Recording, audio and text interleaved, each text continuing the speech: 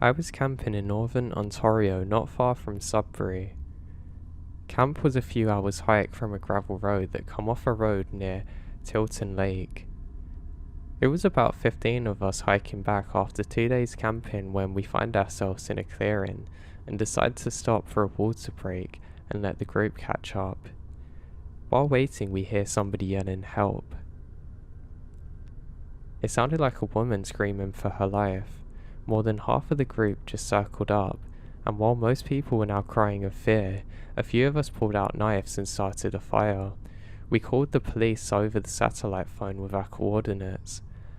The two of the group continued down the trail to guide the cops to the clearing while we waited and tried to calm those crying.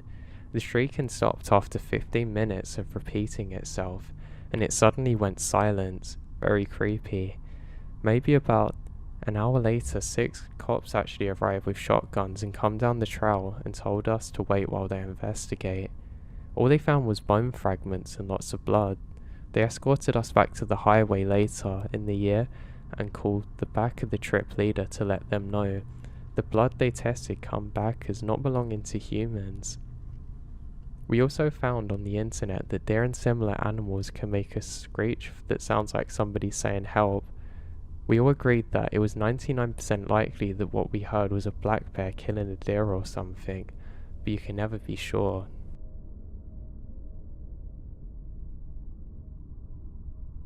Now my younger sister, who's in her early 20s, was in Colorado last year and went hiking with her friend. The plan was to hike up the mountain, stop midway and camp, then finish the hike the following morning. They started their hike and stopped from camp midway. She said it started dumping rain, which meant that the top would be very snowy. The next morning, they continued their hike, but it starts to get complicated. Her friend only wore some sandals and wasn't really properly prepared with hiking boots as they didn't expect the snow. They stopped at a creek and were deciding if they wanted to turn back onto account because they weren't really prepared for anything dodgy happening up there when they hear a faint "help me." They both stood still, and they hear it again. They decide to follow up the creek to the woman's voice. They get to a clearing that was covered in snow and found a woman laying in a basic athletic clothes with leggings, light pullover jacket and athletic shoes. My sister said her legs were swollen, discolored and have nasty cuts on them. My sister said, "How long have you been out there?" And she said, "Only a few hours." My sister was like, "Okay, we need to get you down the mountain." And she was like, "No, I need to go up the mountain, that's where my car's parked." My sister was like, "No, there's no driving access to the top of the mountain," which was a sign that this woman was confused. They got her down the mountain and my sister kept saying how confused she was. They got to the bottom and they find the woman's car. My sister couldn't get cell service to call 911. Anyway, my sister tells this woman she's going to drive her to hospital, but the woman is standing strong, that she would just like to go back to her bed and breakfast. My sister takes her there while driving the woman's car. Once the woman is in the bed and breakfast, she thanks them and goes in. My sister spoke to the owners and was like, "You have to call a medic, she's very confused and not normal." They call a medic and transport her to hospital. It turns out she's from Chicago, has low blood pressure, and it was her first time ever hiking a mountain and she was alone. She had passed out during her hike. Then it dumped snow on her and she was hypothermic. Even though she was convinced she'd only been out for a few hours, she'd actually been there overnight alone. I can't imagine the terror she must have felt. Anyway, my sister went and saw her in hospital and the woman thanked her for saving her life.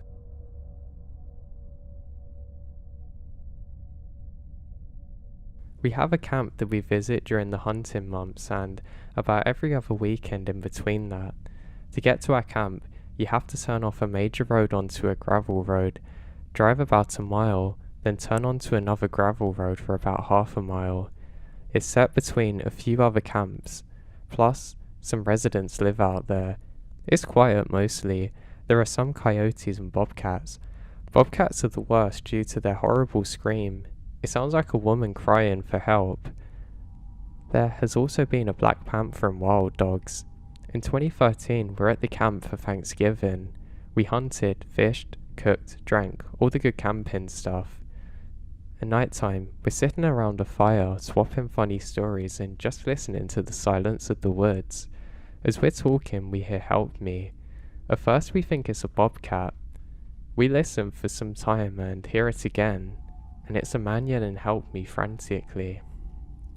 Now our first instinct was to grab our guns. Second was to go towards the voice, but you never know what you'll encounter out there. It was dark and cold. The hunters knew the area very well. We called the police and explained everything to the responding officers. The weird part was that we never once heard it again while the officers were with us, not once. The officers left and we heard the man again, repeating "Help me."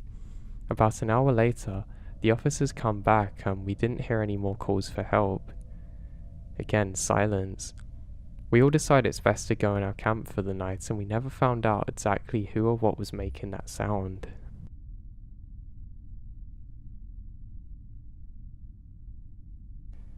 Now, about 20 years ago, me and a good friend of mine decided to go camping out into the great wilderness. There was a beautiful national park that wasn't too far from where both of us lived that my buddy offered to drive over to, and I couldn't say no. These are some of the best times in my life, and I love to be out in the middle of nowhere with just me, my friend, and a campfire.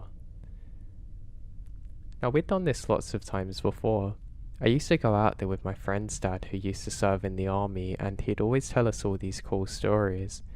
Now, he had one weird story that he shared with his son that I think is quite creepy. Apparently, when his dad was on service somewhere in a desert, they kept having reports of a strange night creature that nobody could really explain. For a long time they thought it was some of their other soldier friends playing a trick on them, but one day he encountered it and he still doesn't know what to think of it.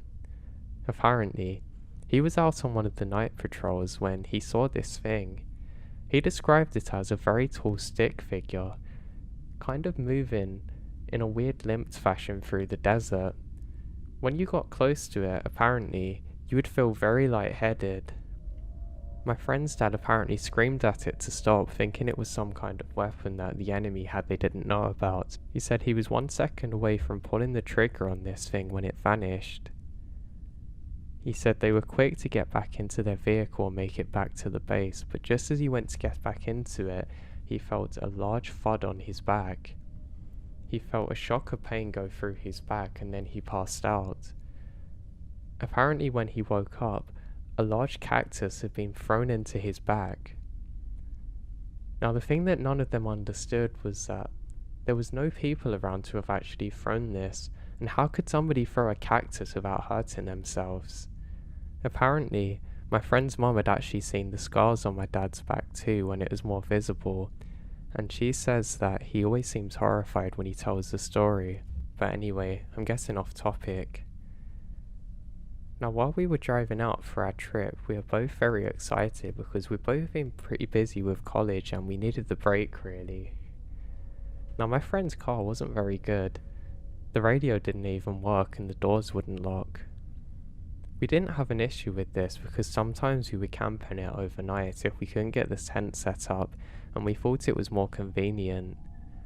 Now this was an older car, even back in the day, so you couldn't actually unlock it or lock it electronically, so if anything it was more convenient for us. Now as we're driving, we notice a strange van behind us. It's pretty hard to see because it was just keeping out of sight from us, but every so often it would come very close to us, so much so that we'd actually think we were going to crash. Eventually it would tail off further in the distance, but eventually it went out of sight and we continued on our way. Now we must have drove for a good 4 hours to get to the campsite, and we were just happy to get there. We eventually closed the doors and I tell my buddy, hey, don't forget to lock it, jokingly, knowing that he has no way to, and he says, oh, don't worry, I'll keep it safe. He goes off and finds a stick and leaves it ajar against the door handle, forcing it shut. We both laugh and we gather our things and head off into the woods. We were actually quite happy at the time because we realised that there's nobody else about but us. This actually makes it more interesting because you don't have to worry about other people coming and disturbing your campsite. And if anybody's there, they probably really shouldn't be, so you kind of have that advantage. We walk about 2 minutes into where we need to go, and I take one last look at the car. I don't know why I just decided that it's a good idea to turn back. As I look back, I'm sure I can see the van parked up just further in the distance, but I can't really tell. I turn around and look at my friend who's walked off a bit further, and I call him to come back. I say, "Hey, look at the..." Oh, nothing. The van's now gone and I don't want to feel stupid, so I say, "Oh, it's nothing, let's go." And we continue onwards. We walk across a small bridge, careful not to slide in because it's not designed very well, and we think it's strange there's something white which is polluting the water. We've never really seen anything like it before, but we just think it's bizarre, because surely with running water there shouldn't be anything like this here. But we continue on. We continue walking round a bend and past a big tree and walk through the more thick forested area. Now we can hear some voices just off to the right, and we're certain that there's somebody fishing over there. We decide not to disturb them or say anything and keep walking. We eventually make it up towards a big hill area and continue on through the trees. We decide that if there are actually people fishing here, we don't really want to be near them while we're camping, so decide to go even further. I think it's pretty odd because there's no cars at the time, but hey, who knows how they got here? Maybe the aliens come and drop them off. So we continue onward. We continue, and I can't shake the feeling that something's just off, almost like there's some kind of impending doom. I don't actually say anything to my friend because I don't want to worry him and I think I'm just being paranoid, but it's a really bizarre feeling. It's one that I've not really had here before. We eventually make it over to our campsite, and we think there's probably some animals here because we can still hear strange sounds around us. It sounds like rustling every so often, but we've got to set the campsite up, and that's what we do. I decide I need to go and get some wood for a fire, so I go off from my friend for a while. I continue down a path and I turn back and see my friend just standing there staring at me. I think it's weird my friend's watching me going down because I just need to get some wood, but maybe he's impatient and trying to hurry me, I think. So I decide to go further down just to get some more wood. I get quite a lot now and I go to stop for a little while on the bridge. Now it's another small bridge with a stream running under it, and I think it's quite peaceful here. As I'm standing here, I hear a screeching sound. It's enough to scare me so much that I actually drop all of the wood, and I'm actually really annoyed at myself. Why the hell did I let an animal scare me that much? And there's all my wood gone. I don't think much of it, and I just turn back to get some more wood. After gathering up enough things, I end up turning back in the direction that I've come from, back up the path through the hill where I can find my friend. Now annoyingly, with nightfall set in, I'm actually a little bit lost now and I can't figure out where my buddy is. I actually cursed myself because I've realised that the only way I know to get back is through quite a thick part of the forest that I'm actually kind of scared of. I decide I should just try and jog as much as I can until I find my buddy again. I don't really want to call out and bring attention to myself because of the people fishing, but I feel like I should just jog. So I'm jogging down the path, making sure that I block the branches and twigs in front of me because they keep slapping me in the face. God, what was that? One of them slaps me right across the arm and it's thorny. I think, Jesus Christ, as I've actually got to pull some of the thorns out of my arm. I get a short burst of adrenaline and decide to sprint a bit now, and click. My right foot thuds into something and I fall over, dropping all of the wood. I'm now quite muddy and really furious. I get so angry that I don't actually care about anything else other than getting back. I grab all of my wood and decide that I have to keep going now. I scream out, "If anybody's there, could you just get the hell out of here and leave me alone?" Trying to shake off my nerves. and then I hear footsteps leaving behind me.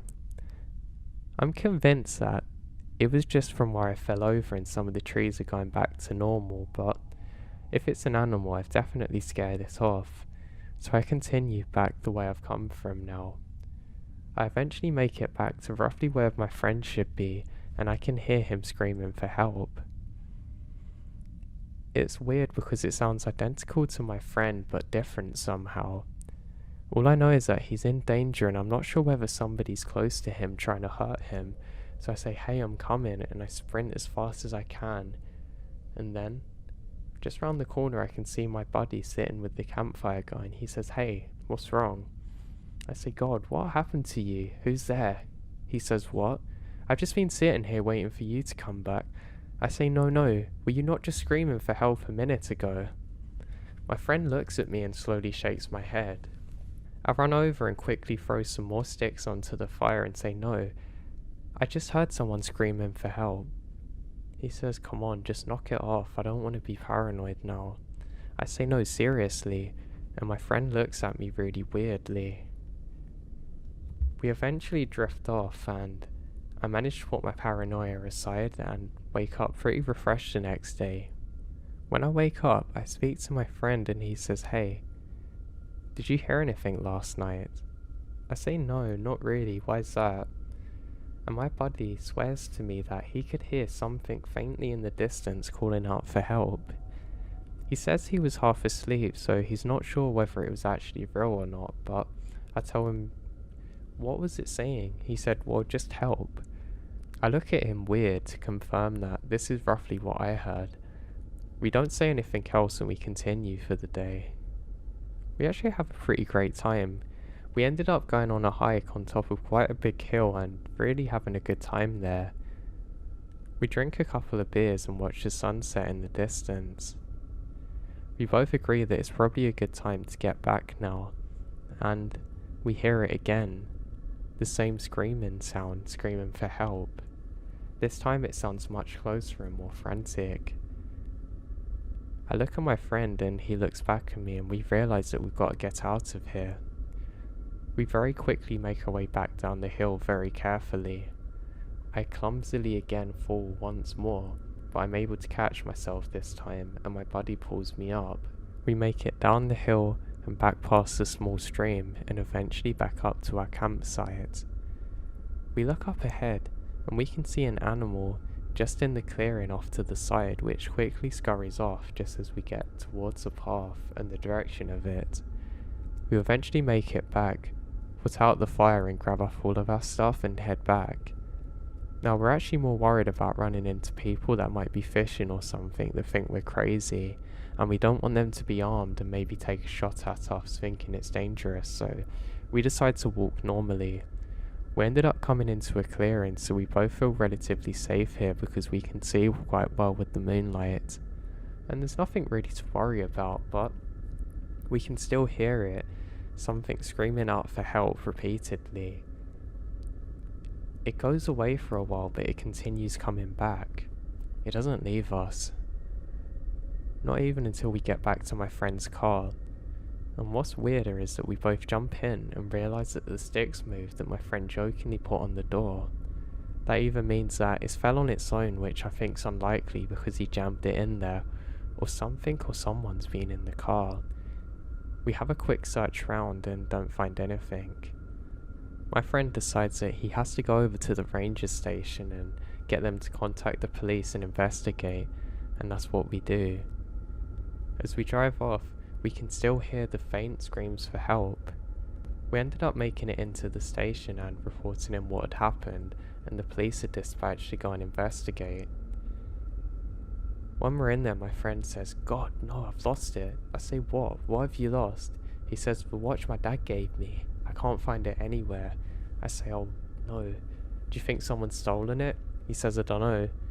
"There's no way that I'm gonna lose that," my friend says, as he says he's going back to go and find it. I say, "God, you're crazy." He says, No, I'm not going in there. I just want to check the car park again." I hesitantly say sure, and decide to go over there. I let them know before we go that we're going to head back to the car park and we can probably guide them over there, and they say that's fine. On the entire journey back over there, I keep telling my friend that this is a really bad idea and we're more important than the watch will ever be.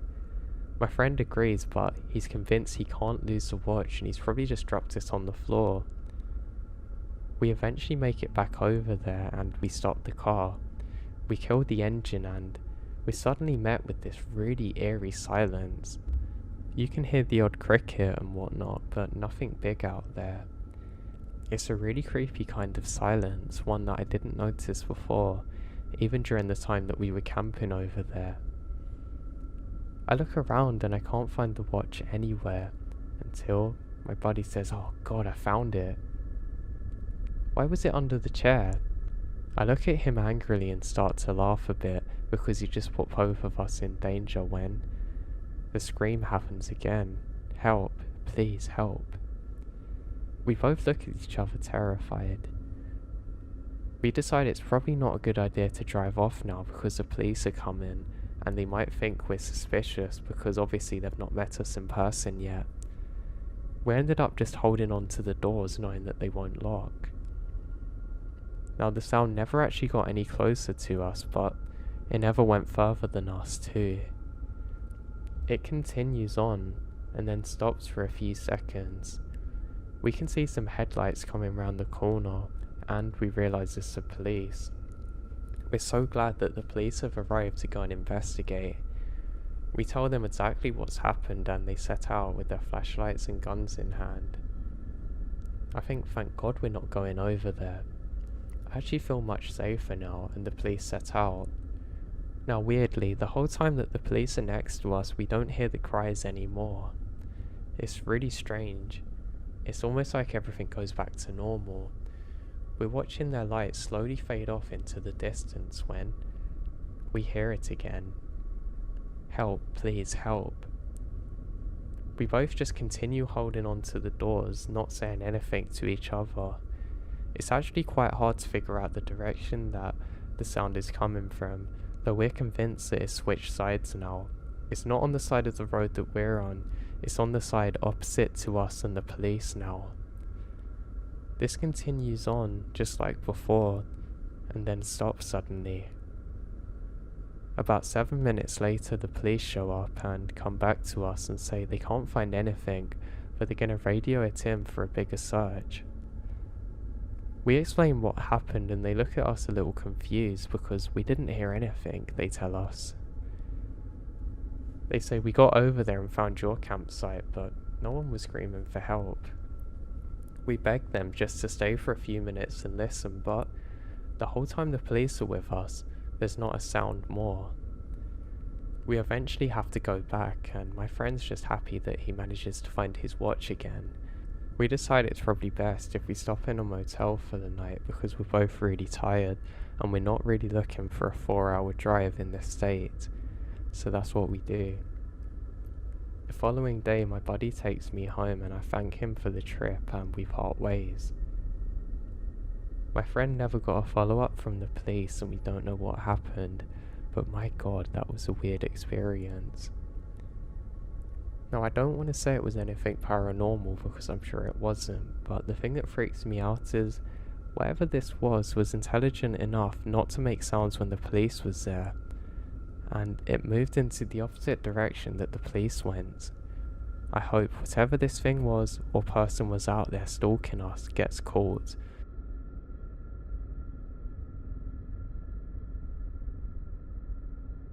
I was once canoeing the boundaries waters between Minnesota and Canada. These aren't your normal backyard ponds. The boundary waters are thousands of enormous lakes interconnected with each other. Think mini lakes. Now we'd been canoeing and camping along the lakes for about a week by now. We didn't really have the itinerary, just planned to boat and camp, fish and live off the land for 2 weeks. We had a GPS and a sat phone to call a helicopter for pickup whenever we're done. Anyway, about a week in and we're set out to canoe for about 2 hours to the next lake. An hour or so in, as we're in the centre of an extremely long and narrow lake, a storm has started to blow in and waves about 2 feet tall have begun. It's too much for our dinky canoes. We pull off to a random clearing on the shore and set up camp in a rush to be not totally thrashed by the rainstorm, and we just set up camp and hunker down for the night. By the next morning it's cleared up, and we started walking up the coast to our lake about 200 feet from our boat, looking for a good fishing spot. We are actually not far from a good campsite, however, it's absolutely wrecked. Trash thrown about everywhere, tent collapsed and torn, clothes on the ground, and at first we're like, was this some bear or something? The more we look though, the weirder things become. For one, the garbage was still hoisted into a tree to keep safe from bears, but the whole bag was ripped open despite being 30 feet above the ground. Secondly, literally everything except the canoes are still at the campsite. Clothes, packs, food, rope, pans, you name it, like a serious set of hiking equipment, enough for 2 or 3 people. Half of it was trashed and torn open, mostly the packs, tents and clothes. The other half was totally untouched but thrown on the ground. It was like somebody noped the hell out of there in nothing but just their long johns, ditching hundreds of dollars worth of gear in the process. We waited a couple of hours and eventually called it back to our helicopter crew, but they hadn't been aware of anybody else or got any distress calls. We just eventually get everything and move camp. Everyone was pretty used to it by a day or so, and we ended the trip early because it seemed like nobody wants to continue. It was the weirdest thing I've ever seen, firstly thinking it was a bear attack, but there was still food uneaten. I've seen bear attacks on camps but nothing like this. Bears rip open packs and go for food, and generally get scared away pretty easily. What sticks in my mind is why is all of their clothes and packs still there, while being half destroyed and the other half being untouched? I still don't understand it.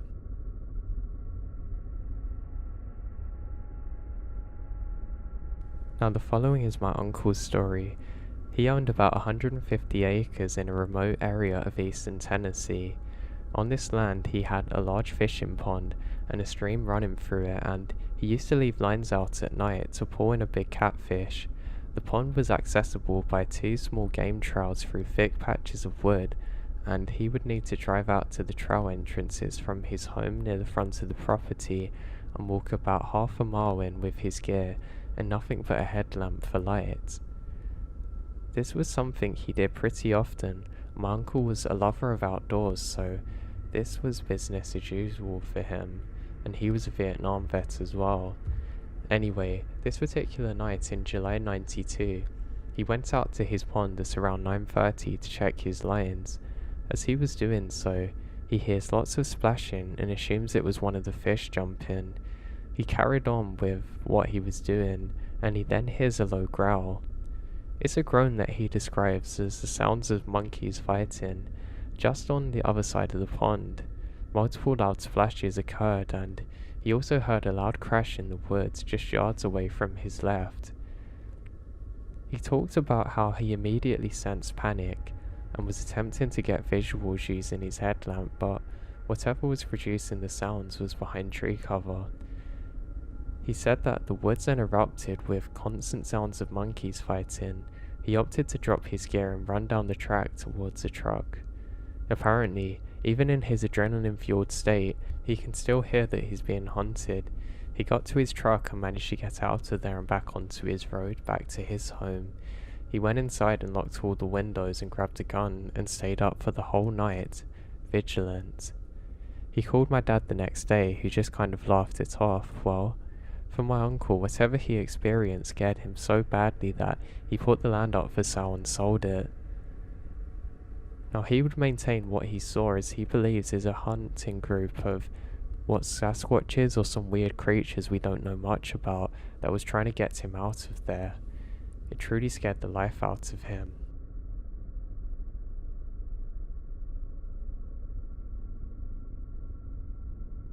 I went out hunting with my older brother and his best friend a few years back, probably 2016. We had been hiking alone on the trail for a good 5 kilometers at least. On one side of the trail is a decent drop and then a river, and then on the other side is a decent uphill section and some huge pine forest. It was about 1 AM by this point, and we were just kind of quietly talking to each other when a horrific noise split through the air.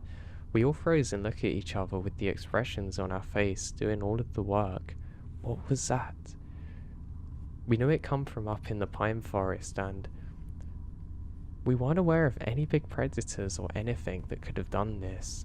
So we shouldered our rifles and headed to find out exactly what made this sound. I wish we hadn't. We got to a clearing and the trees were thinning, and my brother flicked on his spotlight. It was really bright with excellent range. Way up ahead of us was the strangest looking figure I've seen. I mean, like the general shape of a werewolf, but it was just off. It just stopped on the edge of another tree line further up ahead looking at us, pacing side to side. My brother's friend and I had our rifles trained in trying to get a good look. Now we couldn't 100% count out the fact that it was a hunter's dog that was lost, but we went after it. As we went up after it, it became increasingly obvious that this thing was watching us intently. Then the closer we got, the more we realized it definitely wasn't a hunter's dog. It was big, like really big, and just moved weirdly, with a strange demeanor that was unsettling. We kept 2 rifles on it, and one in the opposite direction, slowly making our way back round, and we haven't been back there since.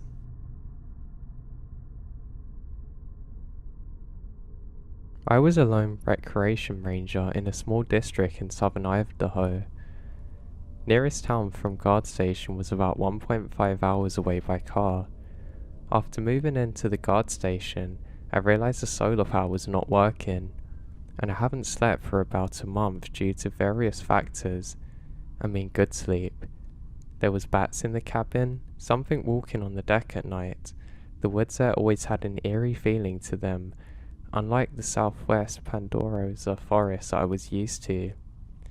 About 2 months into the seasonal job, I started to hear something walking and scratching on the deck at night, perhaps even on the door. Now, this district was known for its badgers and beavers, so I didn't think much of it when leaving the cabin at night, but I always had a weird feeling like I was being watched. One night, I was returning from my grocery run, which always went on Tuesday nights, and I had a bad feeling at that time. I also don't have my shotgun in the vehicle. After stepping out of the vehicle, I looked to the right of the cabin, and about 50 feet from my front door, all I could see is 2 eyes about 3 to 5.4 feet in the air. To say I was freaked out is an understatement. I started yelling, "Get the hell out of here!" But the eyes only crouched down an inch closer. At this point, I could tell it was a large animal of some kind, but definitely not a coyote. I ended up throwing a piece of firewood in the general area, and this creature leaped back a bit, but it didn't make a sound. I ended up throwing more pieces at the creature, still inching forward. At this point, I fumbled with the keys. Of course, the solar power was out again. I managed to get inside and grab my shotgun. I went outside, and the creature's closer. I still couldn't get a good look at it with my crappy headlamp. I loaded the shotgun and continued to throw pieces of wood with the other hand, until finally, the creature decides to go into the brush. That night, I drank about 4 IPAs and slept with my shotgun. In the morning, trail crew come up and we found mountain lion tracks all over the porch, on the rock bedding, and all over the compound leading back to the creek. After that event, I always heard the rock chair move, and somebody or something walking on the porch, but we never found tracks after that point. Considering that it was always muddy up there, it was weird not to find any tracks. Now I've been stalked by mountain lions before, but never had that feeling in the woods like that time.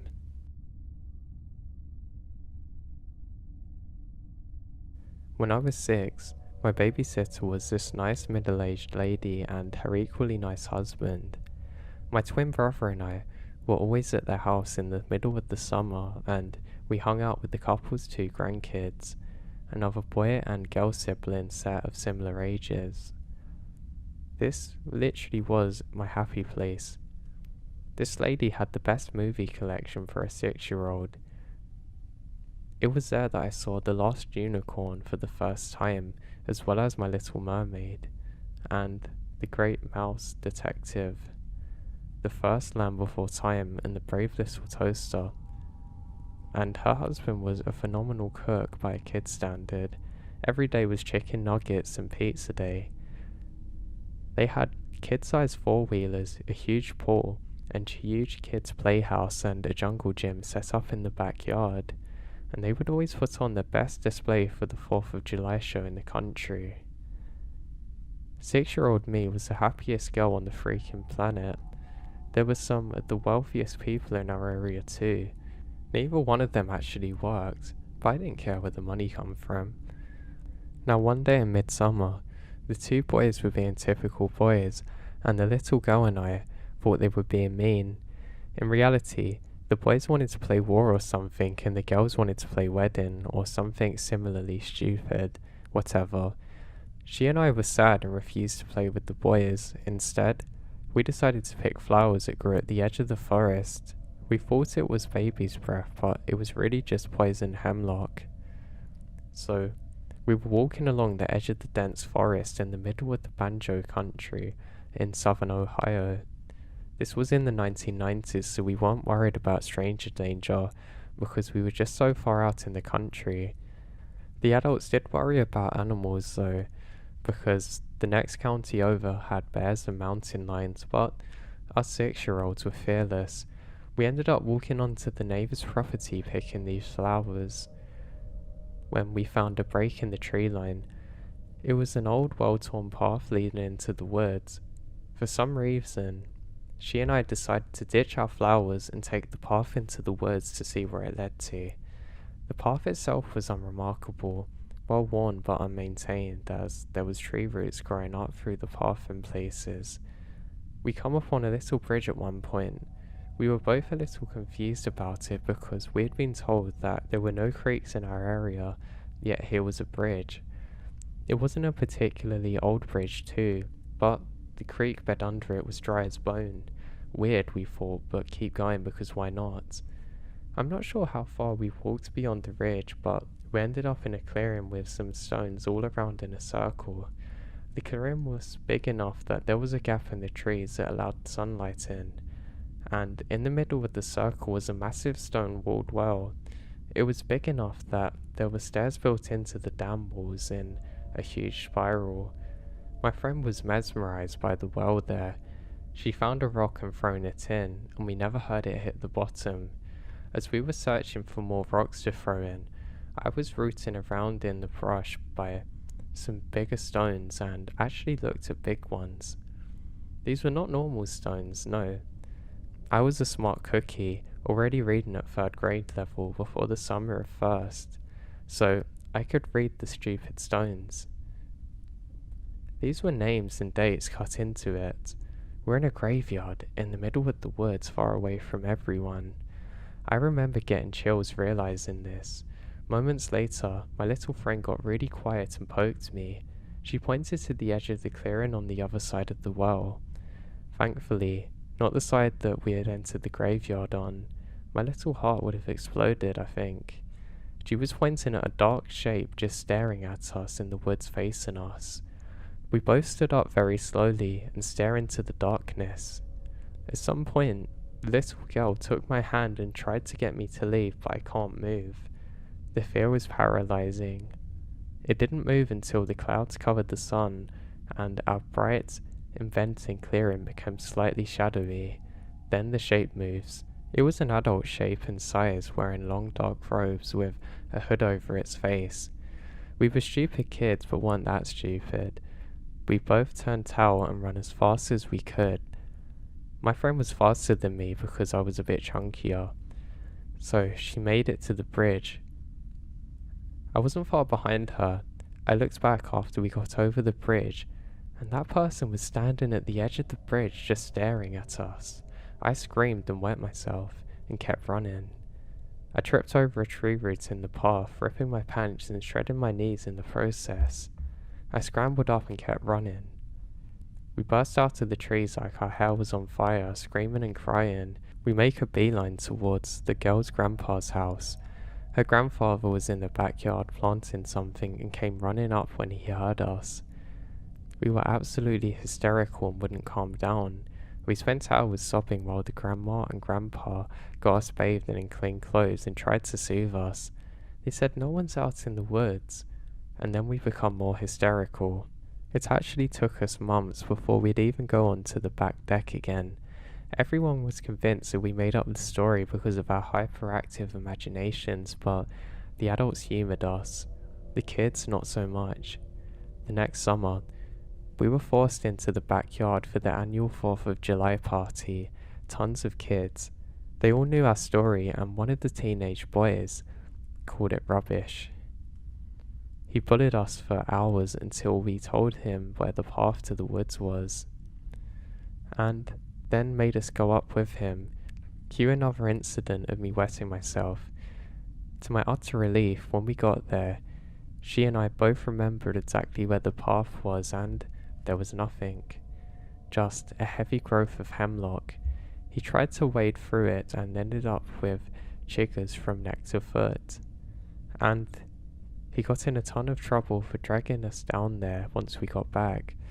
So she and I were relieved not to go back from then on, and all the other kids thought we were liars. So fast forward 15 years later, 16 years after this happened, my mum mentioned that the grandpa passed away a few years prior while I was off at school. I was 22 at this point and had mostly forgotten about the events in the woods. I expressed my condolences and asked what happened. I mean, this guy was a friend of my mum's for 20 plus years. My mum started being evasive, so I got curious and pressed her. She said he unfortunately took his own life. And then she told me the bad part. His granddaughter, my friend, was the one that found him. All around him were notebooks with a crazy person writings that had amassed over a very long time, dating back to the 70s, details of his dealings with demons and spirits and other crazy things. He left notes for all his loved ones. The note he left for the granddaughter was actually crazy. It was an apology for leaving her, as it was the only way to protect her and the other people he loved. It seemed that the explanation for their wealth was deals struck with demons. After a few decades of these deals, they started coming to collect the debts the old man owed and whatnot. It was the craziest thing I've ever heard, but it made sense. Everyone wrote the guy off as having a serious mental health issue. They threw the journals away and moved on. But I can't rationalize everything we saw and experienced as some kind of weird psychological reaction to picking hemlock. That wouldn't explain both of us seeing the exact same thing. I know what I saw was real. I don't remember all the details because it was nearly 30 years ago, but I remembered the fear and the scar I still actually have on my knee from falling. I'm not afraid of the woods or anything, but I have a very wealthy respect for the dead, and I know not to mess with them or demons.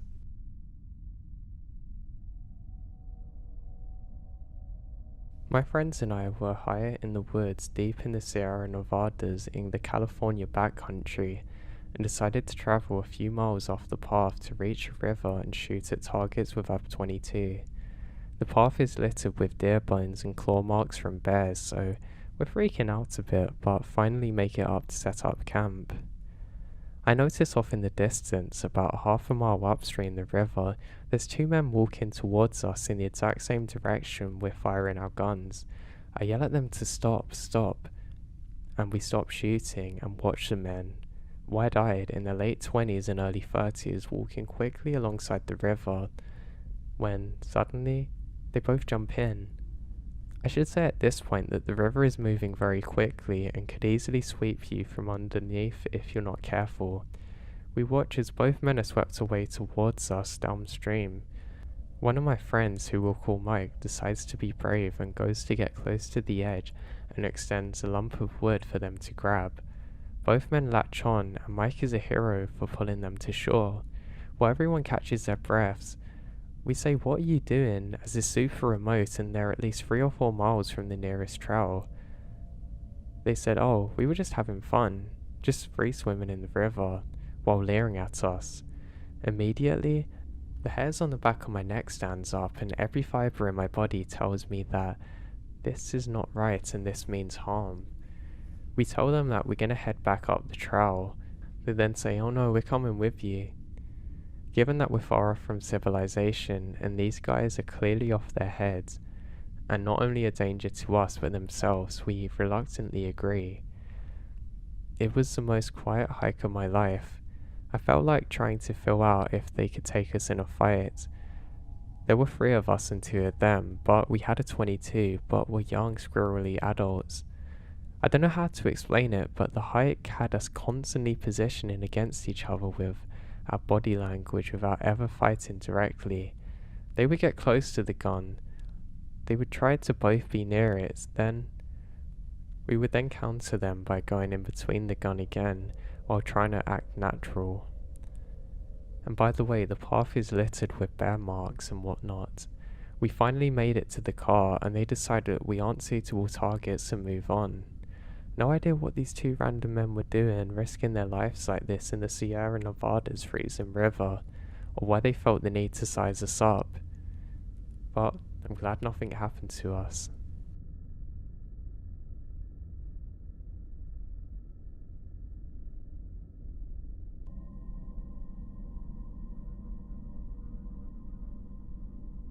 A few years ago, when I was 17, I just graduated from high school and got my first job at a Christian camp near Yosemite in California over the summer. Mainly the people I worked with were great and really sweet Christian college kids, the good kinds. There was one guy though, I would say he's Carl. I didn't frankly like him. He was tall, handsome, charming, had golden curly brown hair and a smile that could stop your heart. His eyes though, they're dead. He never got those little crinkles in the corner of his eyes when he smiled, which suggests that it's not a real smile. It was like the top half of his face died. There were things I did not like about Carl off the bat. His eyes for one, the dead of his smile. He never asked for anything. He tried to twist your arm. He just very softly, very slowly tried to manipulate the situation to feel as though you owed him. Each time, it felt like a part of my brain shut down, like a slamming door, almost like I'm powerless to say no. I get along with most of the little cliques of the camp. No one really dislikes each other. As far as I knew, we just kind of broke off into groups based off what we like into our free time, or who we like the most. Carl though, seemed to make friends one-on-one with a clique. By the time he left the group, it was desolate. They were fighting, not speaking or trusting each other. I know this isn't a lot of evidence, but I'm trying to take a good picture mentally and describe it to you. Now one day, everyone in the camp decided to go friendzone. We tried out a lot of camp food and wanted real dinner, maybe seeing a movie or go bowling. I was off work last. Now, at camp, we had a sign out sheet. Being so close to Yosemite, we often went hiking, so if we had left, we put our name down along with where we're going, when we left and where we should be back, and when. This way, if anything happens, the search teams know where to go. So I put all my info into this sheet and head down to the parking lot. My friends had all divided up into their cars, and I jokingly asked if they forgot about me. They said Carl had said I could ride with him. I look around and I don't see Carl, although I seen his name on the sheet. All of the hair on my body stood on end. I was terrified to get in the car with this guy alone. He felt so wrong, just off. just not right. I don't know how else to say it. My friends were telling me I have nothing to worry about and everything's gonna be fine. I saw Carl walking towards a parking lot with that dead smile on his face, and everything in me was seeming to get scared.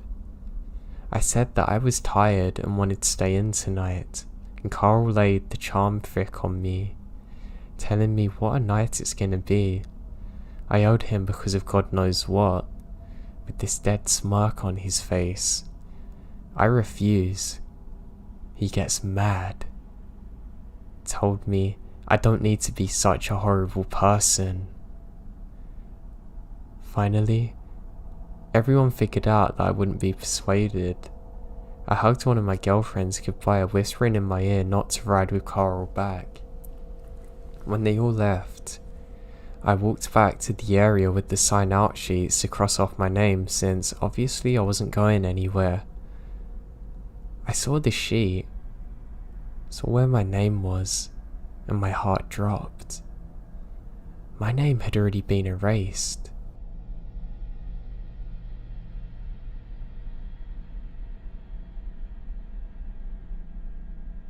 Where I live in college, I have to come back a long way to get to home. It's literally states away, so I'm used to driving for hours on my own. This is often through heavily forested roads, with little to no other cars on the journey. Now I don't mind, I just play some podcasts and really enjoy my time normally. However, one night would change that forever for me. So it was the end of semester, and I was ready to set off like normal, and I check my phone and I have a text off my mum. It says, "Be careful." I don't know why I have a really weird feeling about tonight. I laugh about it and think, yeah, she's always paranoid like that, and set off at around 10 at night. I should be home by about 5 in the morning, that means, so I can get in, sleep and enjoy the day with my family. So I set off and all feels normal. I've got my music playing and I'm having a good time. Now I don't know why, I suddenly have this weird feeling come across me. I notice that my radio starts to act up too. Not like normal interference though that I've ever heard before. This is almost like it's being jammed. I just laugh and quickly switch my phone to podcast mode. Aliens are not going to stop me today, I laugh to myself, and I continue onwards. Now as I'm driving, I haven't seen one other car yet, but lo and behold, there's some kind of light as I'm approaching a bend. I slow down thinking it's another car, making sure I don't have an accident. But it doesn't seem to move. I think this is odd. As I get closer, I realise that it's just a torch that's been placed on the side of the road. It's as though a person's just put it there to look like a car's headlights. I think that's really odd, but decide to keep going, thinking maybe a road worker left it there by accident. I don't know, it could happen. Now as I'm driving, I switch the radio again to get a weather update, and I realise that the same jamming type thing is in place. I really don't want to worry myself and think I'm just being paranoid, so I press on. Now that's when I see the same thing up ahead again, except there's two. What giving it away is that one was dimmer than the other, but it was the same orange type of glow that the torch had from before. I'm certain that it's just going to be some road workers doing something, so I decide to slow down and roll my window down to let them know that they've left a torch on up the road and it might be dangerous to other drivers. As I do so, I see some people in high-vis jackets. When I'm slowing down though, I have a horrible feeling that something isn't right. My car slowly comes to a stop, and I decide to put my full beams on. I know some of you are gonna moan at me for this, but I didn't care about temporarily blinding someone to see what was going on. That's when I see it. There's 5 people wearing high-vis jackets, but something looks off about this. I can see that the people in the background are wearing all black and a high-vis jacket. That just isn't right. I'm confused as to what's going on. Why on earth would they wear all black and a high-vis jacket? It's almost like they're not actual road workers, but the 2 at the front are. I call out and say, "Hello? Are you guys from the government?" And there's no reply. As I'm waiting there, a horrifying grin comes across one of the workers' faces. As my eyes have adjusted to the darkness, I can see that there's more lights in the background. And I can see that the torches have been placed there just the same as before. Then suddenly, I can hear the sound of rustling around me. To my left, I can see that there's a group of people coming from the tree line. And, almost on cue, my headlights go back to normal mode automatically and I can't see the guys in front of me. Just as it goes off though, it gives one flash of light and I can see that the people in the trees are carrying a lead pipe and other objects. This is the most scared that I've ever been in my life, and my fight or flight kicks in. I desperately jam my car into reverse and floor it, panicking not knowing what to do. As I do so, it illuminates the silhouettes of at least 8 other people on the left side of me, waiting, coming to the tree line. As I'm reversing out of there, to my horror, they all come into the road and just stop, staring at me, all dressed in black. What's worse is that as I'm screaming, the light suddenly goes off from the torches and I can't see them any longer. I immediately do the quickest U-turn of my life and start heading in the opposite direction. I'm trying to get through to the police but I've got no signal. I speed the rest of the way home. In a terrified state, I'm crying to my mum. I don't know if they'd followed me or what. I made damn sure to get out of there as quick as I possibly could. I then file a police report. The worst thing? My mum doesn't believe me about any of this. She thinks it was just sleep-induced hallucinations. And that I was so tired I imagined all of it.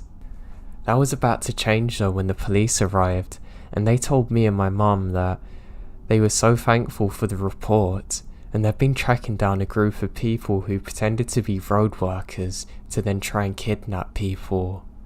Apparently someone else nearly got caught earlier in the week, but sped away too when they tried to grab her. It just makes me sick to think that there's people like that out there in the world. But the fact that I was miles into deep forest with no one around to help if I needed it then. It was only God's grace that I spotted them and didn't actually get out.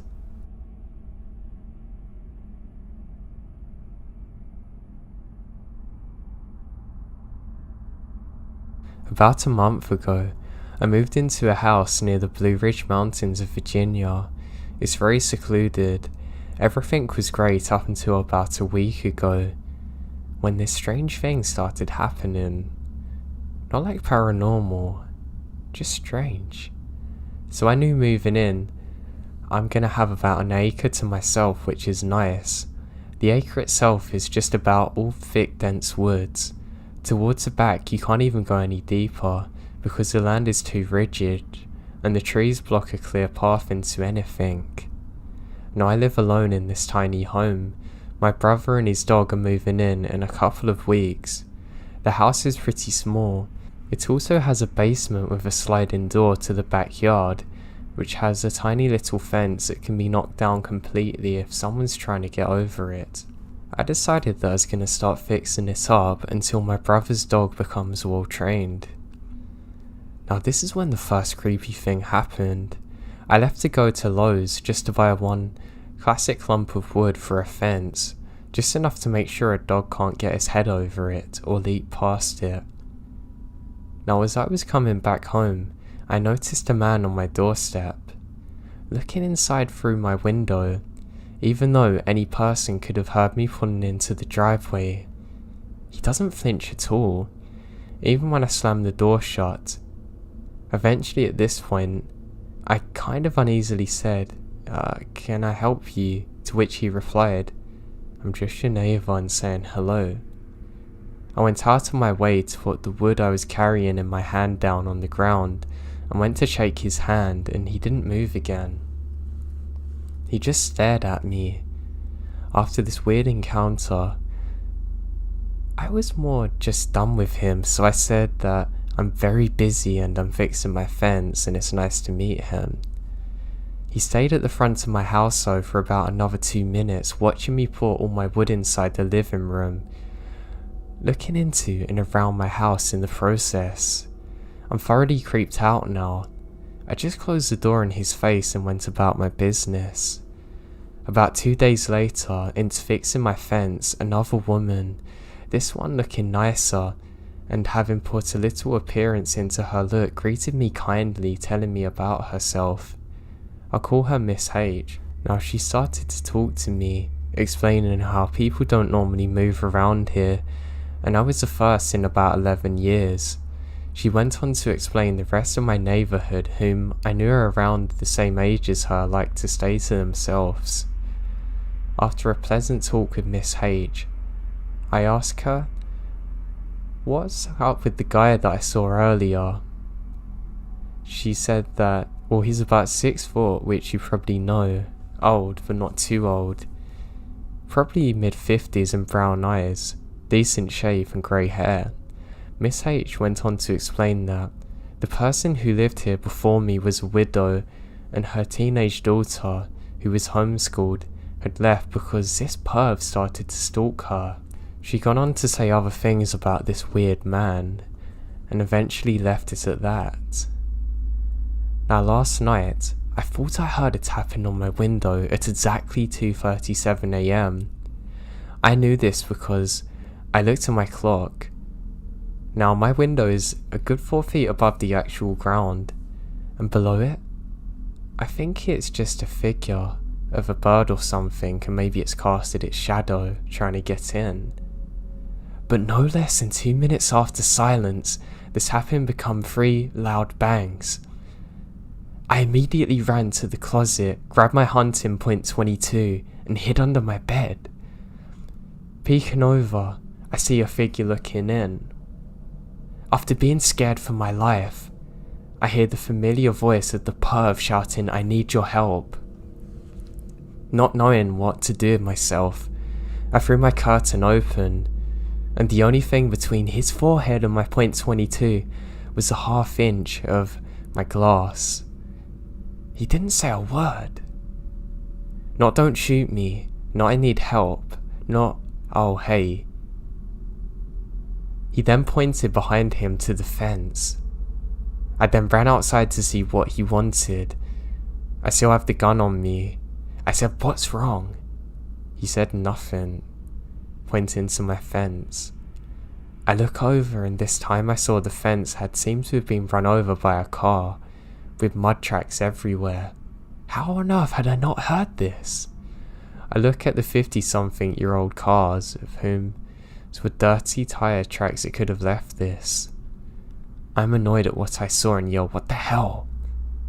And then pull my finger on the trigger, when he finally replied, that's your fence, isn't it? Jumped in his car and quickly sped off. It's currently 3 PM on March 2nd, and I've scraped the entire fence idea out of sheer exhaustion and fear. This is really happening right now, and I'm really not sure what to do.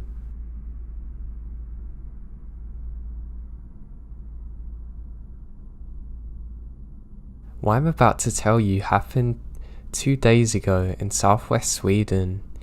It was around 5 PM in the afternoon, and I decided to meet up with one of my friends. We have moped scooters, and drove to the grocery store to get a snack for our small trip. After that, we head towards a beautiful sheep pasture that, I had been to once and wanted to go to again. It's located maybe 15 minutes away from the centre of town. After a while, we come to a narrow road surrounded by a forest, since it rarely drives any kind of vehicles out there. I started to drive in the middle of the road, and sometimes even on the part of the road for approaching cars. One time, when I looked in my mirror, I saw my friend driving close to the edge. At first, I thought she was making a point that I should keep on my part. But then, she drove even closer to the edge, almost going in a ditch. I stop and wait for her to catch up. We're both kind of laughing, and I ask her what happened, and she said, "I got distracted by something weird by a tree and forgot the turn." We laugh and continue. Later, when we sat in the sheep pasture eating our snacks, we started talking about it again for some reason. I asked what she saw, and she described it as some kind of wooden plank that was nailed to a tree, and that it looks like a figure, person with just holes as eyes. My reaction was, "Oh yeah, really?" And we decided to relocate it on the way home. We stopped by the roads and I turn off the engine. When I look up, I spotted it right away. It was hanging in a tree, looking dead. Now, I immediately think of some cults that are known to operate in the area. Maybe they were worshipping this. I don't know. I have a picture saved on my phone of this and I'm really thinking of reporting it to the authorities. Something just doesn't feel right about it though. I have a horrible sense of evil when I look at this. I hope nothing too bad's happened here. I even got told that this could be a grave for something, as part of some of the sacrificial rituals that can take place there. I'm not really willing to go back to find out though. Now, I'm not much of a hunter, but when I was a teenager, I was always friends with stoners in high school, even though I wasn't one myself, and we'd always find the weirdest things to do. We lived in rural Mississippi, which I promise is not as horribly redneck as it seems, but we always heard the stories of the backwoods Satan church cult. You know, that whole legend that I guess you really hear a lot of when you're younger. So regardless, we actually got a lead once from one of our friends who used to go and smoke and fornicate at this particular spot in the middle of nowhere. They said they come across some weird animal skins and saw some people in weird garb walking around. So of course, we're gonna check it out. Our friends wouldn't go with us, so it was me and 2 girls and 3 guys. We drove out to the nearest trail and parked way out in the woods. Me and one of the other guys, along with one of the ladies, were a little chicken, worried about finding something awful, and we decided that we're gonna hike with our friends. After a good 10 minutes of walking blind through the woods, we can actually hear moans and screams. We've come across dead animals. It looked like some sicko hunters were just being disgusting with the animals and actually throwing their heads and whatnot around. They were mostly deer, but we found dogs even. This was more than enough for one of us to actually go back into the car. Of course, we ended up sitting in the car smoking cigarettes and just messing around until one of our friends returned. When they did come back, they were exhausted and had been running. Now, this was also before cell phones were capable of documenting everything, and none of us cared to bring one because we didn't have a decent camera on our one. All we got was a piece of cloth that my friend ripped off something. Anyways, when they get back to the car, they sped away and they drove us to our usual hangout spot and tell us what happened.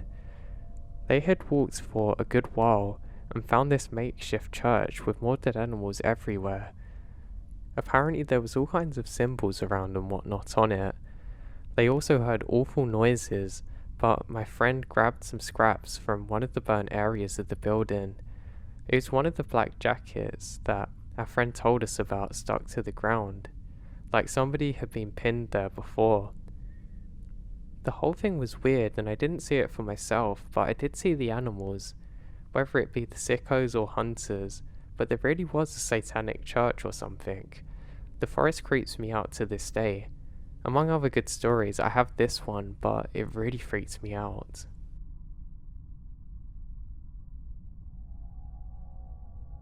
Now I've got two experiences really. The first happened when I was around 15 and was hunting squirrel in early October. It was a pretty cool day, and I was walking along in a hollow I'd hunted a few days prior, and had been there quite a few times looking at squirrels and whatnot. As I walked deeper into this hollow, I started seeing more and more squirrels and bagged a couple. As I'm watching a couple move around in the trees, waiting for one of them to stop on an open branch so I can take a shot at it, I'm totally focused on the two little animals jumping around and not paying much mind to anything else. Well, suddenly, the squirrels, all 6 or 7 I count, immediately disappear. Now this was weird enough in itself, since they all collectively made alarm barks, and then went silent and were nowhere to be seen. But what happened in the coming minutes has stayed with me for years. I stood looking around for any signs of squirrels, and I hear a loud crashing sound to my right. As I stood there, a figure emerges from the trees. The figure's walking on 2 legs and had a rather large frame.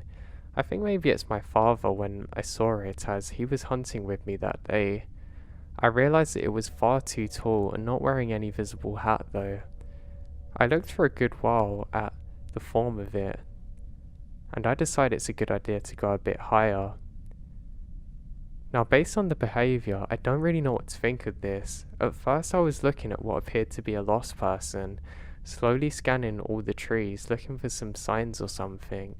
But second, it remained on its hind legs and appeared to be far too comfortable on them, not even showing difficulty as it made its way down to the side of the ridge, unlike any bear I've seen. Now lastly, its form was, well, too human for it not to be a very large man, but I began to wonder, is this actually a person, and call out hello? And God, this lets out a horrible shrieking sound. 4. I call out for it again, but it bolts now, far quicker than anything I've ever seen run before. And its movement was truly graceful, which I found chilling. Now how easily large this thing was running was really weird. It had gone immediately to my 2 o'clock. It made me fear this thing, whatever it was, knowing it could easily hunt me down and capture me if it wanted. I quickly left the area and have only returned once since, this time during deer season and without my knowledge of where we'd end up. The second experience was when I was walking with my dog out in the field near my home. We both heard a bellowing roar from something I can't identify. The closest thing I can say about this is if you mixed a bear, wolf and tiger. It was so terrifying that my dog immediately went to his house in the yard and stayed there the rest of the night. Now I come from a big country family. We live on a farm. We raised our own food and animal meats, and we hunt and process. My father's cousin is even a licensed taxidermist, so we get a lot of hunting in. For a bit of backstory, on the homestead I grew up on and still live in, it was my parents, my pop's first cousin and his wife. Also his 4 sisters are there, and my 4 female second cousins, so 4 adults and 9 kids. And sometimes my pop's brother actually comes over to stay with us, especially when the hunting season is starting up. So hunting season, which is deer hunting, is going on, and my pops and his brother and his cousin we live with are all getting ready to go hunting, and some of us decide to tag along with him, being me, my sister and cousin, and we go further into the woods than we normally do and set up camp, etc. Now an important fact is that during the time we're setting up, my dad and uncles are being quiet while the kids are talking, and my voice hasn't changed. This is important. Now, us kids keep chattering away, while the adults are just letting us get our energy out while they check the survival equipment, making sure the guns are clean and working, etc. There's a rustling in the thick brush around us, and suddenly, three creepy looking guys enter the clearing. They stop dead. One of them has a hand on his knife on a belt, and they're clearly drunk as anything. They keep looking at A and S at my pops and uncles like they're debating something. My pops and uncles stand up. Last bit of backstory. Every guy in my family is huge. I'm 19 now and am 6'5". My dad is 6'10", 280. Just a deeply intimidating man. And so are my uncles K and V. The guys laugh nervously as my uncle picks up one of the freshly cleaned rifles and points it at them. These dudes start running out the clearing like the devil's after them. My pops immediately says we're clearing out. My uncle doesn't question it, and neither do we, kids. We're freaking out and totally take things down sloppy, but my pops doesn't say anything about messing up the equipment. We get back into cell service and my dad calls the cops about seeing those creepy people, but the cops don't seem to think anything of it. At that moment I realised A, S and me, with my voice unchanged, were the only ones those guys would have heard, so they thought they'd come across the camp with 3 people by themselves.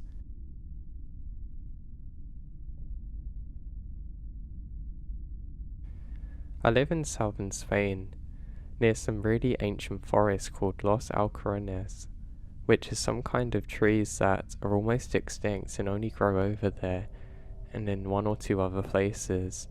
It's a bit of a rocky terrain, and if you like walking onto the forest and trying to climb some rocks, you should be careful because usually you can have caves and hollow spaces under your feet that you can really easily fall into. So my father and his friend usually go hiking on Thursdays so they don't find anyone in the woods, besides maybe a shepherd or forest worker. And on this day, they decide to climb a really large and rocky hill. My Uncle Frank remembered that when he was young, he slept on a little cave when he was hunting and got lost, and he wanted to try and find it again. After a few hours they find the cave. The cave itself is covered in moss and grime, but it was surely the same cave. One of my father's friends, John, tried to get as far as possible into the cave because he was in really good shape and wants to see all of it. The rest of them decide to wait outside. Now suddenly, John starts screaming and calling for my father. He went inside and turned on his torch, and inside the cave was a really weird shrine or something like that with candles, apples, bones, and charcoal and ashes, a pair of gloves, a pot and a pan. Everything looks really old and dusty like it's been there for a long time. My father went to the shrine and it had a little bowl, and in it appeared to be human teeth. When they got out, they packed up all of their things and go really quickly. My father actually refuses to hike around there anymore, and they start hiking on the other side of the hill and into the woods.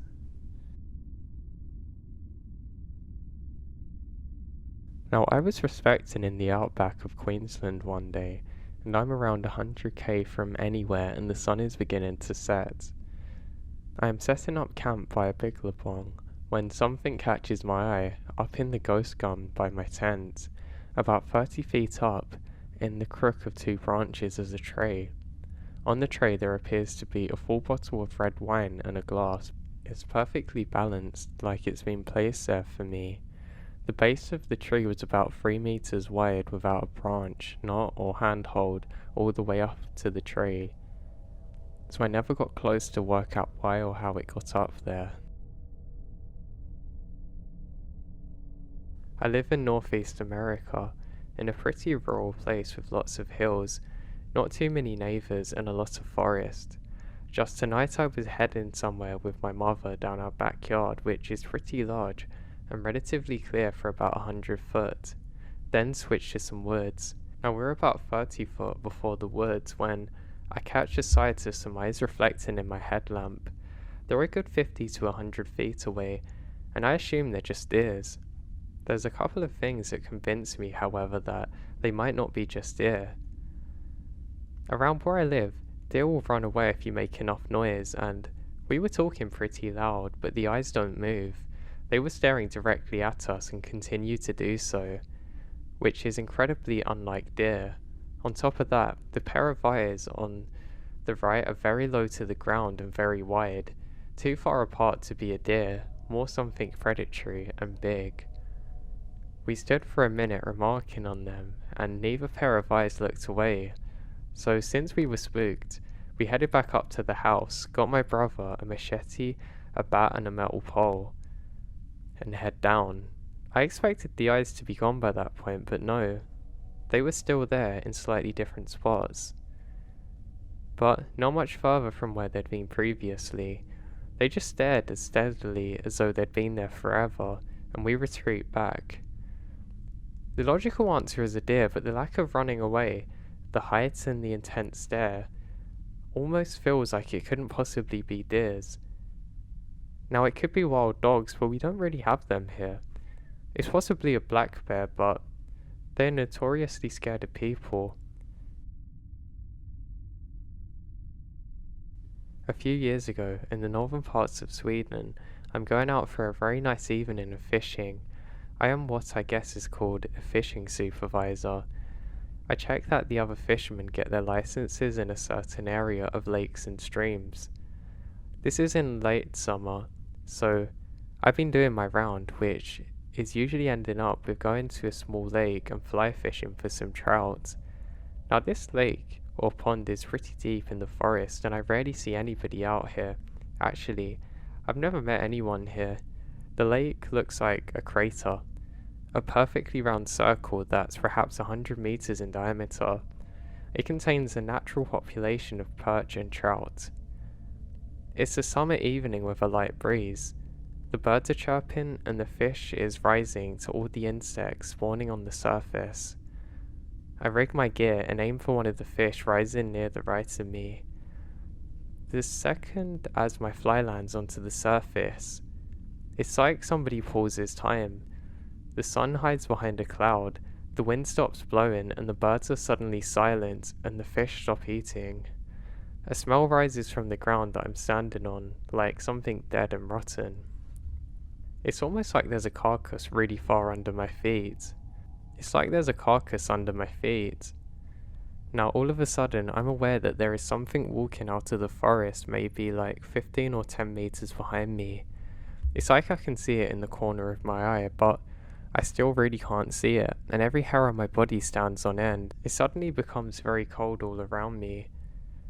The thing watching me just stands there, and I don't have the courage to turn around at all. I see my fly sink to the bottom, but I can't move. I can't do anything. I don't dare to. Then suddenly the wind hits me and it carries away the awful smell, and the sun shines again and hits me. The birds are now singing again, and the forest comes back to life. I turn around and nothing's there. So on the lake I start fishing again. I pack my gear and throw the backpack on my back and run for it, through the forest to my car. I hit the gas and drive like a maniac until I find the big road and civilization once again. I park at the side of the road and say to myself, what was that? And I haven't been there since.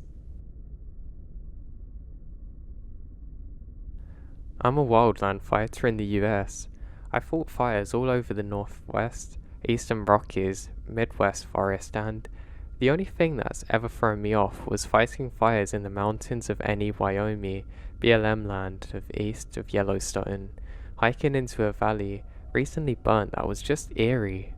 Smoke can make that a norm, but the colours were so vibrant. Even after being touched by fire, most of the trees and shrubs were unburnt, which is very rare or almost impossible. Now within a few steps of entering the base of the valley, I knew the details like I'd lived there my whole life, like deja vu, but with a clarity of reality and not a momentary second but 20 minutes and 100 yards of hiking. To be clear, this was a place that I'd never stopped in before, and I was hiking paths that were very familiar to me as a brother. Trees I knew had scars opposite of me 20 yards away, stones that I knew were going to be warm, almost hot to touch really, perched inches from an ice cold stream. Before I turned corners, I knew about a rock shelf that was protecting a small pool with a lush green patch of grass the size of a small room with untouched trees. Now, I stayed there for a moment, but it felt like an hour. The whole time my hair stood up on the back of my neck, and I felt like I was visiting my favourite place in the world. Now anyway, I finished scouting the valley and went back with my crew to move on. I kept saying to myself that I don't know how to explain this perfect place and I want to leave it for myself. It still shocked me to this day. I have no way to rationalise exactly why it was so perfect despite the massive fires everywhere else.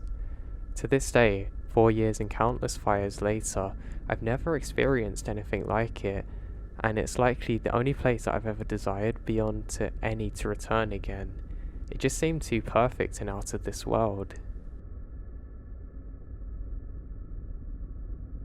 A long time ago, a few friends and I decided to go camping. We live in a rural area, so we just pick a random stretch of woods that wasn't around someone's home.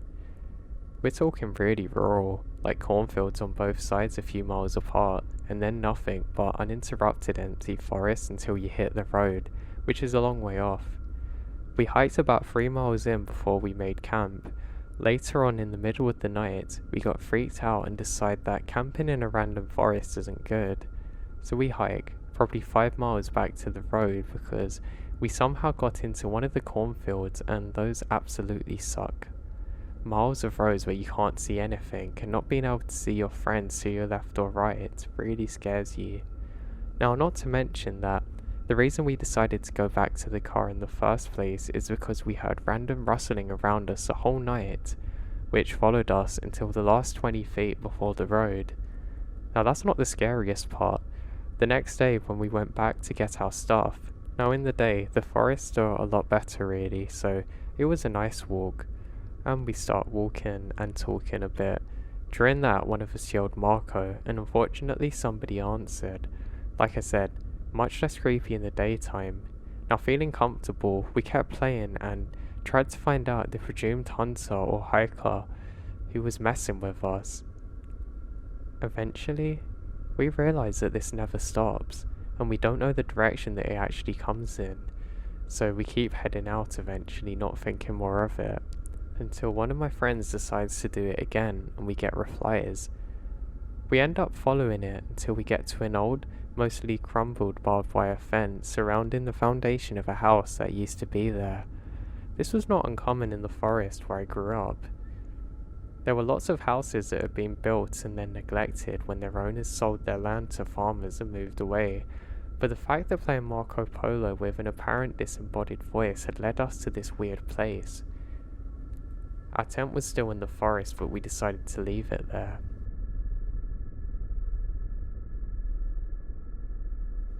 Now, I like to look for new, out-of-the-way fishing holes. If I'm on a trip and I have my gear, I'll pull up a map, look at different connecting waterways and try and find back roads that may lead to spots that few people know about. On one particular trip about 10 years ago, I'm in Western PA and looking for a road to connect me with this small and out-of-the-way stream that I found on the map.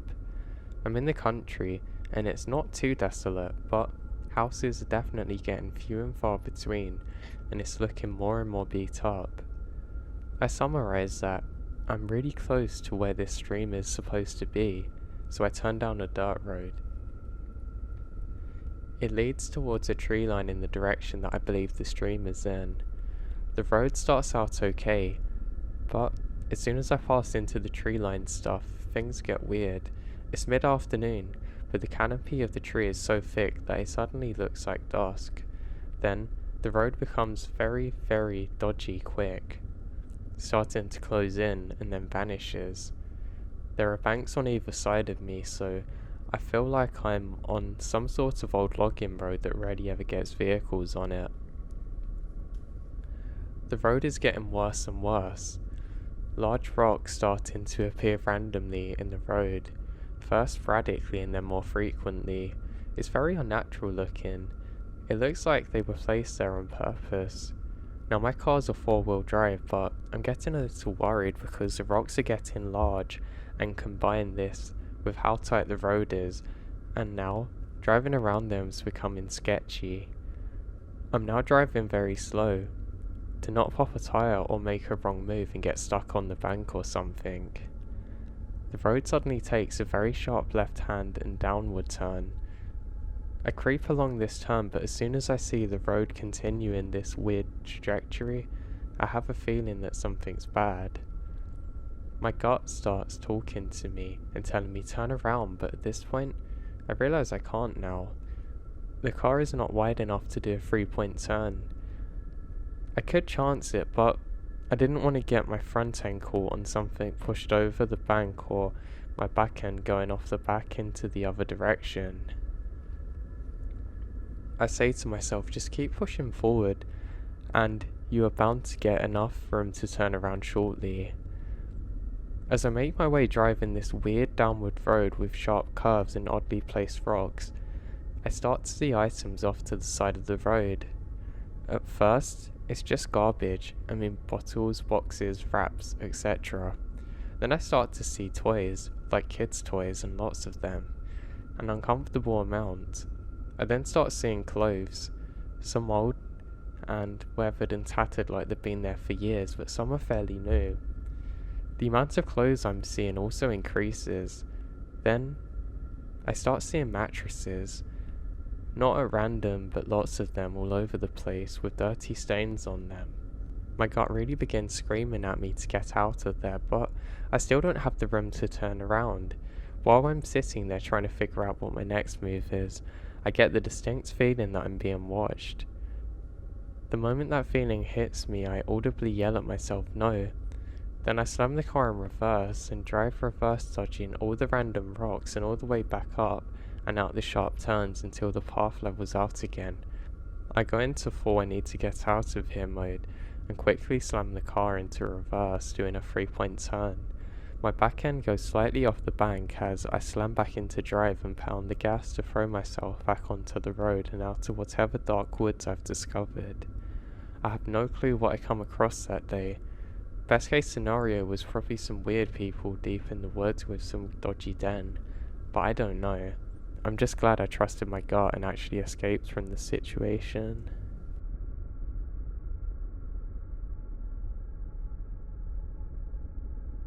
The first story is when I met my wife 10 years ago.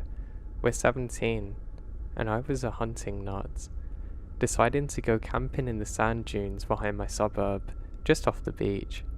We live in Brest, rural Australia, so nothing really happens. Anyway, pretty local area, lots of people around. We decide to just hang around the beach, go walking and settle down for the night. A couple of hours passed and we had a small campfire going. We then jump into our sleeping bag and go to sleep. I'm then awoken to thudding all around us and a grok grok grok noise. Okay, it freaked us out, especially because I was half asleep. Turned out it was an emo that stood on us, and honestly, the big fella was so shocked and took off. We think it's really odd but decide to sleep again. But then we realise there's people everywhere. They walk past us and we didn't see them though. They're not actually talking, we can just hear them walking. They eventually break into a run and start laughing. We heard them run over the dunes to the seaside and then chanting. People weren't off their head or doing anything like they're loving it. It's almost like somebody was getting chased and the people chasing them were really enjoying it. It's really hard to describe. There was a group of people running up and down the trail around us that wouldn't stop chanting at this point. I called my partner's parents and they came with their Rottweiler and guns to pick us up. We walk back to the parking lot and eventually go back to the main trail. We can still hear people running out of the darkness behind us laughing and screaming, some of them taunting us to come back over the dunes. We never figured out what it was, but it wasn't the local Aboriginal people. And if it wasn't the local meth heads, We don't know who it was, but it was at least 50 people at around 3 a.m. Now for my second story. We were homeless for a while at around 20. We rescued mastiffs, and I had an opportunity to train in the Melbourne and represent a gym for MMA. We drove across the Nullarbor with our 3 dogs and my wife's mother. Halfway across, we got tired and saw some dilapidated road stop. It was just some younger woman's house and a shop attached. We pulled up and talked to the female owner and an older bloke. They looked at us and asked if we were tired. I said yeah, and they asked us if we wanted to drive back, and we say sure. We stopped for a rest because the folks seemed nice. We drove around back to a car park equivalent of car bodies. Okay, that's odd already because the nearest town is like a day's drive.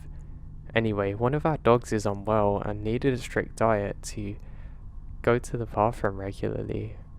I get her out of the car and the other dogs jump out too. The Rottweiler takes off to explore. The dog goes out and I call her back. No response. That's pretty normal, she's ignorant sometimes. I get out to look for her and she's sniffing in a sleeping bag. Alright, fine. But this place is absolutely wrecked. I don't give it a second thought. I then looked up and see a massive tarp wrapped up around something, which is strung up through some trees, completely suspended, and behind it a few sleeping bags suspended again, about 10 in all. Then I noticed the absolute swarm of flies. I got the dogs back into the car, saw the woman and the bloke on the way out, wave at them and act normal.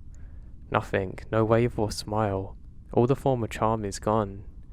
We didn't ever report it because we honestly had no idea where it was. We just kept heading east to the biggest road we can find. And eventually we make it out of there.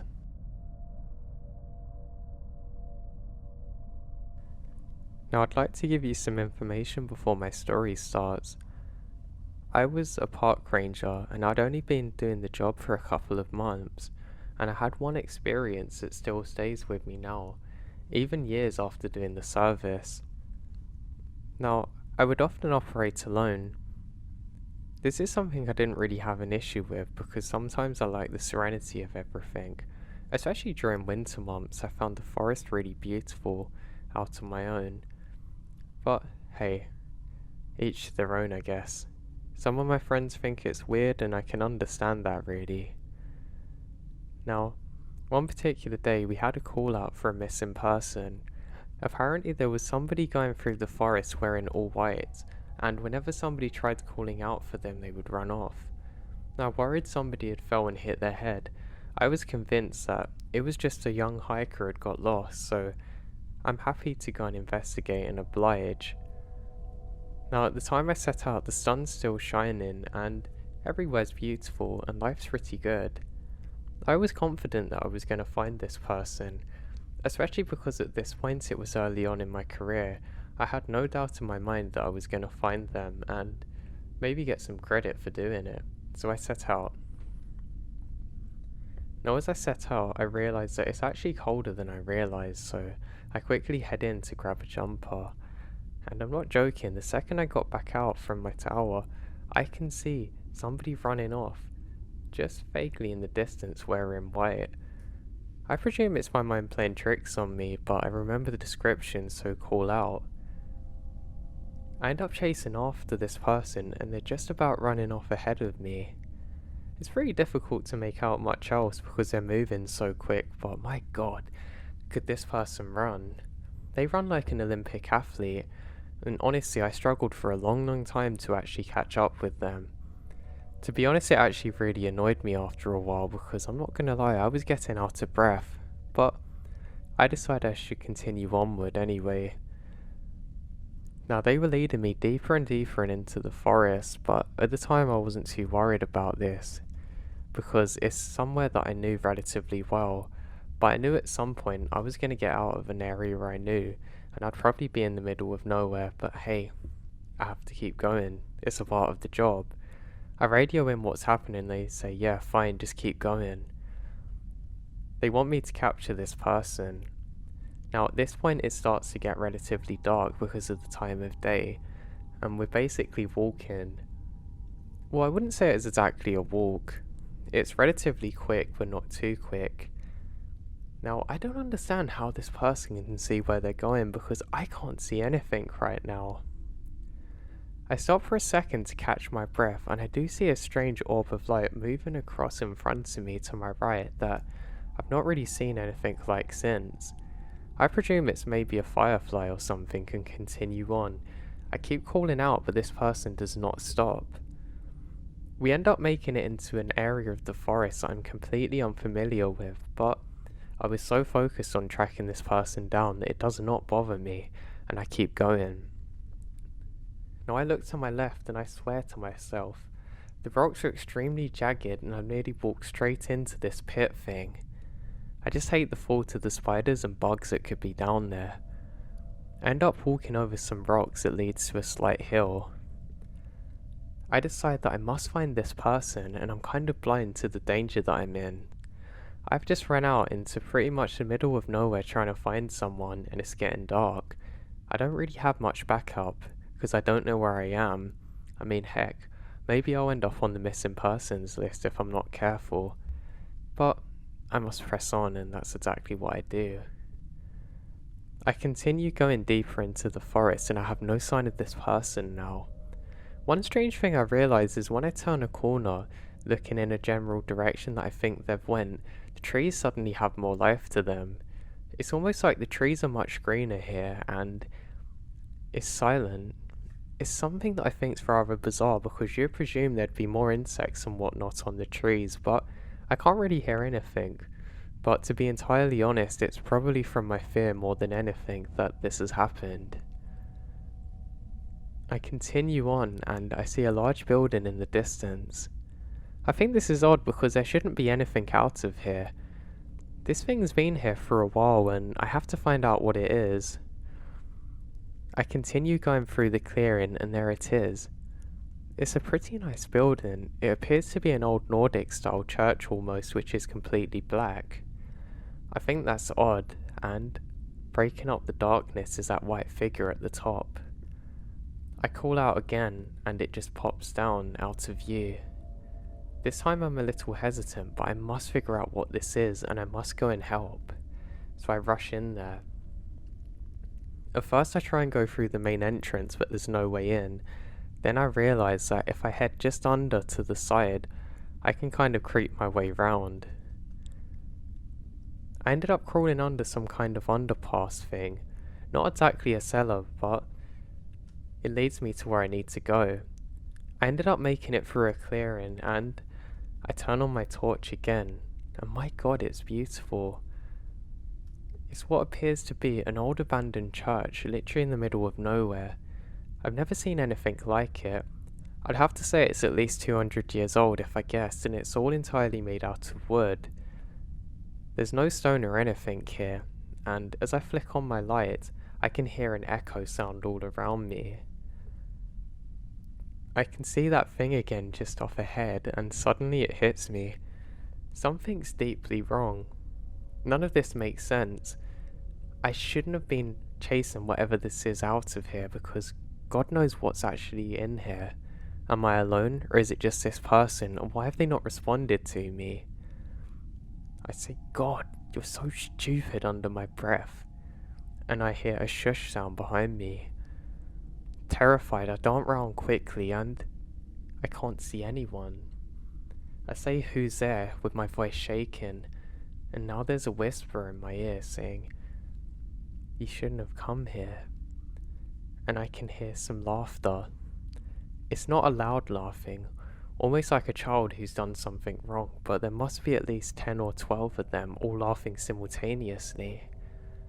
I drop the torch and quickly stumble back to where I've come from. I make it into the clearing again and quickly go through the small tunnel.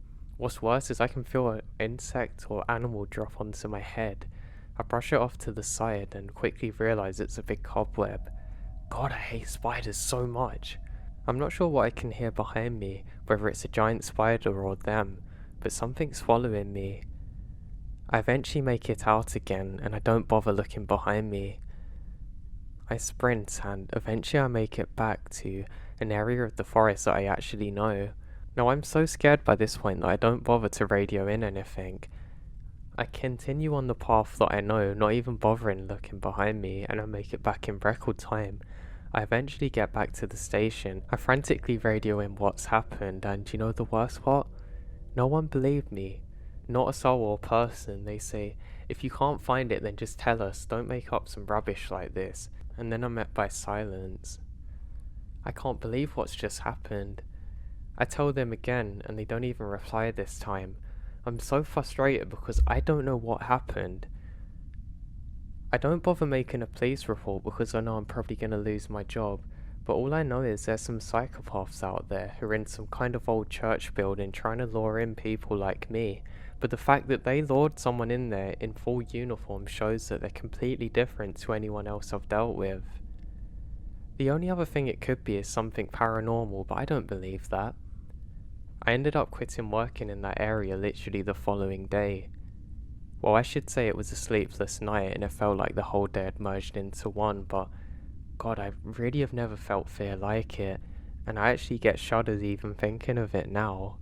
I just wish there was more people to see it there with me.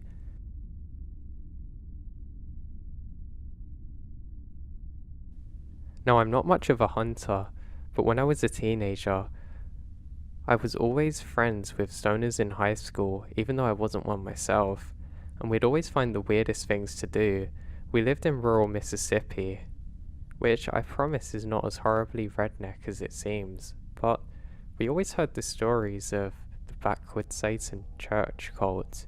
You know, that whole legend that I guess you really hear a lot of when you're younger. So regardless, we actually got a lead once from one of our friends who used to go and smoke and fornicate at this particular spot in the middle of nowhere. They said they come across some weird animal skins and saw some people in weird garb walking around.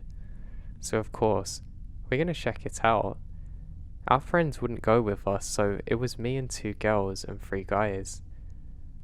We drove out to the nearest trail and parked way out in the woods.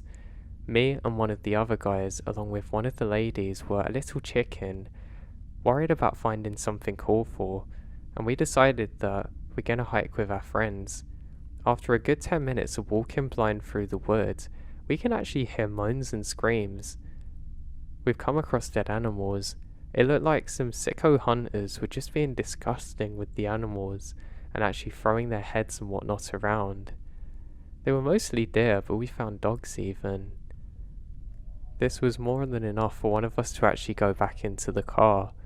Of course, we ended up sitting in the car smoking cigarettes and just messing around until one of our friends returned. When they did come back, they were exhausted and had been running. Now, this was also before cell phones were capable of documenting everything, and none of us cared to bring one because we didn't have a decent camera on our one. All we got was a piece of cloth that my friend ripped off something. Anyways, when they get back to the car, they sped away and they drove us to our usual hangout spot and tell us what happened. They had walked for a good while and found this makeshift church with more dead animals everywhere. Apparently there was all kinds of symbols around and whatnot on it. They also heard awful noises, but my friend grabbed some scraps from one of the burnt areas of the building. It was one of the black jackets that our friend told us about stuck to the ground, like somebody had been pinned there before. The whole thing was weird and I didn't see it for myself, but I did see the animals, whether it be the sickos or hunters, but there really was a satanic church or something. The forest creeps me out to this day.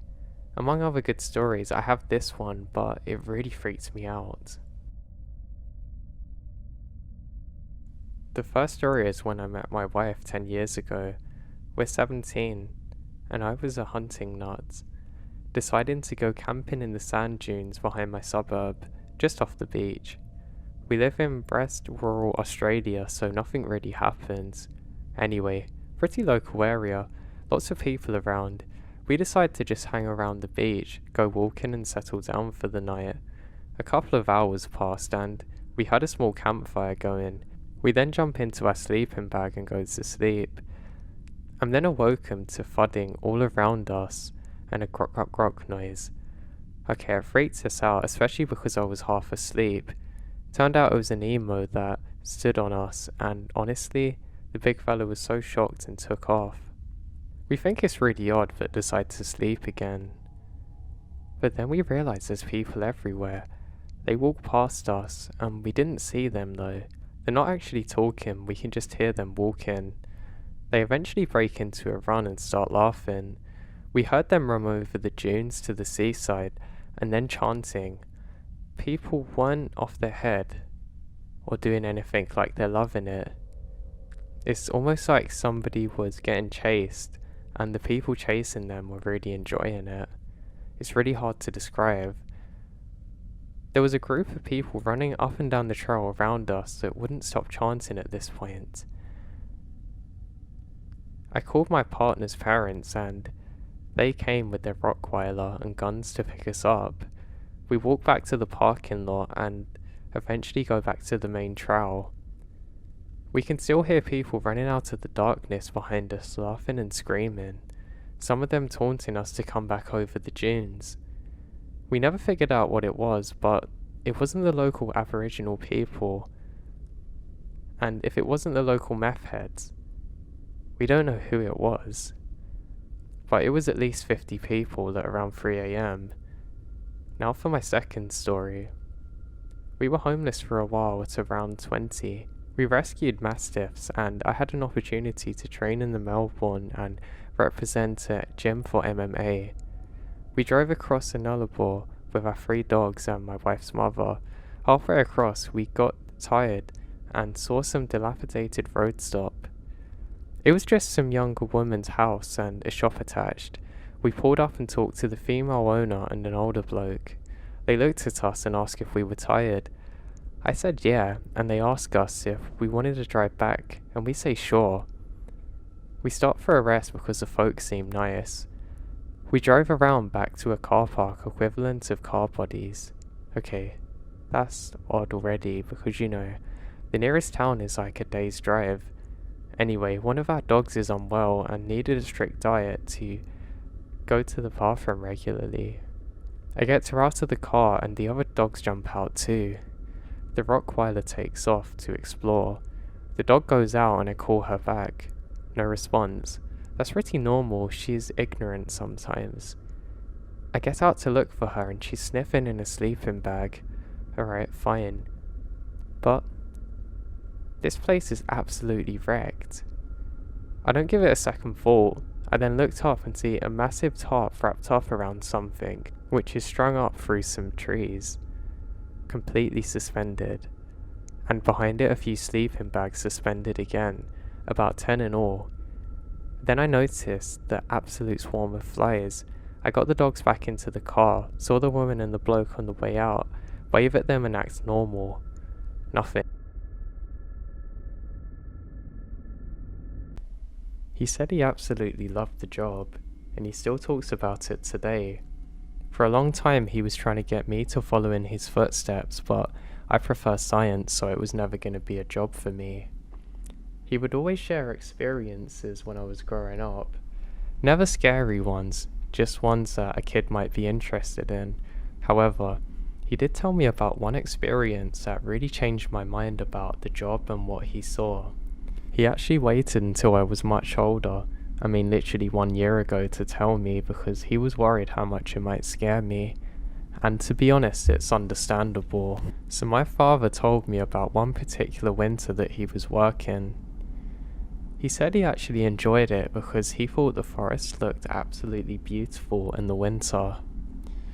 He said he always found peace and loved to read in the moonlight. I told him it was bad for his eyes and he said, yeah, that's probably why I can barely see now, and we both laughed at this. He also said too, because of the snow, it would actually reflect most of the moonlight so you could actually see quite well. He said that often he would be stationed where there were very few residents around. He would have a few call-outs but not as many as normal. Usually they'd just get called to search for people that gone missing in the snow. Now this was good and bad because you could see footsteps, but they would quickly disappear. And this one particular night was no different. My dad said that he spent the first while just reading like he normally did, and just looking at the trees and appreciating them. He said he loved the way you could see the moonlight casting a shadow, as though you're being watched constantly by the trees as they move with the moonlight. I think myself I would have found this pretty scary, but my dad insisted it was peaceful. He said he was having regular contact with his friends over their radio, which was in the cabin near where he was stationed at. He said he would go inside there and would read even more. Now this story took place about 20 years ago, so there wasn't that many things to do to stay entertained like you have now. Now my dad said while he was reading, he kept hearing a strange owl type sound outside that he couldn't exactly figure out where it was coming from. He said he tried his best to figure it out, but he was sure it was just some animal he hasn't seen before. He decided to step out at one point to try and figure out where the sound was coming from. He still couldn't really see anything, so he thinks it's just his mind playing tricks on him. He doesn't want to read now though.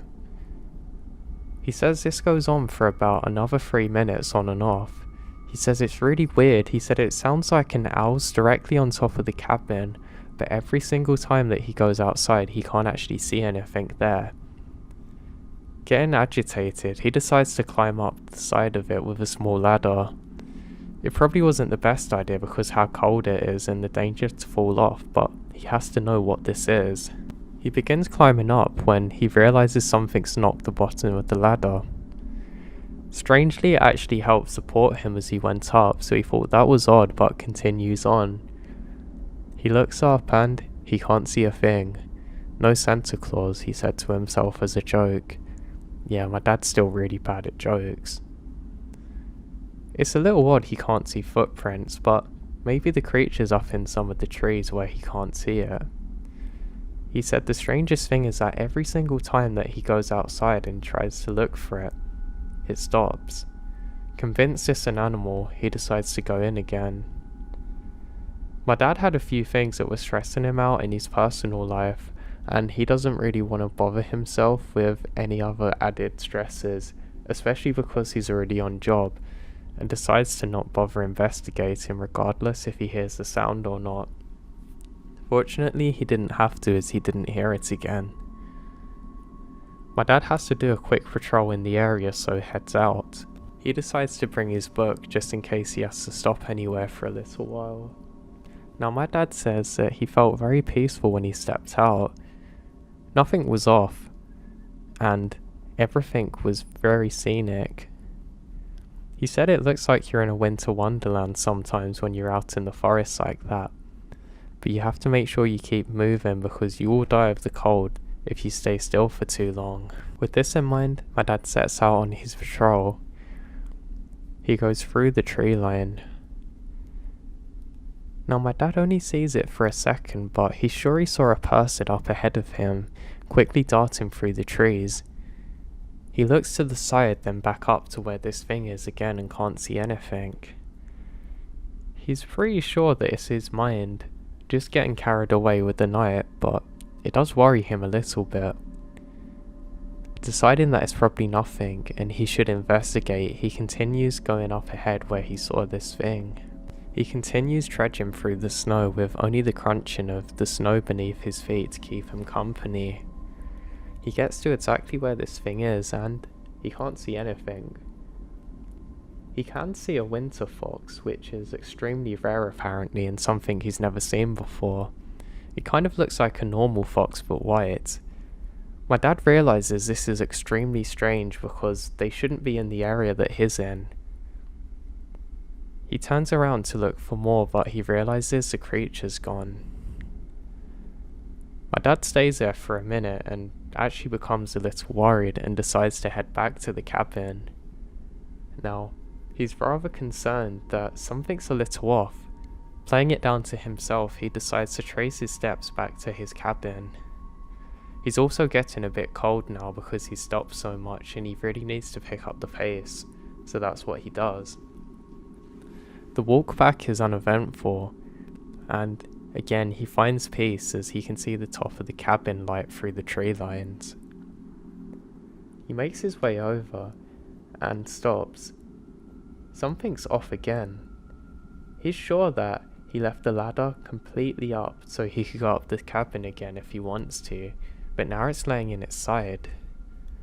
Also, what's weird is there seems to be footsteps around it that aren't his own, but there was some fresh snow, so that could have caused it. He decides to put the ladder back where it's supposed to be and head inside. The second he does so, he gets a call out that they have to look for a missing person who's got lost kayaking or camping. My dad thinks great. Just as I think this can't get any worse or more strange, I have to go back out there again. Plus I'm not even that warm. He decides to quickly make a coffee so he can keep himself warm. Not just from drinking it, but from keeping the bottle under his coat so he can use that to keep his body warm. He grabs his biggest coat he has and he heads out now. He has to go in essentially the opposite direction that he come from. He decides he's going to keep a hiking pace and now he's focused on his job. He sets off into a darker area of the forest now where the tree cover's a lot stronger. Luckily the snow's not as deep here so my dad can make his way through quite easily. My dad said the whole time he was just thinking of being back home with his wife and family, because as much as he enjoys the job, he admitted that he does have some days where he really doesn't know what to think of the job when he gets scared on his own. Again, something he only revealed a lot later to me. As my dad's walking, he realises that the snow's got lighter and lighter, to the point that there's virtually none around him on the ground. It's still in the trees, but not much. The forest seems to be getting impossibly dense now. My dad said it actually worried him a bit because it actually become almost like true pitch black darkness at times. But again, he has to keep looking for this person. In this new part of the forest, my dad said that he can't see any signs of life. He's coming up to the edge of where he needs to search and he's actually angry he can't find somebody. He knows that it's only a matter of hours before somebody could either fall unconscious or die of hypothermia, so he needs to continue the search as quickly as possible. Just as he stops, he realises that the forest is a little too quiet. He's been calling out for signs of anyone, but no one responds. He's standing there in silence, trying to hear for anything when a loud thud happens next to him. He looks to his left and a huge tree branch has fell right next to him. He quickly moves away in case any more fall. My dad says this is something that occurs naturally, but he was a little concerned. He decides to quickly hurry up his search now and picks up the pace again, hiking in a big circle. My dad tries to get onto the radio, but he can't get through to anyone. He realises that the trees have got so thick, almost impossibly, that he can't get any reception at all. He's actually a little frustrated now and realises he probably needs to get back, because he doesn't want to be lost out here either. He would have a good idea of what to do, but he never really wanted to put this into practice. This is something else my dad explained to me. Even if you're the most experienced outdoors person, you never really want to be lost out there on your own because anything could go against you, anything could happen, so he continues on. As he's doing so, he can hear a strange screaming sound coming from what must be miles away, but strangely from all directions. My dad said that he's never heard anything like it. He's actually worried it's a pack of animals hunting him, so he stops dead. Just as he does so, he realises that the sound seems to stop for a few seconds, then comes even closer. In between the sound stopping, there's some kind of thumping sound on one of the trees further away. My dad calls out, "Hey, I'm a ranger looking for you. Where are you?" Just as he does this, a strong wind picks up, and the thumping sound seems to be coming from all directions. My dad says he's very freaked out now and realizes something's off. He decides to continue the search at the quickest possible pace now, continuing the loop back to where he started. The forest is still far too dense and something's just off. He realizes too that the sound seems to be following him. He knows the sound isn't a human sound, so he knows he's not got to look for the person in this area because they can't possibly be, or he would have found them by now. He tries again to radio this in, but there's no response. Just static. My dad starts to jog now because he knows that if he doesn't move, something bad's gonna happen. He has to stop for a moment to figure out his bearings because he's lost.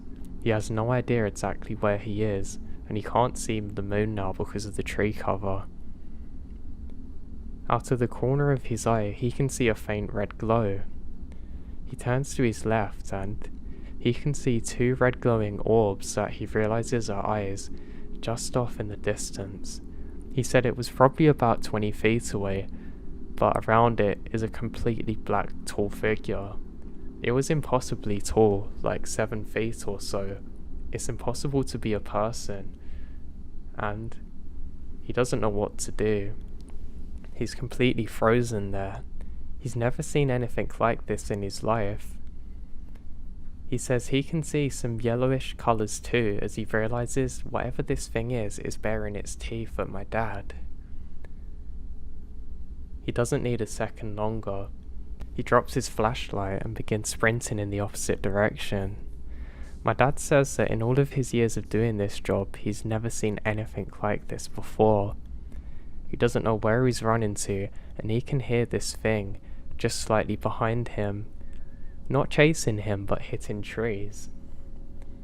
What is this thing? He thinks to himself. My dad then sprints as fast as he possibly can until he has to stop again to catch his breath. He's glad that this thing isn't near him, and he stops again as he realizes that he's come into the normal part of the forest. He starts walking now, convincing himself it was just his mind playing tricks on him when he hears that awful sound again. The knocking on the tree, but closer this time. He looks to his left and he can see two glowing eyes, met by another pair, then another, then another. My dad said it's impossible to tell because how scared he was, but there must have been at least 6 or 7 of these things. He rubs his eyes and screams what the hell is happening, and sprints back to the area that he knows. He runs as quick as he can, and he can't actually hear the thumping now because his heart's beating so loud in his ears. He turns one last time as he realizes he's found the cabin. He can just about see the light just in front of him. He jogs over there, but he can't stop but look behind himself one more time. As he turns, he realizes just at the start of the dense tree line, all of the eyes are still watching him, until they all go to black. My dad continues until eventually he gets back into the cabin, quickly slamming the door behind him. He gets onto the radio and starts explaining what he saw, but stops and says, "Sorry, what I meant to say is I've had a look and I can't find the person. They say no worries, we've just found him about an hour ago." My dad then looks at the clock and realizes that he's been out there for at least 4 hours. He says it's impossible because he was convinced that he was only out there searching for at least 30 minutes. But the time can't possibly be wrong. My dad said that he didn't get a wink of sleep that night. He still felt as though he had adrenaline in the morning and felt absolutely drained. Apparently when he come home, my mum said what was wrong with him and he looked as though he'd seen a ghost, but he refused to tell her what happened. He still did to this day. My dad doesn't know what to think of the experience, and he actually moved us to another state after that. He never explained why to the family, only recently to me, and I don't know what to make of the experience. I know there's things out there that we don't understand. My dad was such an experienced ranger too, and everything else that happened in his career was so normal, but this one thing, It gives him and me nightmares to this day. I asked my dad what he thought it was, and he said he doesn't know. It was just some kind of forest creature that was letting him know that he was in their territory and he should never have been. My dad doesn't understand too how the forest was so silent. There's always something you can hear, but everything didn't make sense in that moment. He's never found that part of the forest too where there was no snow on the ground and the trees were so dense. He's still not sure what to make of it. He doesn't like to think of it, and there's some dense parts of the forest that he'll never go to this day. Even though we're in a different state, he's that scared of it.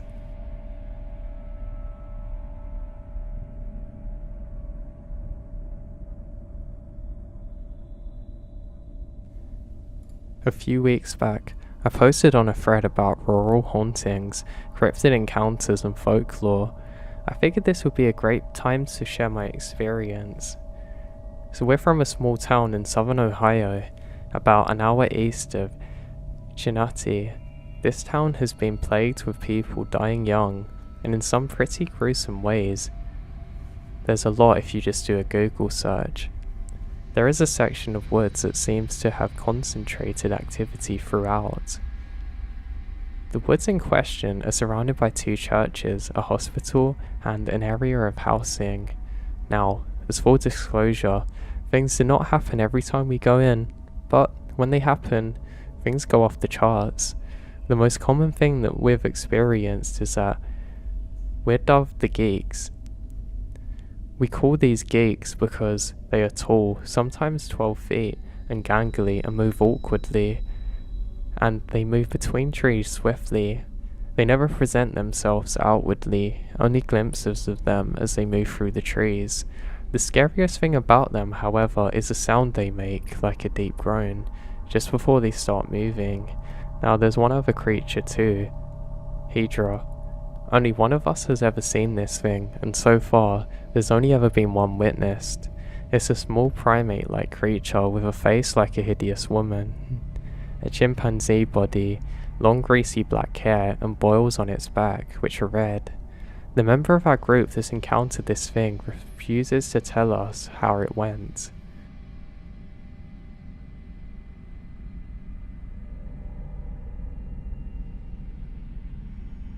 I had to go down to visit my friend at his college in Virginia, US. We had hung out on campus until like 3 AM and decided to go for a walk. We walked through along a path and wound up in some woods. My friend insisted that this was a shortcut back to campus. We entered the woods and walked for about a mile, only with our phone flashlights on. Just as we ceased at the hill, we see something. Originally, I thought it was a white owl sitting on a brand of a rotten wooden tree trunk. However, as we walk, my curiosity turns to horror as I discover this isn't an owl. About 20 yards away from us, a white face peeked around the tree. Its face looked as though it's made out of old bone, slightly yellow and cracked. Its shape was a mix of a human's and an elk's, or horse's. Its eyes were sunken into the back of its head. It really appears like they're made out of charcoal. Now, I've never seen anything like this. It had no mouth, no nose, and I stopped and tried to get a better look, but that's when it appeared just over the tree to be glaring at me. Its long arm pulled around as though it's trying to get a better look at us. Its fingers were long and thin like spider legs. It tilts its head and looks over to the other tree. I grab my friend's arm and we run. I've been searching for weeks to try and figure out what I saw, and the only thing I compare it to accurately is a Wendigo.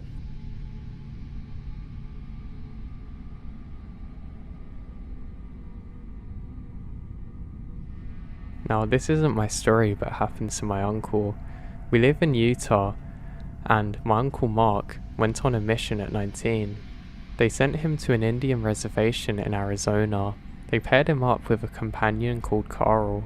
When they first got there, there was a huge rift with the locals on the reservation with them being there. They didn't want my uncle and Carl staying on the reservation grounds. Eventually they come to a compromisation that they would stay on the outskirts in a trailer. The reservation wasn't big and was located next to a heavily wooded area. The first night they were trying to sleep when suddenly their trailer started to shake violently back and forth. Startled and not sure what was happening, they climb under their table for cover. Mark could distinctively hear someone pushing in on both sides of the trailer like a group of people. After about 5 minutes it stops. The next day they made rounds on the reservation and were talking to the locals. Carl made a comment to one of the families that their trailer was shaking the night before. The family got very quiet and told them they had to leave. They think it's strange but don't think much of it. The next night it happened again. They woke up to their trailer shaking back and forth. Again, they climbed under the table until it stopped. This went on for 2 more nights. Anytime they tried to talk to anyone about it, they got quiet and told them to leave. Mark started thinking that due to the tension of their arrival, the locals were trying to scare them off. They then go into a convenience store and they're talking and saying how frustrated they are with the situation, and the clerk overheard and said, "They can't talk about it, it's forbidden." The guy continues to tell them about skinwalkers. He said they're evil demons that were once Native American witches. If they talk about it, the skinwalkers will come for their souls. They just walked out baffled, thinking it was a scare tactic. So that night, when the shaking starts again, my uncle decided to be brave and confront them. He went to the trailer door, flew it open and yelled, "Hey!" When he did that, he saw 3 animals run off. 2's a wolf and 1's a bear, looking strange, almost like they have human features. As he watches them run towards the trees, all 3 stood up on 2 legs and started slowly going towards the tree line, making a human cackling sound. It scared him so bad that they called their mission president the next morning asking to be relocated, and they were that day. For a year nothing happened. One day, they announced that Carl was being located to another city and Mark was getting a new companion, Jimmy. They had to drive for about an hour to pick Jimmy up from the airport. The road they travelled through went through the boundaries of the reservation. They arrived at about 8 PM and met Jimmy and they had to go and leave. The mission president tells Jimmy, "We are driving through a dangerous area at night, so we can't make any stops. If you need to use the restroom, you need to go now." Jimmy says, "I'm fine." The mission president gets serious even though that Mark's a bit freaked out. "I'm not kidding. Go do your business." Jimmy insisting he was fine, so they hit the road. As they were about 30 minutes into the drive, they were going through the area of the reservation boundaries when Jimmy starts complaining that he needs to pee badly. The mission president says, "We can't stop here. You have to hold it." But he can't, so they have to stop and says, "Please be quick and near the car. You better be fast. Get into the car quick afterwards." With a confused look, Jimmy says, "Alright," opens the door and starts. About 5 seconds later, the president says nothing and just yanks Jimmy into the car and floors it. Jimmy's freaking out saying, "What's going on?" The mission president says nothing and increases the speed. All of a sudden, Mark sees something next to the car. There's a giant wolf-type creature next to the car on 2 feet. Mark looked at the speedometer and they're going nearly 60. The creature kept up with the car until finally it goes into the trees. Jimmy, shaking, says, "What did I just see?" The president says, "Next time I tell you to take care of your business, you do that."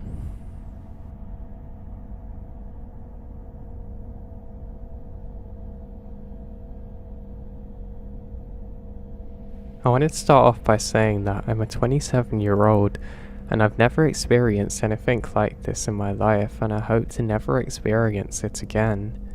This happened 3 days ago.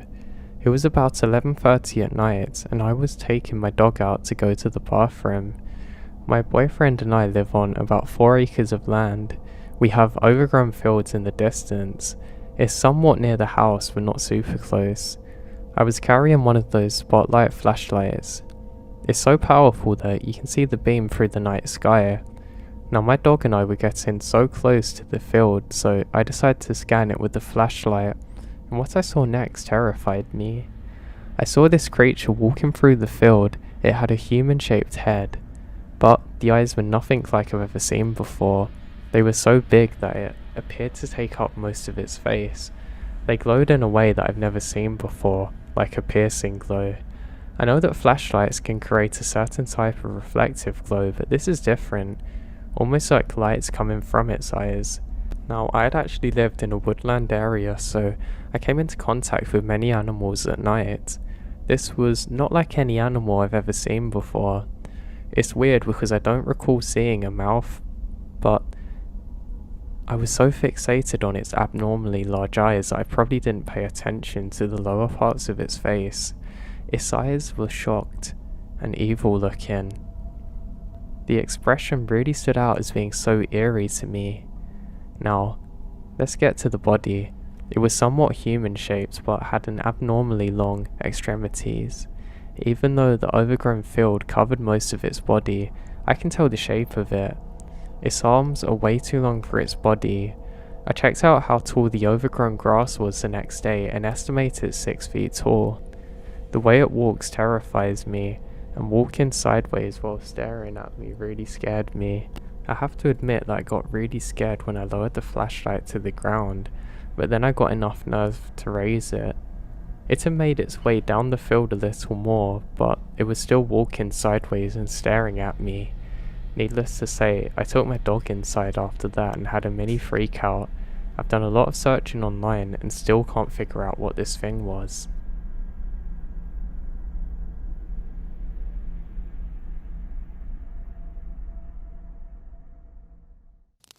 When I was 15, my father and I loved to go camping. This is something we did whenever we had the opportunity. There was some really good forest around where we lived, full of life and sounds. Probably the most peaceful part for my dad at least was the sounds of the nature. It annoyed me, but my father loved it. It made a difference from the mechanical sounds of the job where he worked. So on one particular evening, we do some fishing. We're having a great time looking up at all the stars. The sun's just beginning to set, and you can just about see the northern star in the hemisphere. We decide to call it a night. Now while we're walking back to our camping site, my dad continually stops, not saying why. Now normally I just make fun of him, but I can see that he has his hand on his gun. I know something is wrong. I don't want to scare my dad and act as though I don't notice anything. Every time that we begin walking, we can hear a sound, louder than our own footsteps, that can't be identified as one specific thing.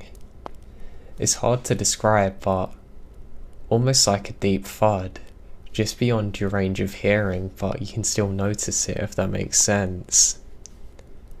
So anyway, we continue towards our camp when my dad suddenly shouts out, "Hey, you stop immediately, I have a gun."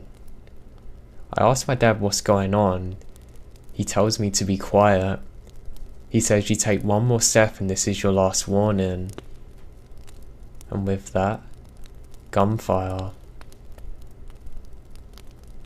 There's a few moments of silence before my dad grabs my hand and tells me to run. I don't know what's going on and begin crying in fear. What's more strange is we run past our campsite. We run all the way back to where our car is and speed out of there. He tells me to never tell my mum what happened and that he'll explain one day. Now, as you can imagine, this is the most terrifying experience in my life. Eventually my dad did tell me. He said he thought we were being followed by a very large man, but He eventually caught a glimpse of something in the moonlight. Now it looks like a person, yes, but upon closer inspection, he can tell that it's definitely not a normal person. He describes it to me as a skinwalker. Now I don't know too much about them, just that they're to be avoided. He said that's when he pulled the trigger. He knows he landed a direct hit on it, or at least within an inch of this creature, and it didn't even move an inch. This is when he made us begin running.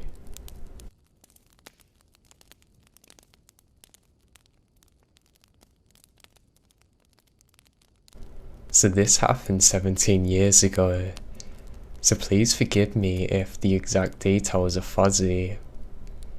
So it's the summer of 1999. I was spending the vacation with my mother in New Mexico.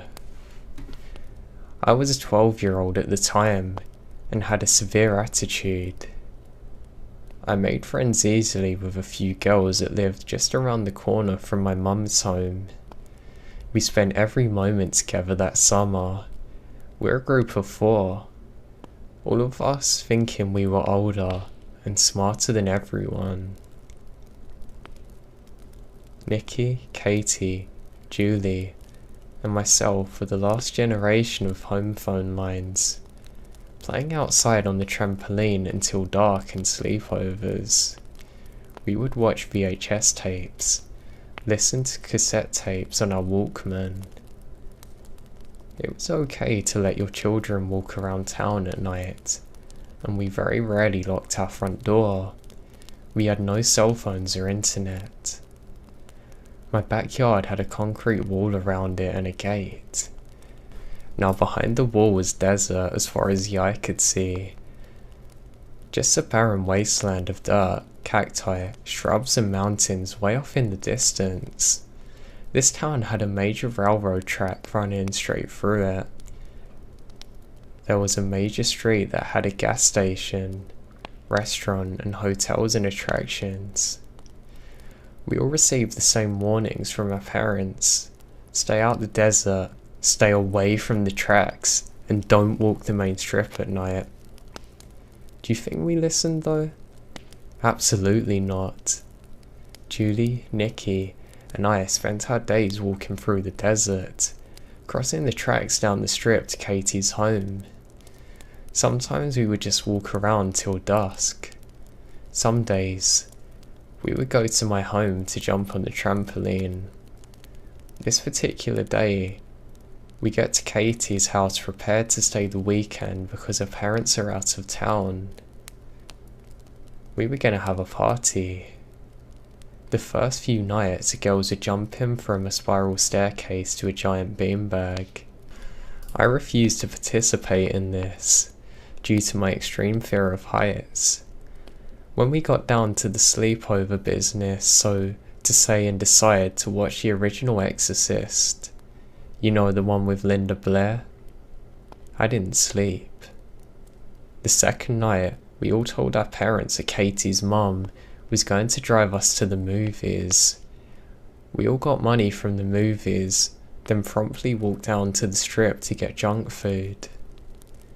Now, I wish I could say that we're aware of the surroundings, but we're not. We were absolutely oblivious of the man who followed us all the way back to the home. I feel that I should mention that Katie's parents are loaded. They have a huge property with numerous buildings, broken down cars that her dad was remodeling. Their house had a large open kitchen and dining and living room. There were no walls and the whole room was lined with windows.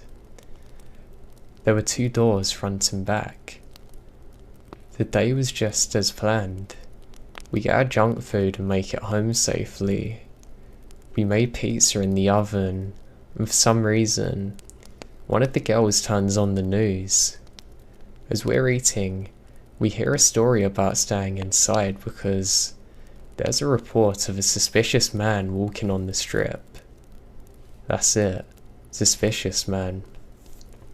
We laugh and joke about it. Fast forward a couple of hours, I don't remember what happened, but as girls do, someone said something that hurt Julie's feelings and she storms out of the home. I went after her, opened the front door just in time to see her lighting a cigarette. I sat there with her on a bench while she gone on about the other two. Suddenly, the air grows thick with anxiety. Julie felt it too. I quietly ask her if she feels as though she's being watched. She responds with a little nod, and then we're blinded. Someone's in a car in the driveway. My heart's racing as I stood up, pulling Julie out of the spot she seems to be stuck in. As we turned to run inside, the man made a sound. I can't describe this sound other than a high-pitched squeal that turned into a growl. I was scared beyond all reason, but somehow I'm able to get myself and Julie inside. The moment we're inside, the headlights go off. It's pitch black again. I lock the door and turn off the light. By now, Julie has regained her composure to tell the other two what's happened. As I frantically check the back door and turn every light off, I tell them to be quiet and listen by the back door. I heard the car door close. I was praying to every god that he would go away. Then, right by my cheek, the door handle started to turn slowly, now frantically. I crawl away from the door. I now move over to where my friends are. For the next 2 or 3 hours, we sat still, listening to this man bang on every window or door trying to get inside. The phone was located across the room right next to the 2 windows. I finally got up, gathering the courage to run to the phone. I call my mum. I tell her that we're all alone and someone's trying to breach the house. I hung up with her and waited.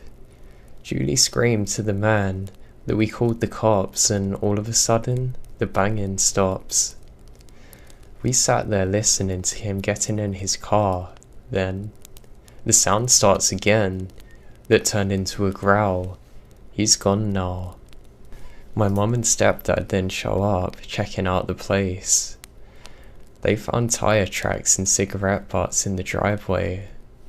Whoever this was had been watching us for a while. The truly scary part is all the scratch marks on the windows and doors. Clearly not possible for a human to make. This is why I know it was a skinwalker. Needless to say, Katie spent the rest of the weekend at Nikki's house and had a great story for her parents, which of course they didn't believe. Even to this day, I'm certain this was something supernatural and not a normal person. I just hope they never come back to me.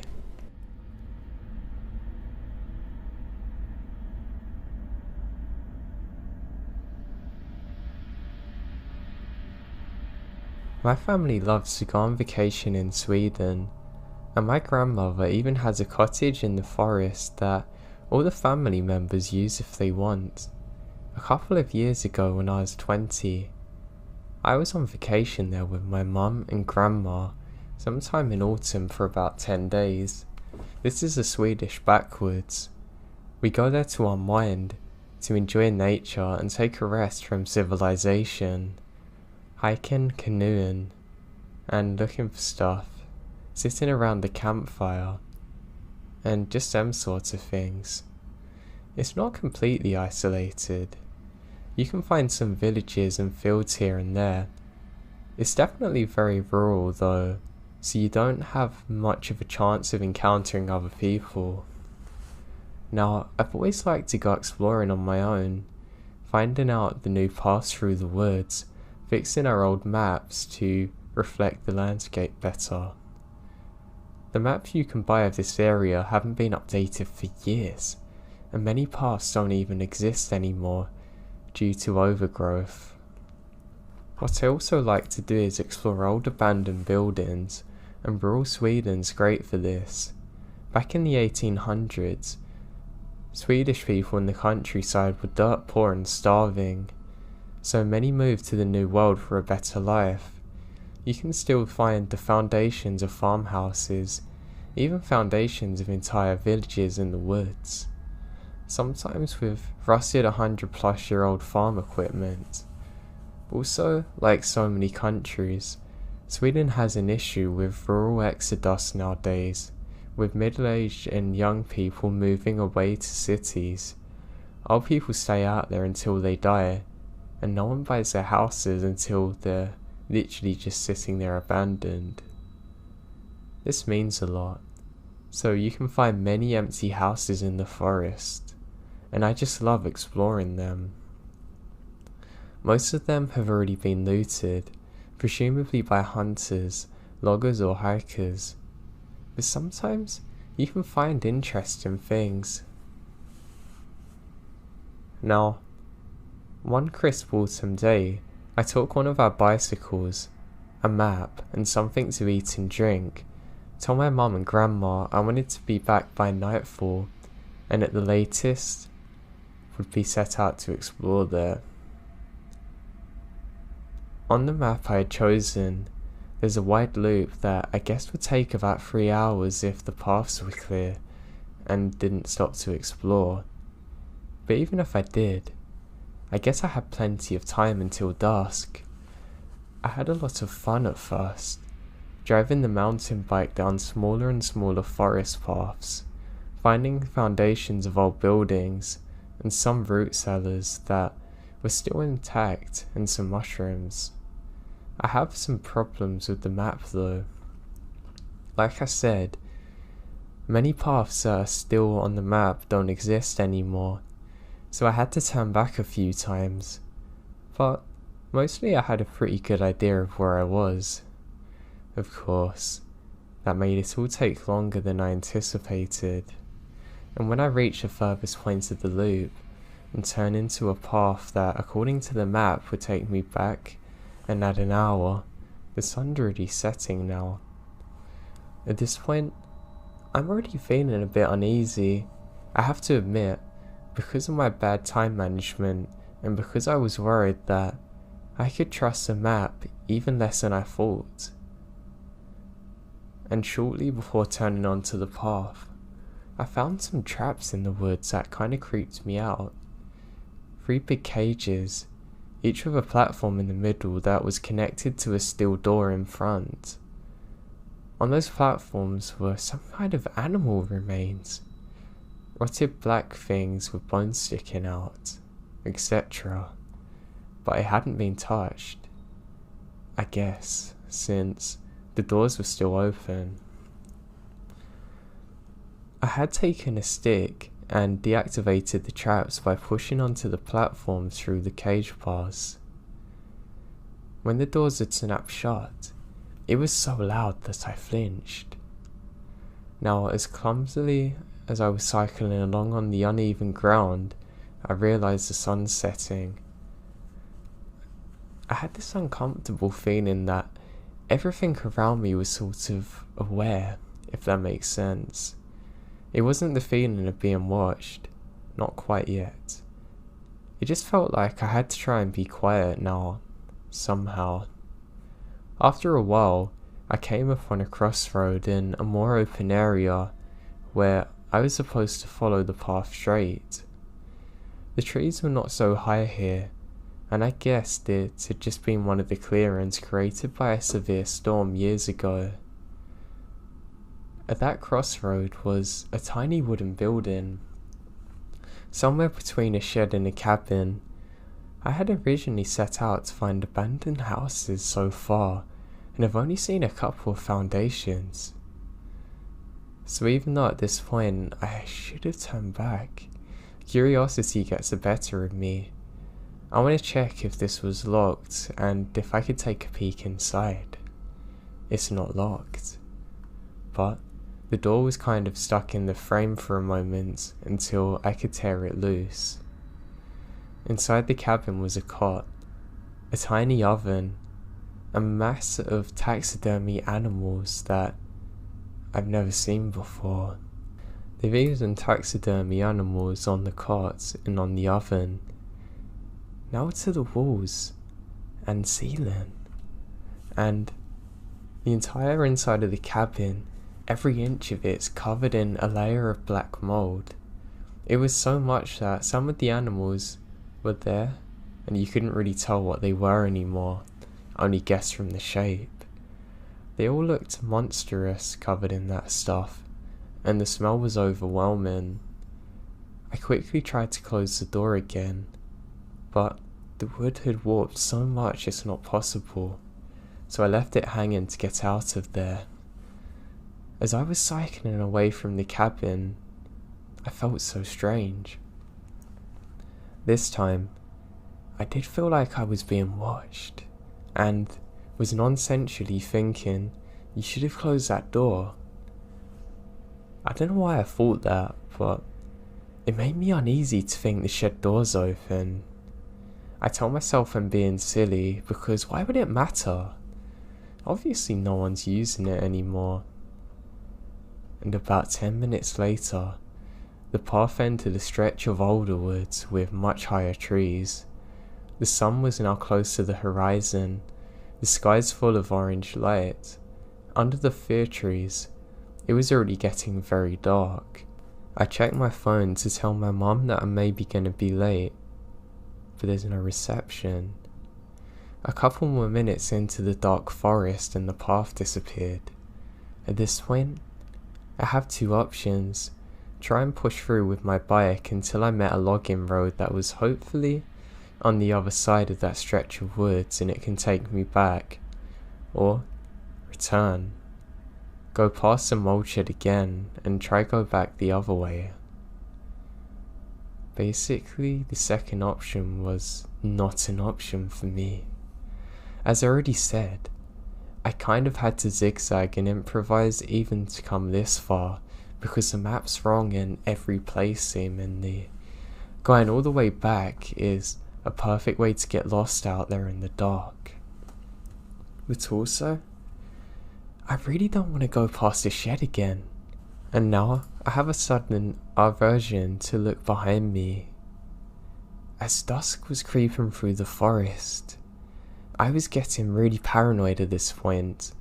The uneasy feeling crystallized into the idea that I've disturbed something there.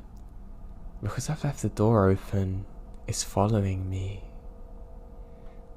I know it's stupid, but I can't shake the feeling. Going back past the shed, past those traps, and then through the ruins of that old village, past the open mouths of the root cellars in the dark, getting lost in there with the feeling of something possibly on my trail. No way I'm going back. You might even get lost trying to go through the woods in front of me. And I would have to push, maybe even carry my bike. For the woods don't seem to stretch too far in front of me, only left and right, so it seemed like the better option. I was just hoping at this point the supposed logging road on the other side's still there. After tearing through some barbels for a bit, I found what I guess might be the remnants of the old path, because the ground was sort of lower there, and I tried to follow that until I come upon another set of ruins. The foundations of some farmhouse presumably. Behind that, the ground slopes down into a marshy area, with birches that seem very white in the gloom under the trees. At this point, I stopped to listen. I still don't want to turn around. I couldn't hear anything, but the feeling of being watched, being alone, only increases at this point, and I felt like something was coming for me. But like the forest itself was somehow aware of my presence, listening, watching, like it was being deliberately quiet. I was feeling so scared that I didn't even try and talk myself out of the feeling anymore. I just accept it as what I'm dealing with now. I had some leftover food in my backpack, half a sandwich, and some sesame snacks. And then, the mushrooms I found earlier. I took it all out, laying it on a stone, on one of the walls that surrounds the ruins. I then said something along the lines of, "Please let me go, I'm really sorry. I won't come back here again. I just want to go home, please. I'm sorry." Or something along the lines of that. And after that, I grabbed my bike and went down into the swamp, still looking back only partially. Luckily, it turned out it wasn't a large swamp or anything, really just a wet patch for about 200 meters until the ground sloped downwards again, then upwards. Still, it took a while because of the bike to get out of and really hurt my calves. And I can't really see anymore and was constantly stepping into puddles getting stuck. When I emerged on the other side, I was absolutely soaked in sweat, and my heart is absolutely pounding. And then, wouldn't you know it, the trees opened up, and there it is, the login road. I could have cried with joy and relief in that moment. I stepped onto the road and turned to look behind me, but I can't even see the swamp through the trees now. It's almost pitch black there, but luckily there's some moonlight, and the light on the bike also worked. I climb on my bike, pedaling home as quick as I can. About half an hour later, I even had some cell phone reception for a moment, so I can call my mum and tell her what happened. Well, I told her I got lost. I didn't want her to know that I worked myself into a panic and got into a dangerous situation, that I had a horrible feeling I couldn't shake of being followed. By the time I arrived to our own cabin, I'm completely exhausted and overwhelmed by what's just happened. It's honestly almost putting me into a state of shock thinking of it. I have no idea what was out there, following me or watching me. I don't know why there were so many taxidermy animals in there and it was full of moss and mould. I can't believe something was out there stalking me in the darkness for God knows how long. I've never had a feeling like it in my entire time out in the wilderness since, or before then. It still gives me nightmares to this day.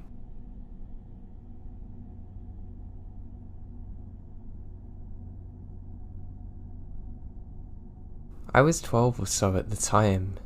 Some friends of mine are in the Girl Scouts and invite me to join them for a sleepover at this old sanitarium in Maine, just north of San Francisco. At this time, 50 years ago now, the building's not in the best of conditions. There was an old caretaker's cabin and some outbuildings. My friend and I have wandered around and explored for the first day, Saturday, and well, we're not the best behaved little monsters. In spite of the locked door, we crawl through a window into the caretaker's cabin exploring there. My friend went upstairs and I stay in the downstairs part as a sentry. Already nervous, I was even more jumpy when I heard someone coming down the stairs, but it wasn't my friend. There was no one there, at least I can see. Now fast forward to one evening. In an attempt to go to sleep, we're overtaken by giggles. Now, one of the counsellors separated us so the others can sleep. I was placed in bed in this little sunroom thing. It was an enclosed room, but with windows on 3 walls. Now, the wall I'm facing actually has a set of French doors and a balcony. Now I'm awoken by a strange sound. It's about 3 in the morning, and everyone else is asleep. I then watch a woman in an old-fashioned dress walk past the doors through to the balcony, look at me, then descend the stairs silently. I figure out it's just a canceller, until I wake up in the morning and realise that there's no stairs. We explored every acre of that place and never found any signs of where she could have went. And none of the cancellors were up at that time either.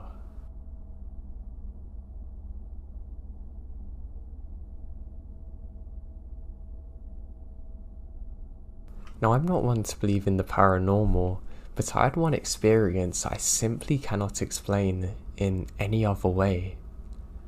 So my family owns this old cabin out in the wilderness. It's half derelict, and to be honest, I don't even stay in there because I hate the spiders that I know are above me. I instead sleep outside in my tent.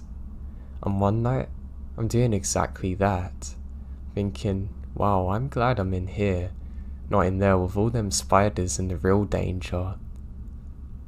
At that very moment, I can hear a piano in the background.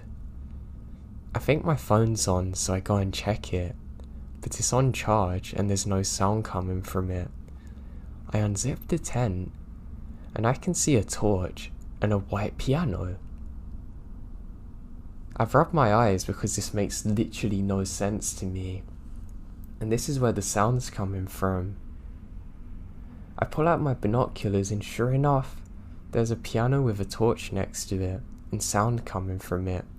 Hell nah, I think to myself. I look around for people and see no one. I go inside the tent again, going to get my rifle because I'm very scared now. Just as I come into the tent, the sound stops.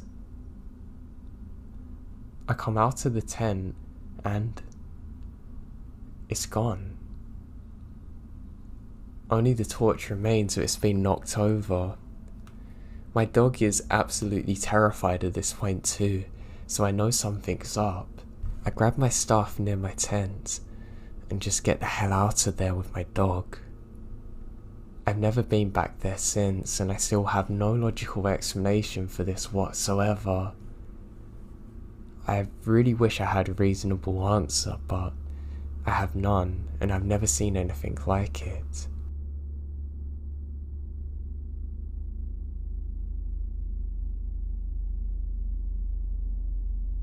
Me and my dad, and younger brothers and mum were all staying in this lovely cabin, out in the forest, one winter. It was close to Christmas time, and we love staying out there. We're a wilderness family, and my dad's big on hunting, so this was a great time for us, and I have a lot of my most fond memories here. Now one night we're staying in the cabin, and my mum just can't sleep. My dad says she's just being paranoid and that she could go back to bed, but she refuses to.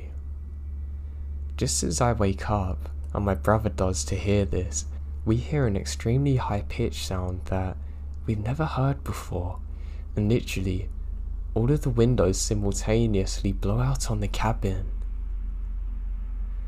My mum and dad don't take a second to react, rush us into the car. My dad gets his shotgun and does a quick sweep around. He can't find anything. I never seen him look so scared, and hops back into the car, and we drive out of there.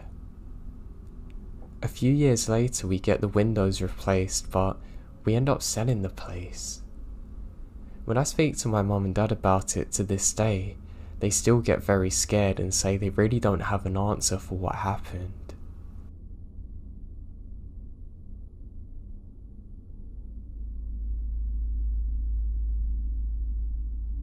When I was younger, I used to love go exploring the woods and forest with my friend. Now, we used to have to lie about what we were actually doing, because there's no way in hell that any parents in their right minds are going to let their kids do this. But we were lying and did so anyway.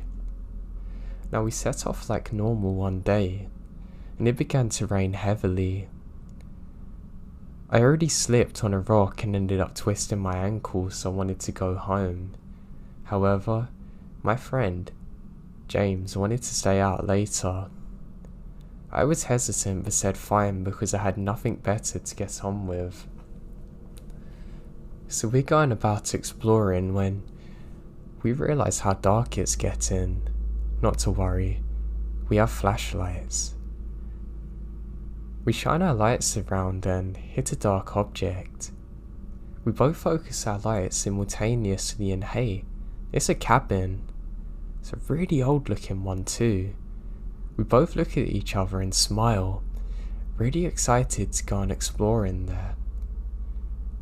My friend James says as a joke, last one to get there is a loser, and jogs off, and what happens no less than 4 seconds later?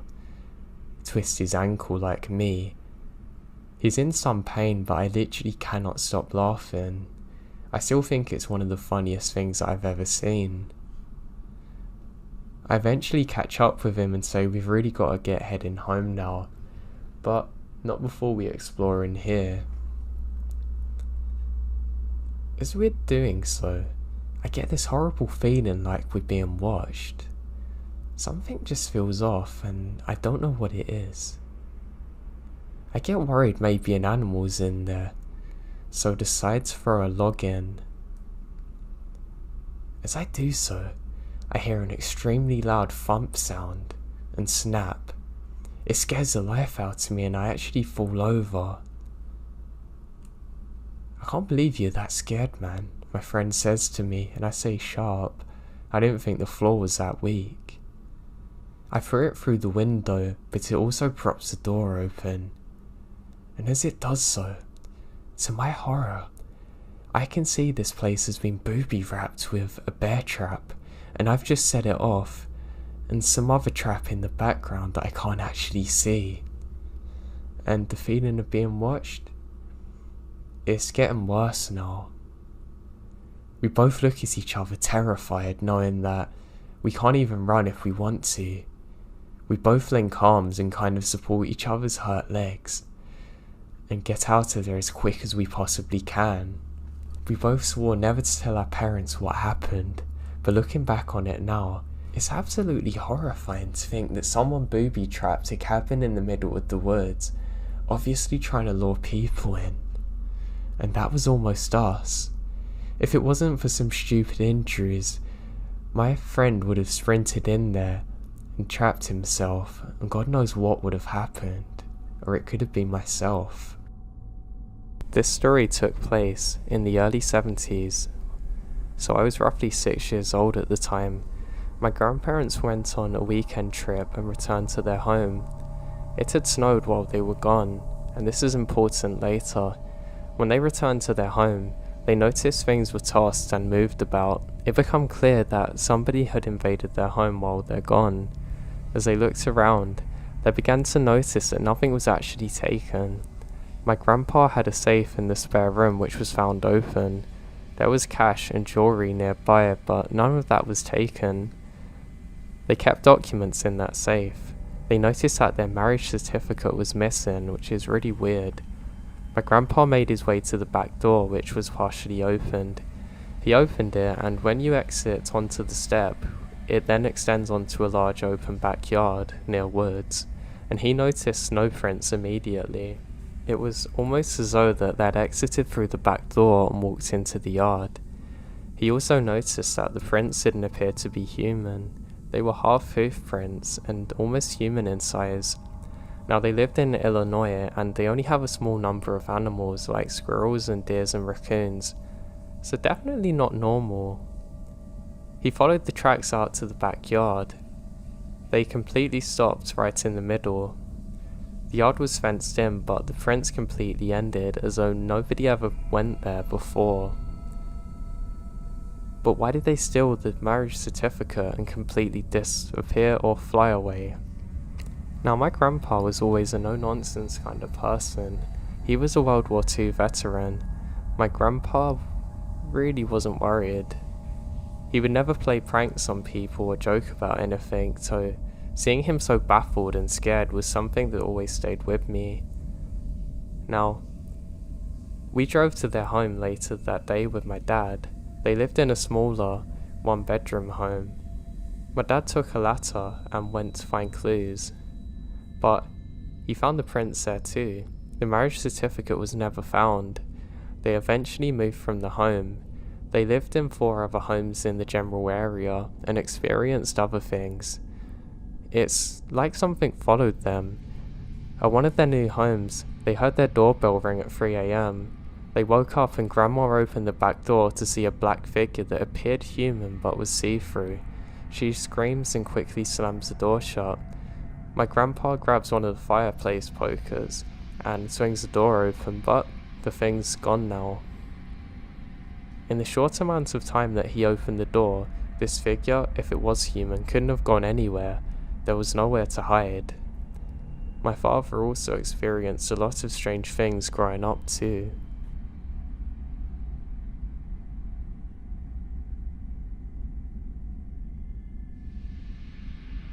I was hiking in the Willamette National Forest on a trail that I'm very familiar with. I had my 2 dogs with me, a hound and a Labrador, and we'd just gone up a very steep hill and I sat down for a rest. My dogs were just cruising around, sniffing little creatures and having a good time, when suddenly one of the dogs starts growling and starts down the trail that we'd just come from. Just like that, they both get up next to me and start growling, starting down the trail. It's not in a particularly bushy area, so I can actually see very far. I don't see anything, but the dogs were adamant something was there. Maybe a cougar? After a while they calmed down and we kept going and looped back on another trail. I had a pocket knife with me that I carried out for the next few miles and we got back safely, and I never found out what actually scared the dogs so much. I think it's weird because I literally couldn't see anything for miles, and they say that dogs usually pick up on the supernatural or paranormal. Since then I've been much more on edge going on to my hikes, and I still don't know what happened to this day.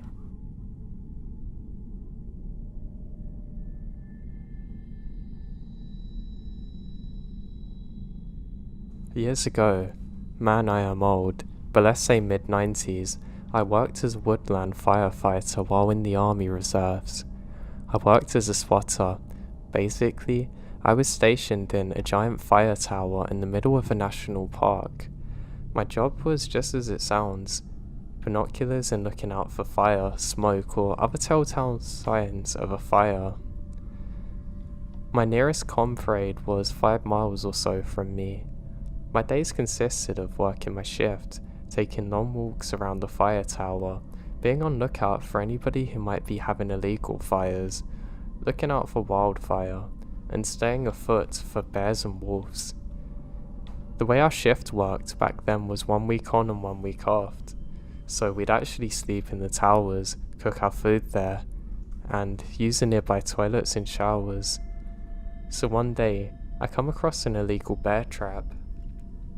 I had several ranger friends and I safely set off the trap and then picked it up to take back to the station on one of my treks out for food in my jeep. Poaching is illegal in the park and carried a big fine even back then with some jail time, but it did not stop them trying. I then heard gunshots, rifle shots, and head back to my tower. We did have a rifle in the tower, but just for emergencies. Just a few months back, I had a fellow spotter who had been mauled by a grizzly, so each tower now has a rifle. I looked with my binoculars but didn't see anything. I radioed to my coworker Ben, an older guy in the adjacent tower. He hadn't heard anything today but come across a few traps himself. The night after dinner, I had franken beans and toast. I was writing to my future wife when I heard the rumbling of a truck, thinking it's Ben. He occasionally made the trek over and would crack open a soda and chew fat for a bit. Instead, I see 4 men with rifles get out of the truck. One looked around and leaned up against the truck while the other 3 grabbed the traps and began to set them up. I grabbed the rifle and my lantern and head down the stairs. I was only 21, a farmer's son from rural Virginia, and even with one development behind me, I was naive. I should have called it into the Rangers, but I thought I could take on some of this. I barely got a "hey, what are you doing" out of my mouth before I was roughly shoved by rough hands. My lantern fell and cracked. The rifle was kicked away from me. I felt the breath of air leave my chest as I was violently kicked in the belly. I barely had caught my breath when I was grabbed by two of the men and shoved forward into the woods. It seemed like we were walked for miles, but in reality it's probably one. However, I noticed that there were no sounds in the forest. It's fairly silent. It's usually a canopy of sounds, even in the night time. Owls, wolves and crickets, but this night, nothing. Suddenly I'm shoved onto my knees and I felt hot tears well up. I thought of my mum, my dad, my little sister, brother and fiance who are all back in Virginia. I heard the rack of a gun and I shut my eyes and prayed. Suddenly night erupted. However, it was the sounds of sirens, those of forest rangers, and behind them in his pickup, Ben, who had tried to radio me that he had seen and heard a car engine, came to my tower when I didn't reply. The poachers are arrested. Ben drove me back to the tower and I'm still shaking. He didn't lay into me for not following procedure and just said, "That was close, kid." I ended up leaving the job months later to take a job closer to home, but I never ran into poachers during this time. I kept in contact with Ben for a while, sent him an invite to my wedding and then a photo of my firstborn in 1997. However, as time usually does, we lost track of one another, and a few years back I googled him. He would have been 75 or close to it when he sadly passed away a few years ago. I don't know whatever come with the poachers, I just know I don't want to meet them again.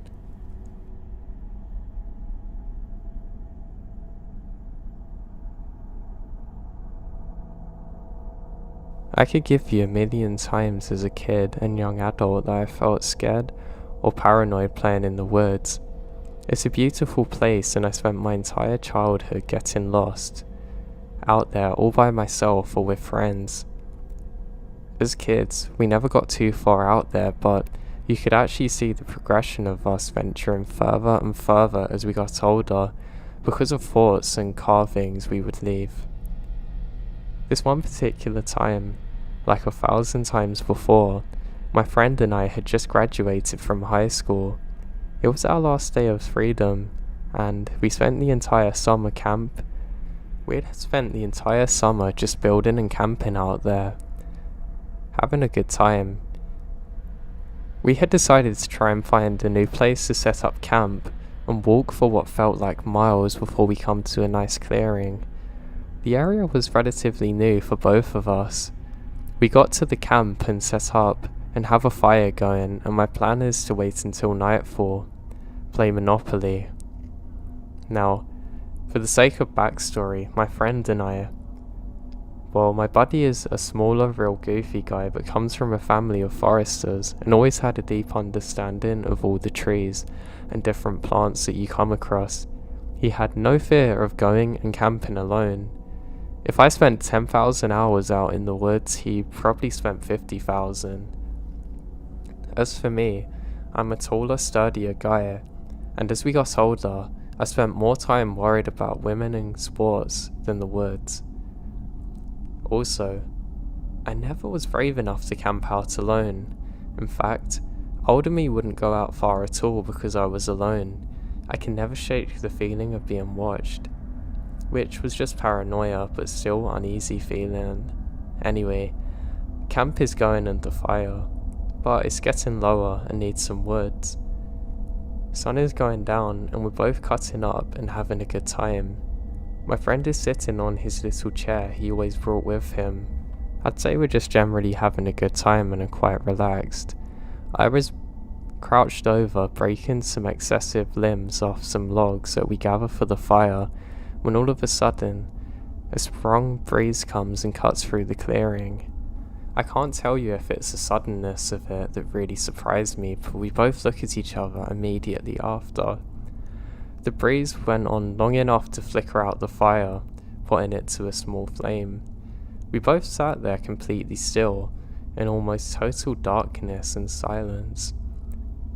Across from us on the other side of the fire, We could actually hear footsteps. They sounded like somebody was running and would slow to a walk and then run again. Definitely two legs. By the sound of it, they're pacing back and forth over the same spot. Then, just like it had started, it stopped with a softer crunch on the underbrush. I knew by the sound it had to be a crouch this time. I was crouching by my body, and I knew something was staring at me in the dark now. My friend grabs my shoulder and said, "Hey man." And I felt this sudden surge of fear. I could feel it in my friend and hear it in his voice too.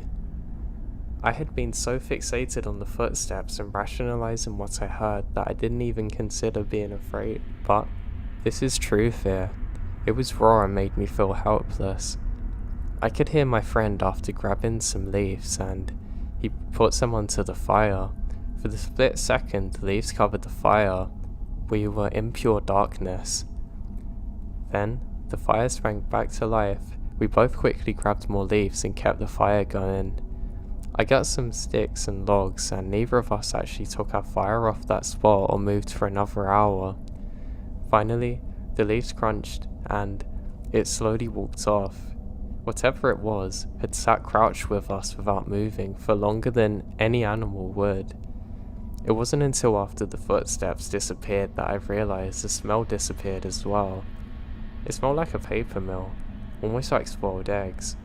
For the rest of the night, besides whispered remarks, neither of us moved or stopped looking at the spot. Nobody went into that tent, and I had a very short light sleep with my head on the ground. My friend never slept. In the morning we packed up and silently went back home. To this day we don't talk about it.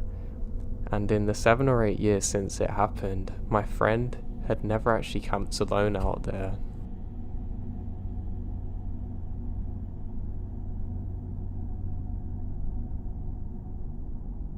I always loved the chance to get out into national forests and parks. I really like jogging.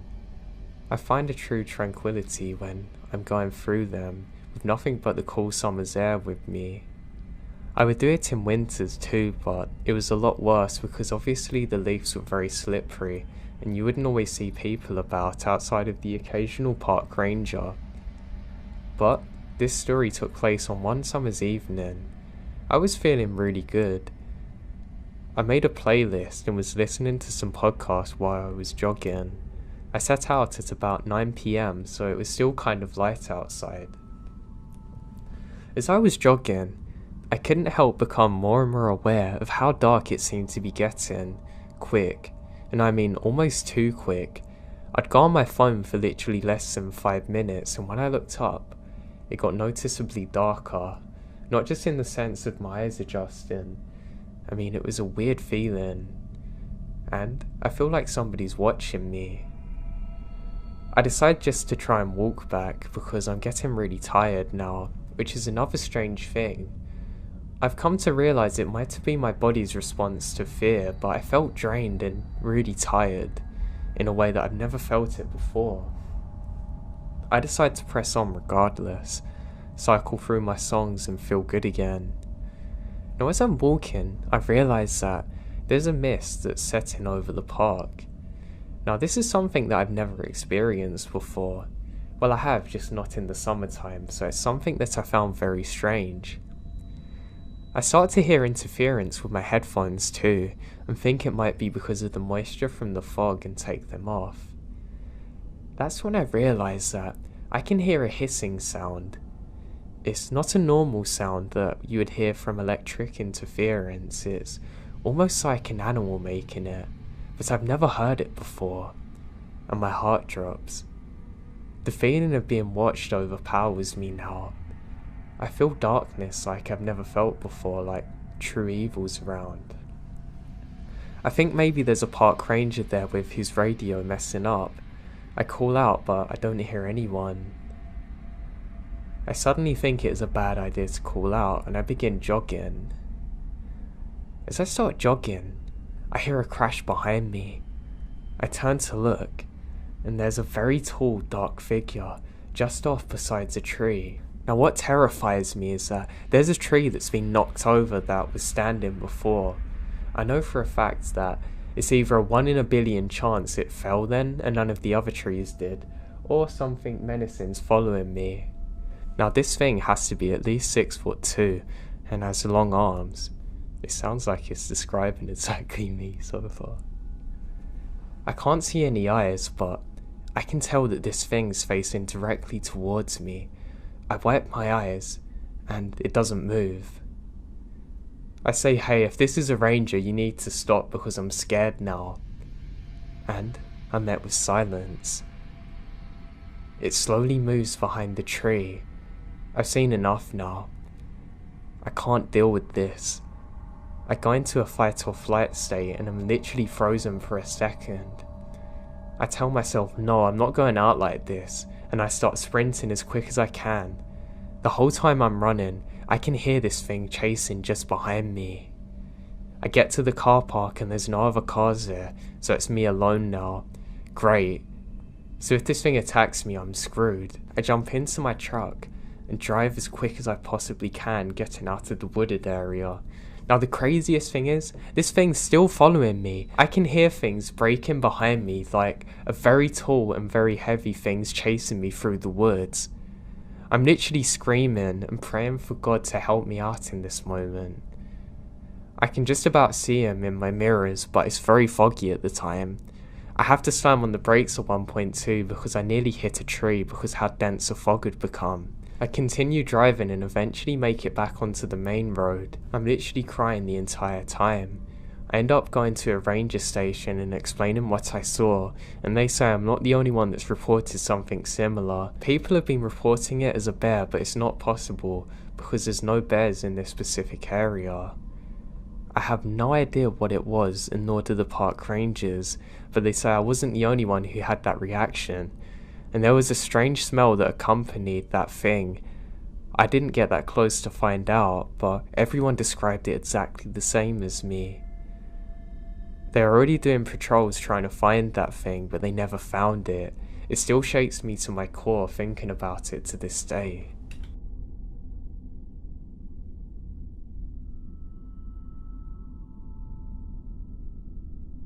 So this didn't happen to me, but I live in the area where it took place.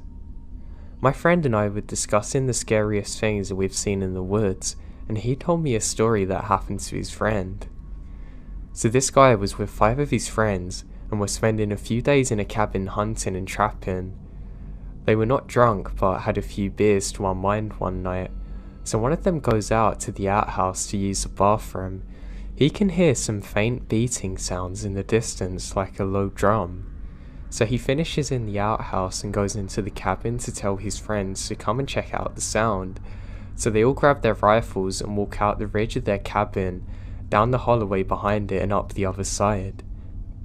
It's a pretty rocky area, so the sound travels far. They could tell that it's just over the hill, so 5 of them spread out about 50 feet and walk up to the top. They can't see completely over there because there's large bushes around them. Now, they just sneak down and try and see what it is. One of them goes over there, and he stands there and watches for about 30 seconds to a minute, before telling his friends that they have to run as quick as they can, and saying what he saw was evil and they need to get out of there now. He said all he could see was a bunch of naked people dancing around a fire pit with some kind of pentagram on the floor. He never told them about everything he saw. He just said he was too scared ever to go back in the woods again or near that area.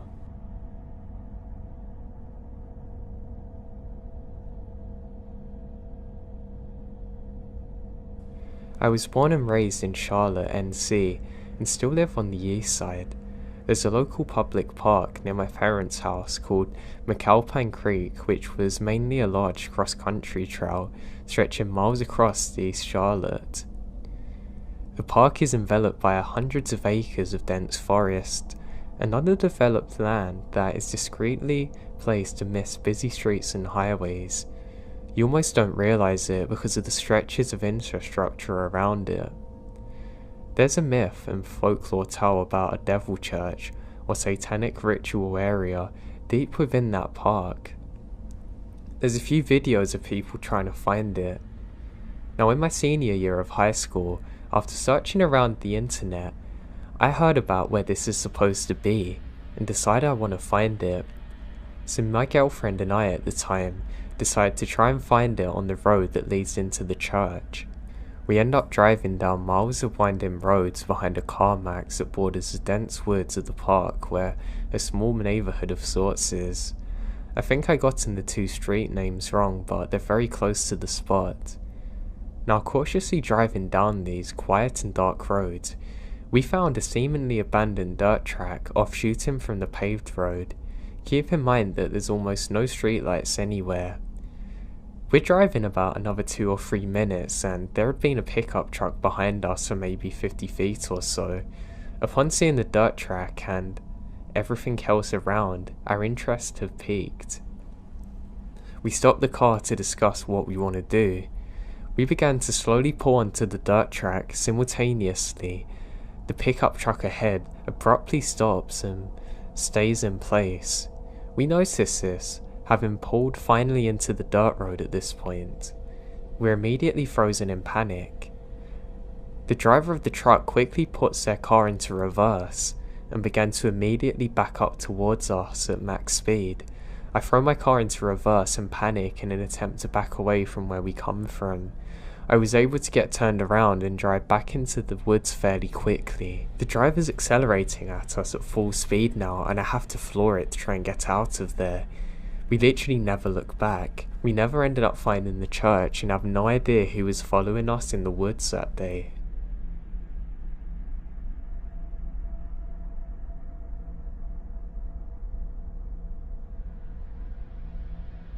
I'm not sure if this is the right place for this, but when I went to high school in a small Minnesota town, mostly farmland intersected by wooded areas, and of course dozens of small lakes. One side of my neighbourhood was bordered by a relatively large marshland that you could access by a slope that wound down a trail.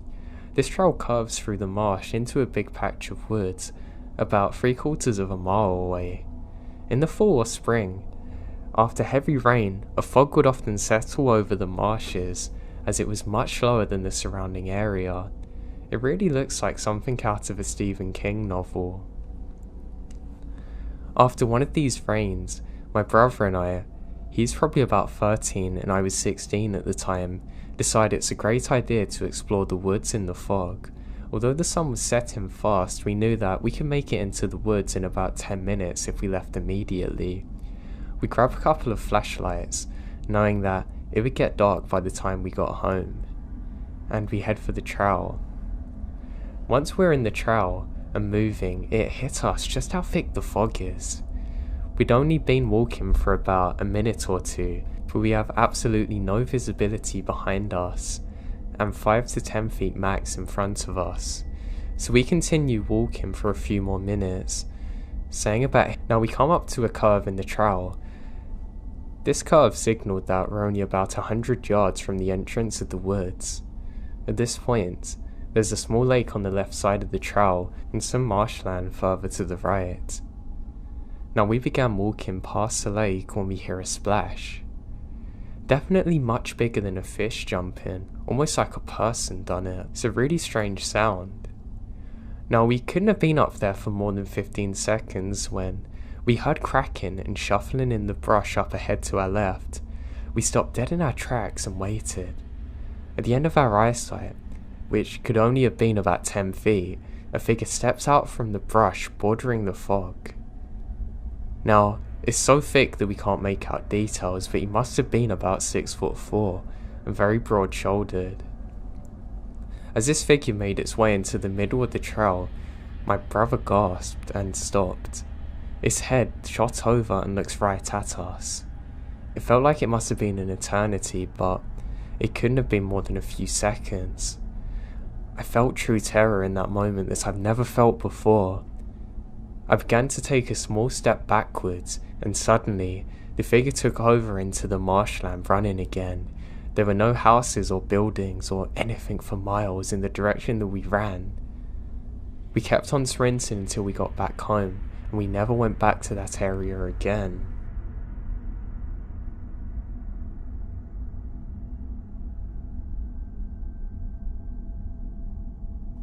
I grew up in the Midwest US. When I was a senior in high school, I was out for a hike at a local trail in the National Forest. This is a good 20 miles from town, way out in the sticks. It's a box canyon, so you start at the rim and hike down into the canyon. It was autumn and late afternoon when I pulled into the empty parking area, but there's plenty of light around. But by the time I got to the bottom, the sun's pretty low. I was down in the canyon and get the feeling that something isn't quite right. I start looking behind me as I walk every few steps. I can't shake this feeling. Finally, on one of these backward glances, I spotted a man peeking out from behind a tree, not far at all, maybe 100 feet away. It was the weirdest thing to catch somebody watching me. He knew I'd seen him and stepped out saying, "I'm not looking to scare you." He's a big adult male, very old looking, and I'm a scrawny 16-year-old kid, and we're on a trail in the public park. There's no reason to hide like that. He seems alarmed that I've even seen him. The only reason he was out there is if he's weird.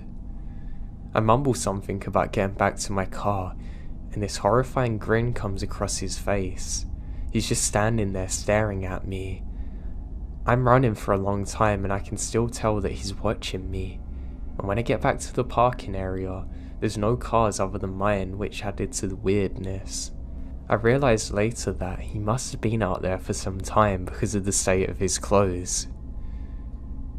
It's interesting how when you get the sensation that you're being watched, it's normally true. I have no idea what his intentions were. I'm just really glad that I was aware of what was going on and he didn't spring up on me, because I don't know what he was capable of.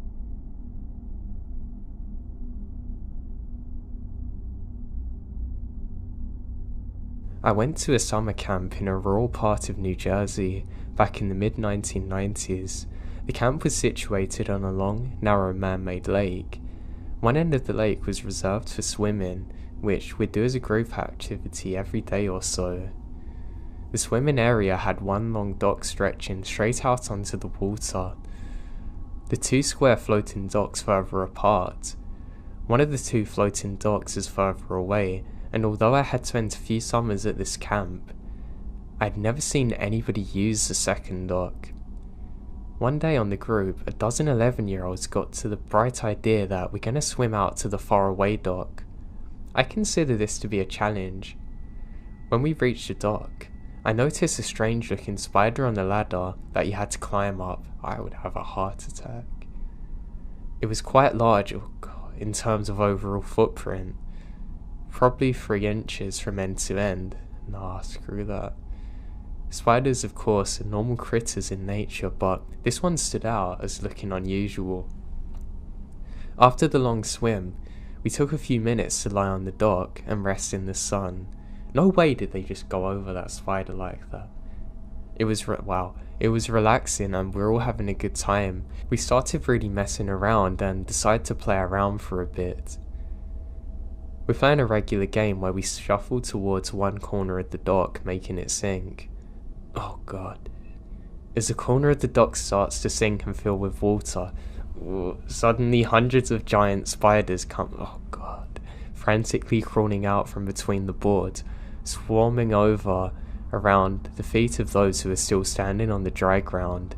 This dock was theirs apparently. We all began to scream immediately and jump up trying to get away, but the spiders are in the water too.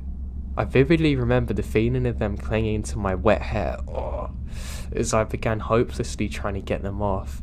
Adrenaline kicks in and we swim to the other side that's spider free. But this is a childhood trauma that lingers with me. I had not really been afraid of spiders before, but this is a turning point.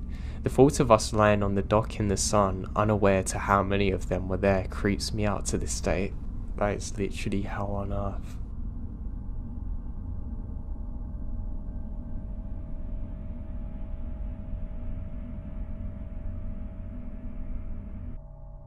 I'm a child of the mountains and my hometown was completely mountainous, so I spent most of my childhood running through the forests and stuff, and one event that happened when I was 10 remains unexplained. I was on top of the ridge, several hundreds of feet above my house, when I started hearing my biological father yelling. In a very redneck area, he had a very distinct voice with no accent, so it's not really possible to confuse him for anyone else. His voice was coming from the other side of the ridge, which is a bit weird in retrospect because nobody over that way actually lived in that area and everyone avoided everyone in there. Even when hunting, we'd go around. The train was worse to deal with, but it's what we done. He starts calling my name, so I go down there. But the voice isn't getting any closer. I start feeling dread washing over me, and I suddenly remember my father's on a trip to Germany. I've never ran so fast. I didn't realise it until I got to the other side of the ridge, but the forest had been completely silent on the other side of the ridge, which never happens unless there's predators or the wind picks up. Normally, I'd think I was just getting closer to black bear territory, but the voice obviously makes it confusing. Unlike a number of stories like this I've heard over the years, the experience didn't really stop me from going into the woods. It just made me more curious. I've never had an explanation for it since, and it kind of worries me. The closest thing I've heard it could be is like a skinwalker, but I'm not sure. It may even be a person who is trying to stalk me in, but I guess I'll never know.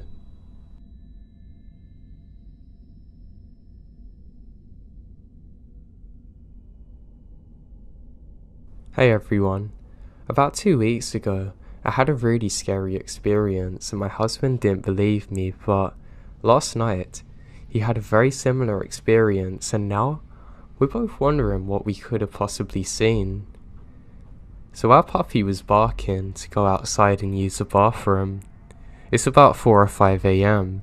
I took him out and stood on the steps of our deck because I didn't want to get my feet wet. My dog was using the bathroom when I looked up and I see something across the yard. It was slowly walking towards me, one step at a time. Its eyes were super reflective. I thought it was a deer, but its eyes were so tall and staring at me, and it wasn't running away. I hurried the dog up and we ran inside. I have reoccurring night terrors, so at first, my husband thinks it's just that, but I was crying and shaking and could barely be spoken to.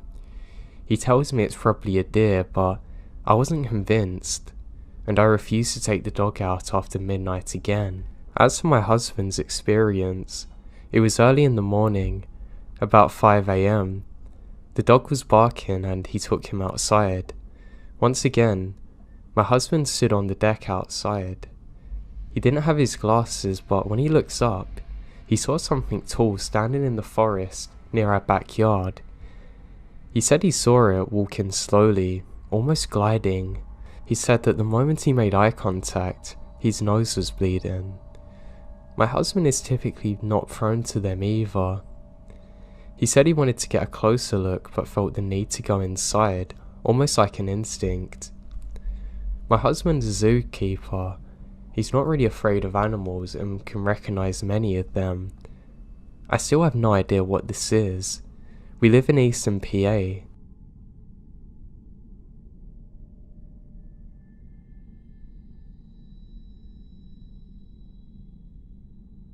This happened around the 1900s in the countryside of South Brazil.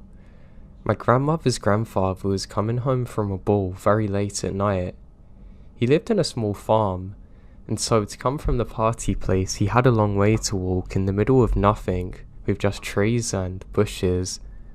And well, you can imagine how the countryside of Brazil was, especially back then. He said that while he was walking, all of a sudden he heard strange noises and lights. Scared, he hid in the bushes to see what was happening. He said there were very little men speaking in a foreign language.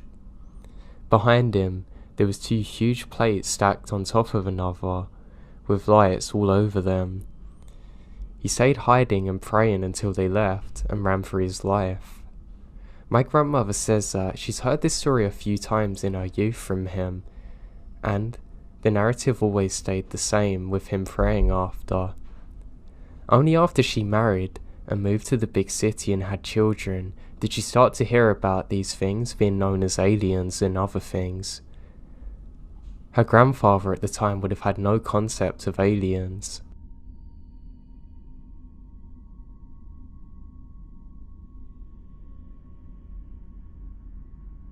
After a heavy night of drinking and camping, we woke up and nobody wanted to make breakfast, so we decided to drive into town and find a diner. We're approaching where the dirt meets the pavement and come up on dozens of sheriffs backloading the road, 2 of which have rifles pointed towards us. We stop the truck about 40 feet from them and hear them yell over the intercom to stick our hands up now. They then instruct us to approach on foot with our hands in the air. They search my truck and find it full of loaded guns and beer. That's when they tell us that a Forest Service agent had been shot and killed nearby, and eventually let us go, but tell us our camping gear is out of bounds until the murderer's found. We didn't want to leave our camping gear and go home, so we ended up at a nearby casino, continuing partying there. A few hours later, someone in the casino says there's loads of cops outside. We go outside and there must have been 100 sheriffs, local PD everywhere. Apparently, that same murderer had stopped at the casino gas station and an officer recognized him.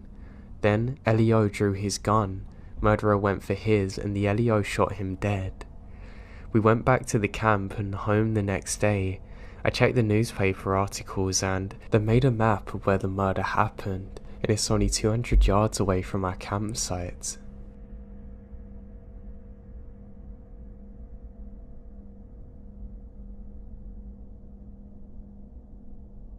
I have a friend who's a trail ranger. He's basically a ranger who can't get you in trouble. He told me about this time he was gathering illegally placed wildlife cameras and knocking them down and whatnot. The other ranger wasn't feeling well, so he said he was gonna head back, but it's a 1-hour ATV ride. My friend finished up the last one when he hears voices. He kept in mind that he's far off the beaten path. He calls out and no one replies. As it was getting dark, he starts to head back and found his ATV won't start. He then realizes that the batteries are not connected. He reconnects it and started to drive but isn't going fast.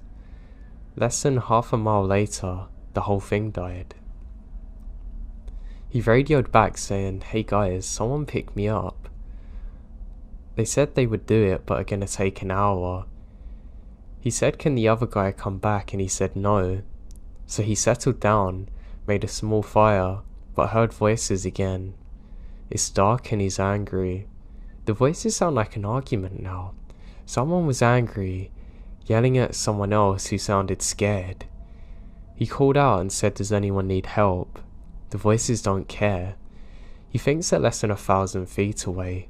He radioed again, and they said they're having trouble finding what path he'd be on, and haven't left yet. He said to them just to get another ranger there. About 3 minutes go by, and the voices start again. He decides to walk there, hoping maybe there's some drunk people that have a map. He walks in their direction, but the voices seem to be getting further away as he got closer. Finally, 20 minutes later, he gave up and walks back. He got a radio call, and they said the other guy was passed out, covered in vomit, and was taken to hospital. They don't know exactly where I come from still because he crossed off everywhere that he went. Then the radio died, and the voices came back.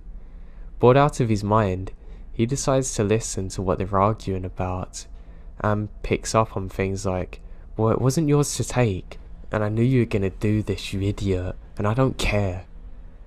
His guess is that 2 hunters are arguing over a kill. Then he heard something intelligible. Then silence. Bang. A gunshot. He doused his fire and hid. After that he heard nothing, just his breathing for the next half hour until he saw ATV lights. He told the guy picking him up everything and they called back. They had people looking for 3 hours but found nothing. They came back the next day with police and dogs. After about an hour, a shallow grave was found and a man who'd been shot in the head was also found. Thing was, it was a skeleton who had been there for years, so either the argument he heard was somehow from the past, or someone else got murdered recently when he was there.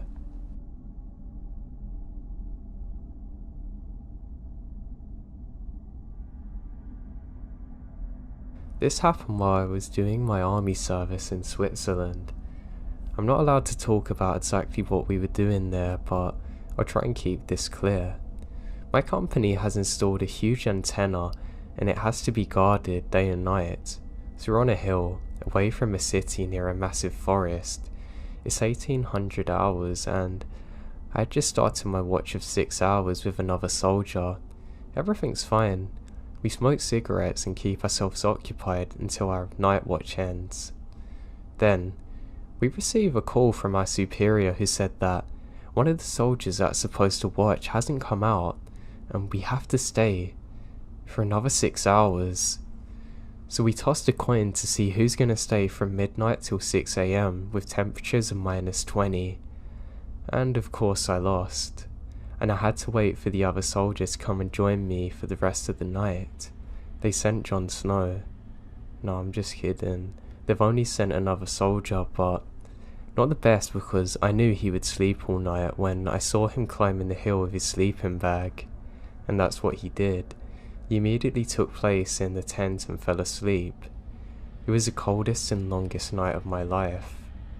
Nothing special about it. The weirdest part though happened in the morning. We received another call from our superior telling us that we had an NBC exercise. It means that we have to wear all-day chemical suits. The one with the gas mask and everything. I was really upset and exhausted because I wasn't able to sleep with that thing on, and sleep was my only reward for the 12-hour watch. Well, I get out of this tent, and I saw this thing that still scares me to this day. I see a woman standing next to the antenna. She wasn't moving, she was just standing there, meters from my tent. I couldn't see her face because of the sun starting to rise behind her. I knew she's a woman because she had really long hair. Remember that we're in the middle of nowhere and she's standing there, not moving like she's frozen. I start to freak out and call the other guy to see what I'm looking at. I don't know why, but he wasn't scared at all, and he told her to leave. But she didn't. She just stood there staring at us. I was confused. How could a woman ignore 2 soldiers in a forbidden area? I mean, we're in Switzerland. The army's not that impressive, I know, but people usually don't do this kind of thing. They would just move away, especially when it's 6 in the morning. And what she's doing in the middle of nowhere is beyond me, not dressed for cold climate. How long was she there? And how did she get there? I don't even see any footsteps. So, there's so many questions running through my head. The other soldier didn't think twice and starts walking towards her. When he almost reaches her, she starts running very fast into the forest. I see her going deep into the forest and I never see her again. I'm a really rational thinker, but I have absolutely no explanation for this. Thank God there was someone there with me because nobody would have believed me if it was just me there at that time.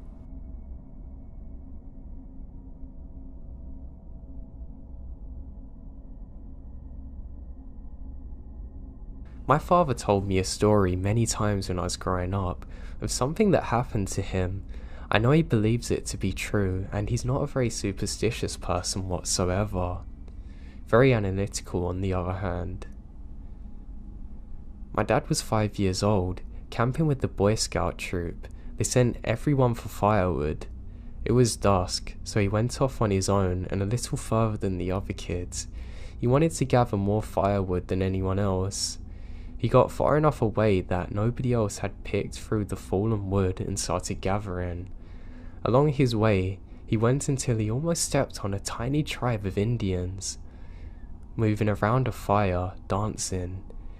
He said they were tiny, and they didn't pay him any attention as he crouched down to look at them. He ran over to go and tell his friends, but by the time he come back, they're all gone. He said he's never seen anything like it in his life, and he was sure someone was playing a prank on him, but how? How could somebody make a prank look that real?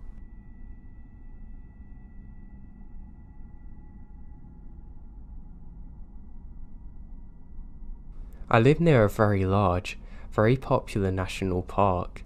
Locals here, like myself, are pretty aware of the goings on here. Strange sounds, weird creatures, and strange disappearances. I've dealt with these in my past times and hikes, and even just relaxing in the park. Here's one that still freaks me out to this day. I was at my grandma's house that's deep in the Bonnies, and the only road there is a gravel road that's washed away. Without a good car, you're not getting anywhere. My cousins lived in a trailer with their mums, right below my grandma's.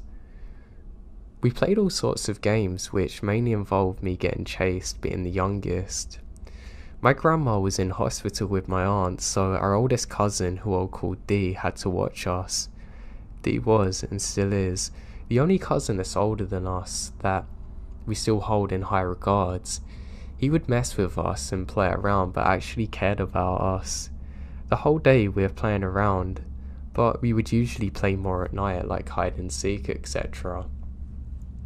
We've been playing pretty far away from the house, and it was starting to get dark. We decided to go back to the house and grab flashlights and play manhunt. Of course, I was the one being hunted. So I ran pretty far into the woods on the other side of the property, hiding behind a log. I heard my cousins getting closer, so I ran and they saw me. We ended up running to the very back of the property line, and we saw my cousin Dee. He looked at us and kinda growled. We all ran from him, thinking it's a game.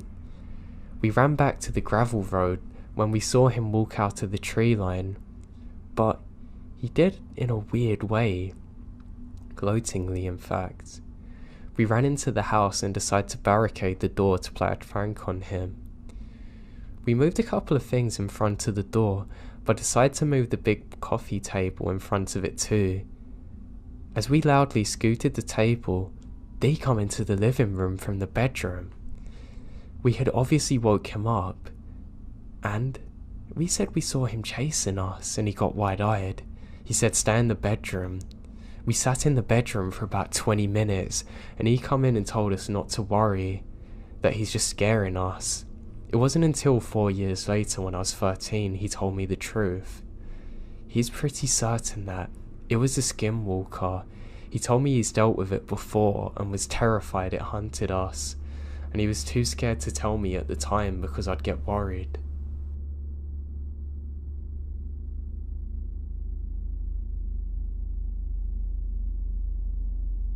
So with a few fraternity brothers and I are backpacking in the Nafala National Park and met some guys. They're locals. I mean, not local hangout bros, but local backwoods people who lived there for generations, hate the government and society types. These are guys that have apparently been helping Eric Rudolph, the Olympic bomber, hide in the national forest by supplying him with food drops. Really weird drunken conversations. They actually took us to one of the hideout drop-off caves. They were too serious, and that's the whole reason that I hated this. They trusted us because some things were said to make them think we're of a similar mindset. Anyway, we parted ways. Spent a few days trying to figure out if it was all lies or not, and that same week, they call Eric Rudolph in the dumpster of a Piggly Wiggly 3 miles from where we met the guys. Every single thing these guys said matched up with the news story. We gave them the bottle of Jack even. They said they'd give it to Eric. creepy as hell, hauntingly terrifying in retrospect.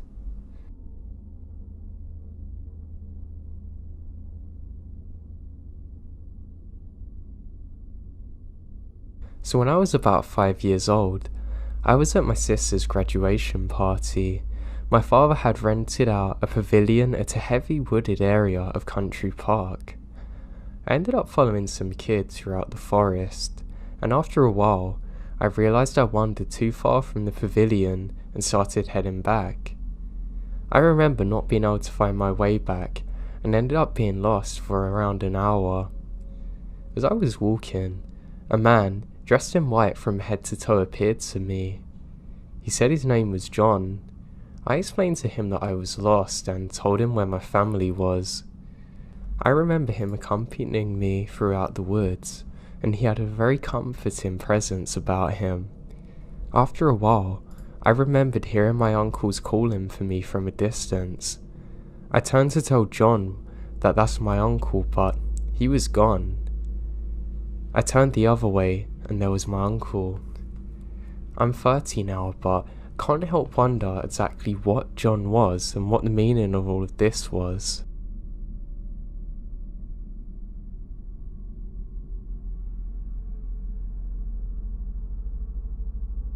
I guess I'll write what happened in chronological order. To preface this, I should mention that all of this took place back on my reservation. I'm from Algonquin First Nation from Canada. Another thing I should mention is that on the res, traditional beliefs and legends of the paranormal are still a big part of our community. The attitude of most people towards the paranormal is one of assurance. To us, the paranormal is a regular part of our life. We believe in a spirit world, and we believe that sometimes these beings can cross over from their world to ours. Well, I tell paranormal stories to my non-native friends. They're always in disbelief of what I tell them, but they've had no paranormal experiences, unlike me having a bunch, and most everyone I know on the res has had one. I don't really care to explain it, but it is what it is. Anyway, here's the story. This happened in the fall of 2011 when I was 16 years old. I was living in a nearby city with my mum, so I can get a better education than the one I can get at home.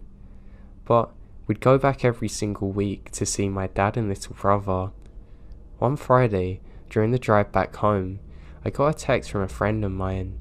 She told me about a party that was happening that night, and she said to me, when am I going to be home so they can pick me up?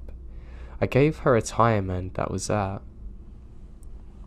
When we got home, as soon as we stepped inside the house, I see my dad and cousins sitting at the kitchen table drinking. They're both cops on the res, so usually beers with his partner on a Friday evening happens. Means that they had a particularly tough week at work though. Typically, the toughest cases they deal with are ones around children. So a part of me felt sad immediately that something bad's happened. They both look tired and drained, but they're happy to see us. We say our greetings, catch up a little, and my dad asks me if I have any plans. I tell him about the party and where it'll be, and he and our cousin share a weird look. Why are you guys making that face? Did something happen? I say. I dunno, should we tell her? My cousin said, looking at my dad. He laughed and said, yeah, we probably should, because I'm gonna have to be going to a cottage pretty deep in the woods later that evening. They start off by saying the first strange call they get is on a Monday night. There's an elderly woman saying that there's people outside of her home knocking on all of her windows. She can't see anyone, but there must have been at least 3 people, judging by all the different locations of the knocking. They arrive at the woman's home, inspect all around the house, even the woods, but find nothing. They tell her that it's probably some teenagers playing tricks on her, but sadly there's nothing they can do really, besides patrol the area in case they come back. On Wednesday night, the same woman called again with the same problem. It had been raining that day too, and there was mud everywhere. so they figure at least they're gonna know where they went, but they don't find a thing. This is when they start feeling like something is off, because one of the windows where the woman was, she's adamant that there was someone there, but it's completely impossible to get there without going through a huge puddle. This is when they start to think she's lying, but they just told her the same thing they told her friend a few nights prior. By Thursday night, everyone on the res had been talking about these strange experiences. It turns out that she wasn't the only one experiencing it. She was just the one to call. I mean, all of this is taking place on a res, so it wasn't long before people were linking it to the supernatural. My dad still wasn't sure if it's just a group of teens playing a prank on people, but they get another call from the same woman for the same reason. They rush over there, but are met with the same situation, except this time, the neighbour walked over looking pale as a ghost. That's saying something for him. He says, "Is this about the knock-in?" They notice he's a little shaky. "Yeah." "Did you see something?" They ask him, and he nods and said, "You guys are gonna think I'm crazy, but yeah." And he goes on to explain what he saw. He said he stepped out for a cigarette on his front porch when he heard knocking. He looked around to see where it's coming from, and when he looked to his neighbour's house, he saw it. There's a black figure standing outside of the woman's window. The same one with the puddle, looking at her home. He said it looked humanoid in stature, but completely made out of a shadow. You could tell it was something solid-ish, but you cannot make out any features on it. He stared at it completely in shock, and watched that thing as it knocked a couple of times, then darted around the house knocking on every window, moving so quick it's like a blur, and it went around the house a few times. The man ran across the road into the tree line behind one tree in particular. The man was frozen but couldn't look away.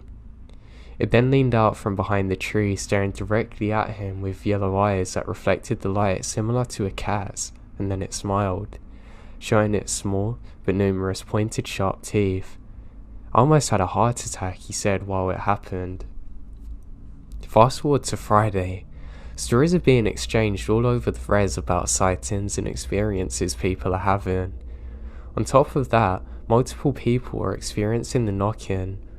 There's also quite a few sightings with everyone describing the creature in the same way.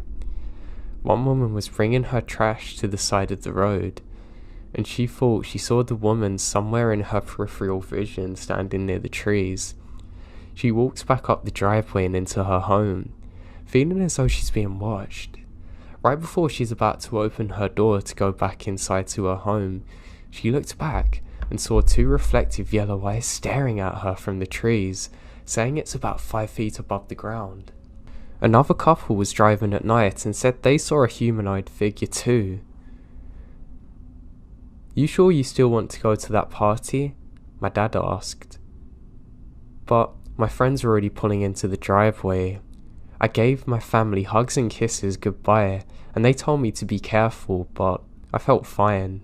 A common belief among native people is that negative energy attracts negative energy. Therefore, an evil spirit will draw to people with unresolved issues, traumas, and sinners, I suppose. If you're someone who's spiritual, self-aware, and basically a good person, you're pretty good. So I get to the party, and within 20 minutes, the conversation shifts towards the paranormal experiences everyone's having.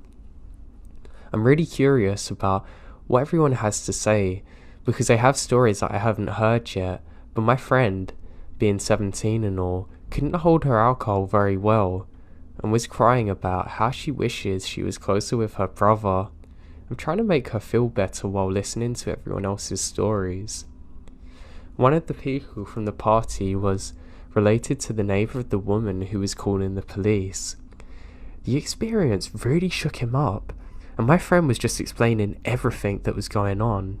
For one, he smudged his entire home, which is something people do for extra protection from the paranormal. He also went on multiple visits to the elders around the community asking for advice.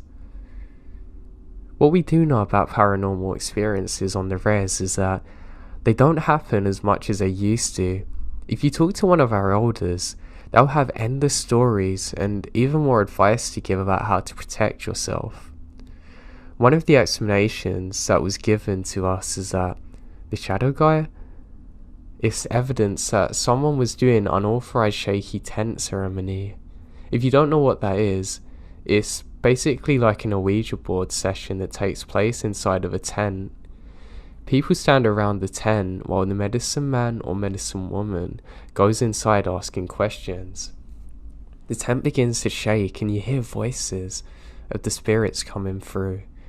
I've never personally been to one because we haven't had a good enough reason to make one, but typically our ancestors use shaken tent ceremonies when they're starving in the dead of winter and need some direction on where the nearest food is. My mum's been to one. Her story's crazy. She described hearing multiple men and women only speaking native tongue, and they're upset that people were doing a shaken tent ceremony when they're not on the verge of death.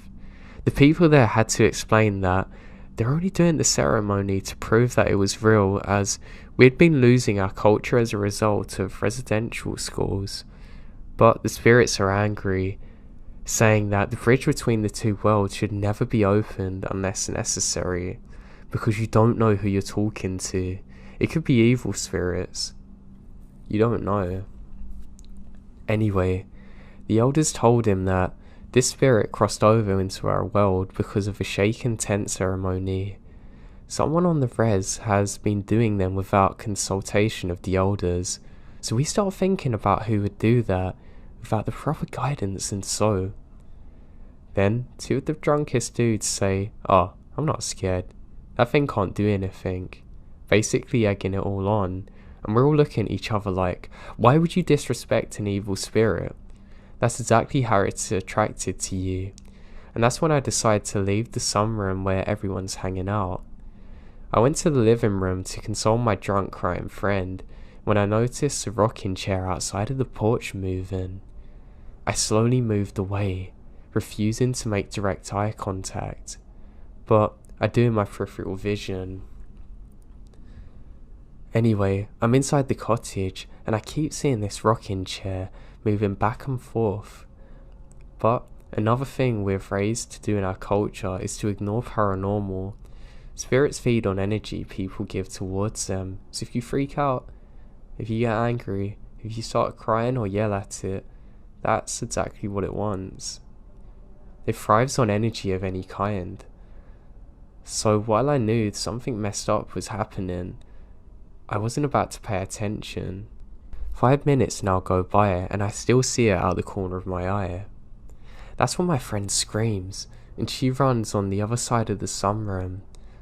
My other friend, too, sprints to the girl, number 1, who's sitting and busts through the French doors onto the balcony.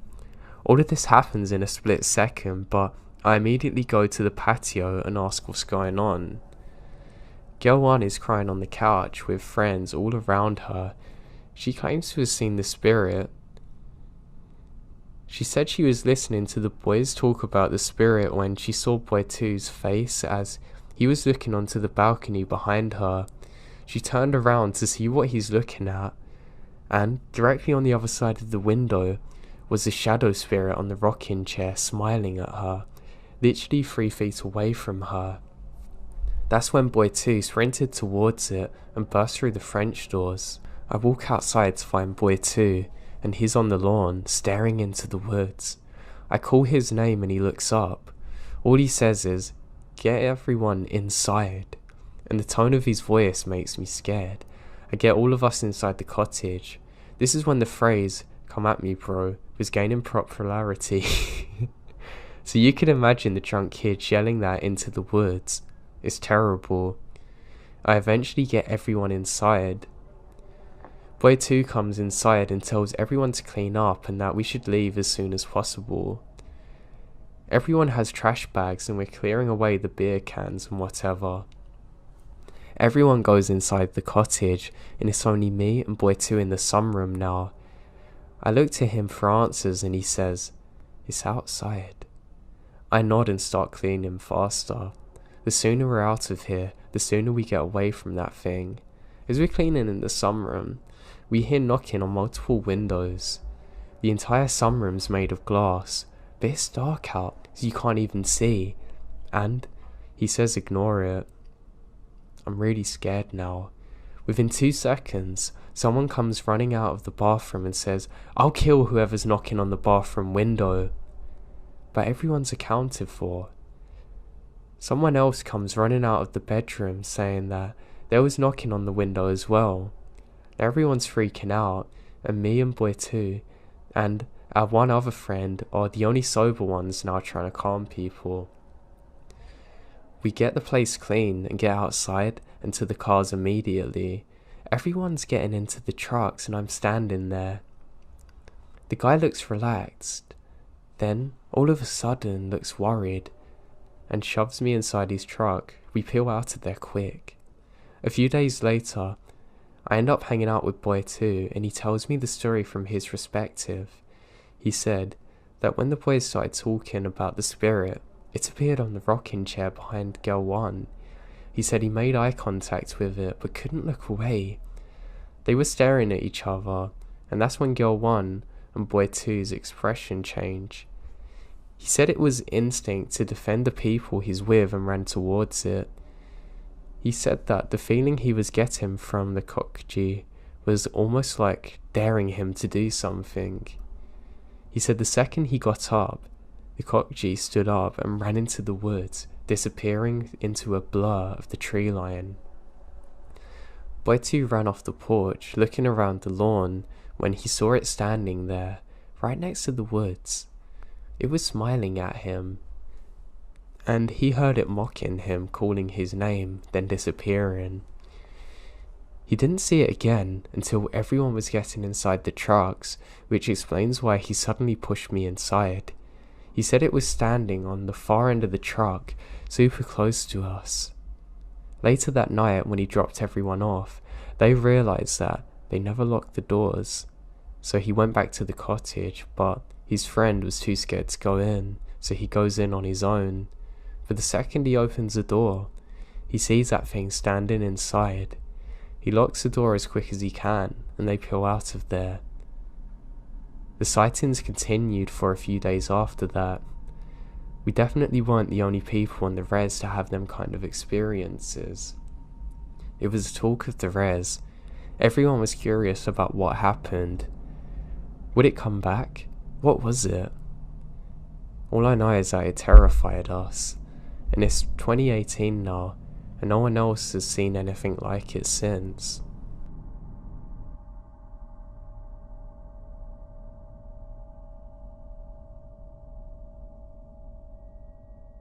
This happened to my mum, sister and me many years ago. I was about 8 then, I'm 37 now, and my sister is 5 years younger. Back then we lived in a city in the UK, in a not so nice part of town. Don't get me wrong, this wasn't the ghetto or Wild West, but there were nicer places to live. A bit of background information to the story. My dad was self-employed, owned a small factory on the outskirts of the city centre about 5 miles from home. The factory is surrounded by a wasteland homes, to mostly derelict and broken buildings. The area was grey, dirty, and covered in graffiti. Hell, not even the city homeless would take refuge here. One day, my dad calls my mum at home. He needed her to come home to the factory to help finish a job, but they only had one car, so it meant us getting the bus. I don't mind. My 8-year-old self was full of adventure and loves the idea of riding the bus to big town. The bus ride's uneventful as we brave the city traffic, eventually going through a forested area, then arriving at our stop. The described earlier, it's not the type of place people go unless they have a specific reason, so it wasn't surprising we're the only ones getting off here. We started in the direction of my dad's factory, which was just under a mile from the bus stop. My sister's asleep in the pushchair as I was jabbering away, when suddenly I become aware my mum's preoccupied. I look at her, but she said, "Keep walking." I noticed she glanced over her shoulder near the tree line. I slowed down, but she tugs my arm and says, "Keep going." I remembered feeling anxious as my mum walks faster, pushchair bumping over uneven slabs. Then I heard him. First the footsteps, clumsy and heavy, then his raspy voice. He was muttering incoherently, having a conversation with, I guess, himself. Suddenly my mum crosses the road, holding my arm tightly while steering the pushchair. He crosses the road too. My mum's cursing under her breath. We cross again. Whenever you think you're being followed, there's always a nagging doubt you're paranoid. But when we cross the same road for the 4th time in 5 minutes and this guy's still following us, I knew it was on. This was back in the 80s, with no mobile phones, no internet and no SOS texts. You're really off grid. But now I can feel adrenaline. We're approaching a T-junction. My dad's factory is only around the corner, but it's about 500 yards away. If you didn't know where you were, you'd assume you're heading further into the ghost town. As we turn the corner, my mum told me to run as fast as I can to get my dad. I hear my mum and the pushchair thundering behind me. My heart is pounding. I ran like my life depended on it. My feet are crunching on broken glass. I don't dare slow down. I could see the small road ahead leading to a car park of the factory. I knew what I had to do. I shout for my dad as loud as I can. My throat is burning as I gulp for air. Hot tears stain my red cheeks. I burst in the door crying and my dad comes out running. He grabs the nearest object and ran towards the car park. I stood looking out there, watching my dad sprint across the car park. I see the pushchair too. My mum told my dad where we'd been followed and points in the direction, and my dad took off. He come back 10 minutes later. The creepy guy's nowhere to be seen. My dad said he probably ran off when he heard me shouting. With all the old empty buildings and wasteland, it's easy to disappear, even into the woods.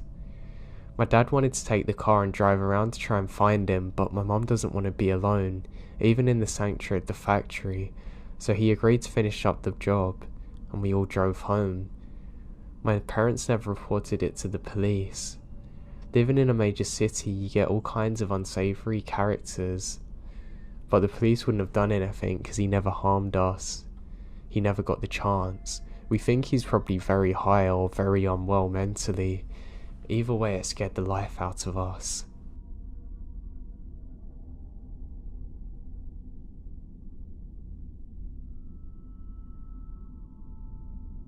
My father sadly died and I needed to clear my head, so went on a solo trip to a cabin in Oregon with my dog. Now I had a couple of weird things happen. My Pop-Tart incident still trips me out, but I think I can write that one off as maybe someone messing with me. But here's my story. I'll be the first to say that all of this could have happened in my head, like with anything. The mind's a freaky place and can play tricks on you. Now whenever I was scared as a kid, my dad always told me that in life, you shouldn't be scared of ghosts. Fear the living, they'll hurt you. In my late teenage years, I come into some money after my father committed suicide and I received an inheritance from him. Near the time of my dad's passing, he and my mum owned a cabin in Oregon. The cabin had been put up for sale by my mum, who could no longer afford the payments or renting it out.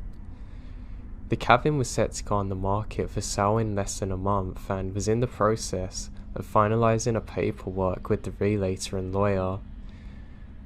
So for that month's time, the cabin was not going to be rented out any longer and was going to be vacant. I saw this as a chance to get away for a while and clear my head in light of all things that were going on. I quit work, packed up snowboarding gear, grabbed my dog, and headed up in my dad's car that he had wheeled to me to the cabin.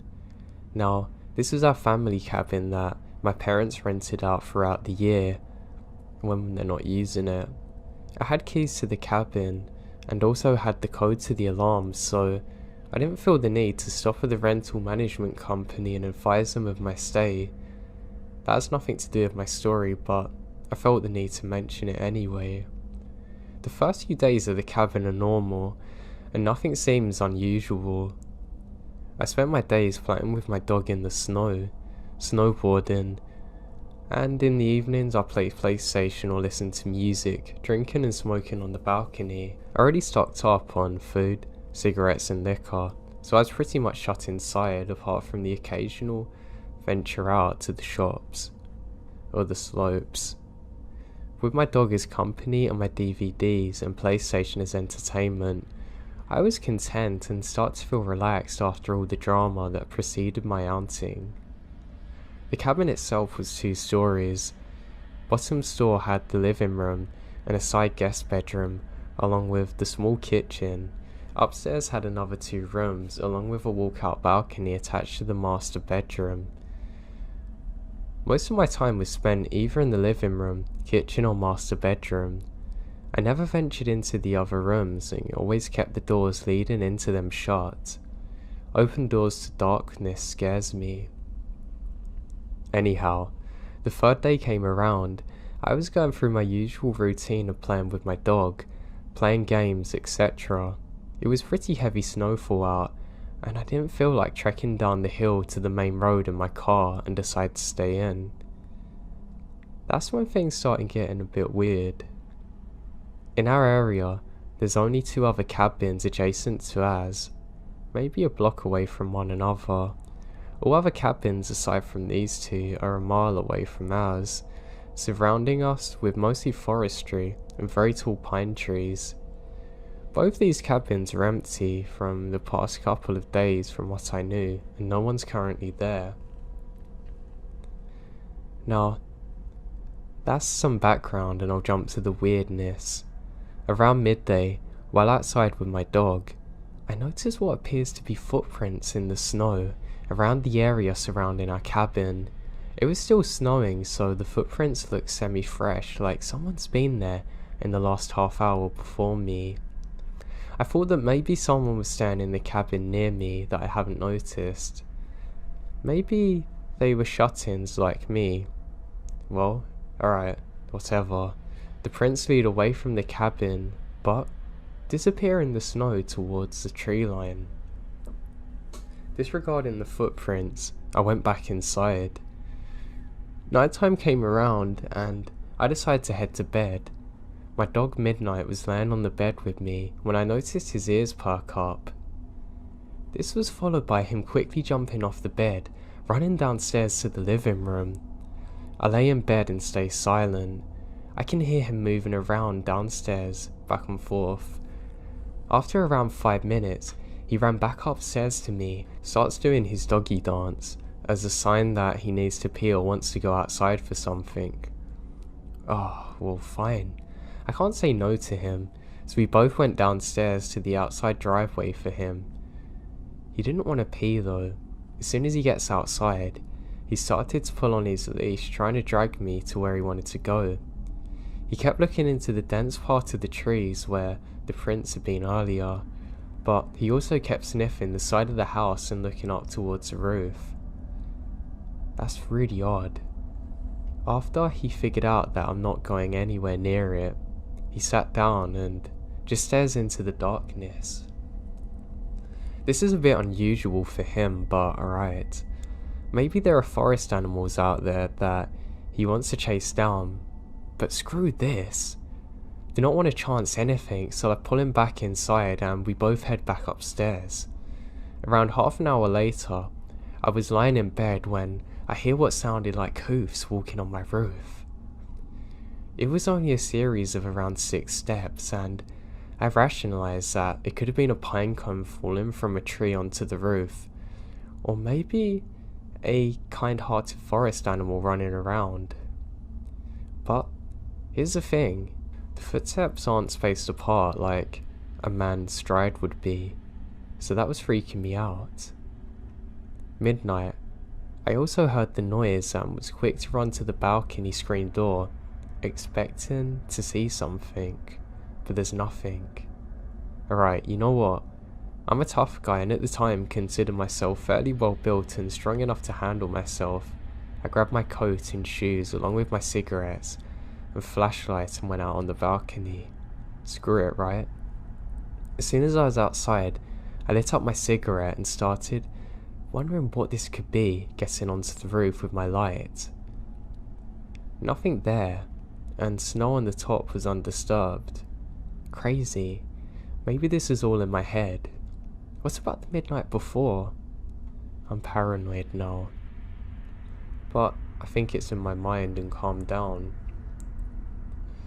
My eyes started to adjust to the darkness, and I kept smoking and just staring at the stars and trees next to our cabin. That's when I saw it. In a tree that was little taller than our cabin, around 20 feet from the balcony, I saw what looked like a man crouched in a squatting position in between two branches.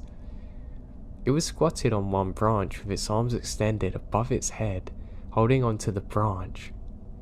Wow. What is that? I wasn't sure if I was really seeing that thing, and just stared motionless. I noticed Midlight stand up and start pacing behind me and lightly barking at the same time. The thing still did not move.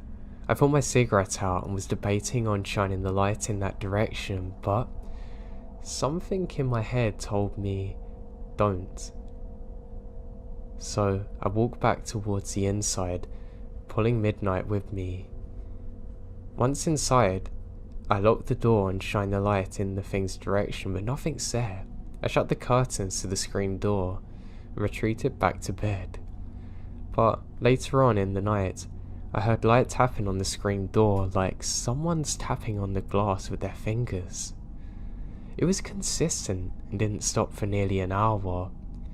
Midnight stared at the door, but even he won't go near it.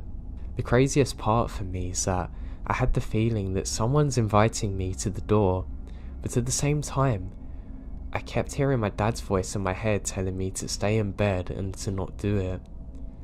I listened to my dad's voice and stay where I am. Eventually, I pass out and wake up and everything's normal. The rest of the week I spent there was uneventful, and nothing else out of the ordinary happened. I totally admit that it could have all been in my head, but the fact that my dog was acting up too makes me really worried about the whole situation.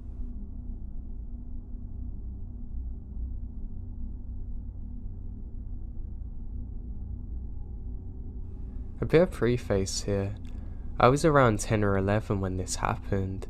Old enough to stay home alone, but not old enough to recognise some red flags. I attended camp over the summer, the typical 8 to 3 route. Now my house sits at the end of my street, which forms the U, but for some reason, the bus driver would never drop me off at my house.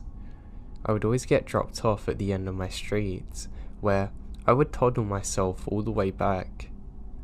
Both my parents work late hours, sometimes not getting back until 8 PM, and it would be very expensive to hire a babysitter for 5 hours a day, 5 days a week. So, starting 6th grade, when the bus dropped me off at home, I'd be by myself. I'd do the usual middle school routine, play games online and watch TV. Occasionally, my neighbour's cat would come into my backyard and I'd feed her or play with her. The only computer in the house was my dad's workroom one, which has a window overlooking a deck, and the window overlooking the side of the house. We have large bay windows in the living room, dining room, and kitchen of my home, and since we sit on a hill, you can pretty much see the entire backyard from a nice vantage point. So most days when I got home, I toss off my backpack and go right to that room, and you could see me walk from my front door and pop up by the computer from outside.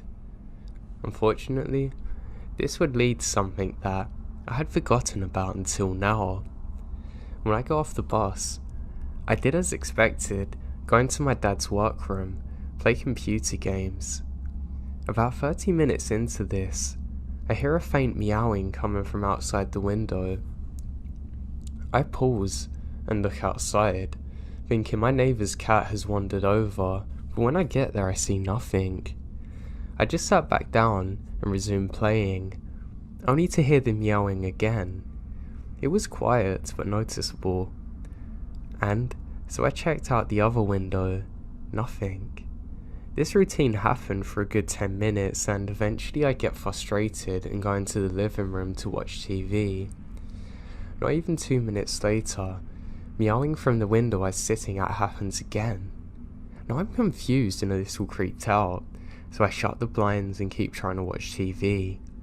The meows still go on, but only when they come from right behind me did I jump up and get scared and ready to leave. I went into my bedroom where the blinds were still down but cracked for sunlight. I tried to read a book, only to hear a meow come from outside my bedroom window now. This is enough to make me call my dad, concerned that maybe the cat was hurt, but I couldn't see it to be sure.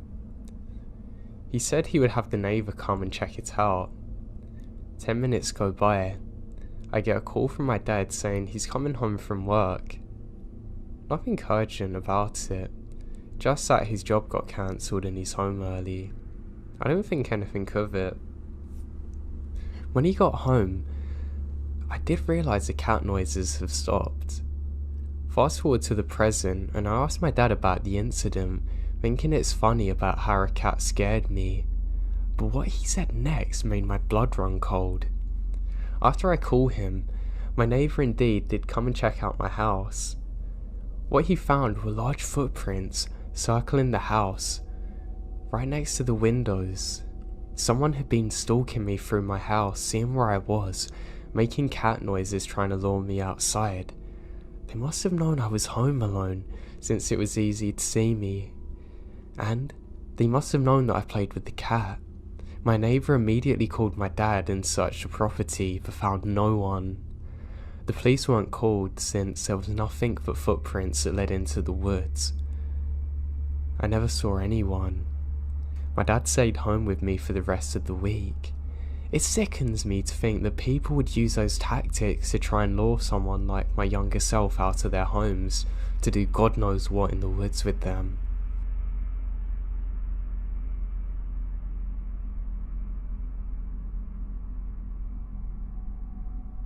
I was driving to work. It's about a 5-hour drive. It was already dark, and about 3 hours of driving in, I start getting really tired. I bought myself a coffee and some snacks at a gas station and continue on, but snacks and coffee can only keep you awake for a certain amount of time, and I feel really dozy. This part of the road is nothing but thick pine wood around me. There's no other cars on the road or anything. Only insects smashing into my windshield now and then on the empty road. Now I'm extremely tired, and at one point I nearly drove off the road, for almost falling asleep. I have to sleep now.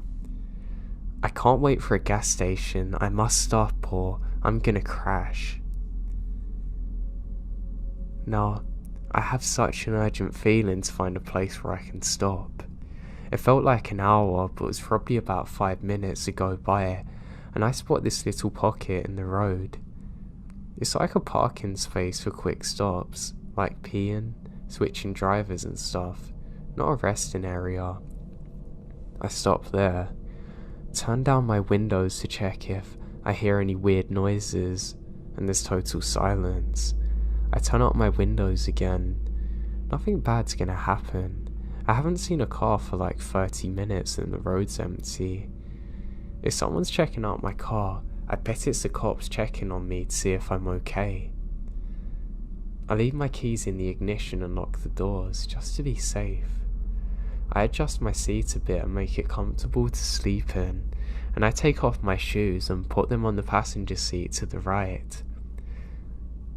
It was so nice, and I close my eyes and instantly fall asleep. Now I don't know why, but something wakes me up. I can't explain it. I can't really see anything. Some kind of bright light hits me in the eyes though. First I think it's a flashlight, but now I realise that it's the high beams of a car in my rear view blinding me. I look to my left and I see a dude walking up beside my car. Maybe he wants help with something. Should I make it clear to him that I'm here? He's right beside my left back door. Should I step out and ask what he's doing? I didn't have to. The dude proceeds to jerk and pull on my left door. I almost have a heart attack. He's trying to force his way in. My seat is adjusted to lay down, and I push it back as far as I can. I can reach the pedals, which makes it almost impossible for me to drive my car. I slam the horn, and it breaks the silence with a roar, and the dude jumps back. That gives me like 2 seconds to push my seat and reach the pedals, but it's still out of adjusting, and I'm pulling myself really hard towards the steering wheel. Because my seat is lying flat, it's not supporting my back and it kind of hurts. Anyway, I start my car and drive, kinda, with a cloud of smoke. It's hard driving a car with nothing holding you up properly, but I manage. As soon as I look in my rear view, he stands up looking at me. And what's worse, I can see 2 more guys next to him. I can see the silhouette of their high beams. One of them has something in his hand like a crowbar. I drive super fast, way over the speed limit. I'm terrified. Then, I stop at a gas station to sort my seat out and put my shoes on. I figure out I was only asleep for like 10 minutes, which makes me worried that they were following me. I'm really worried now. I told my boss the next day, and he actually said he's heard of problems like this all over Sweden before, where criminals will stop you and rob you or do worse things. I've never had anything like it in my life, and it makes me terrified to stop when I'm driving again.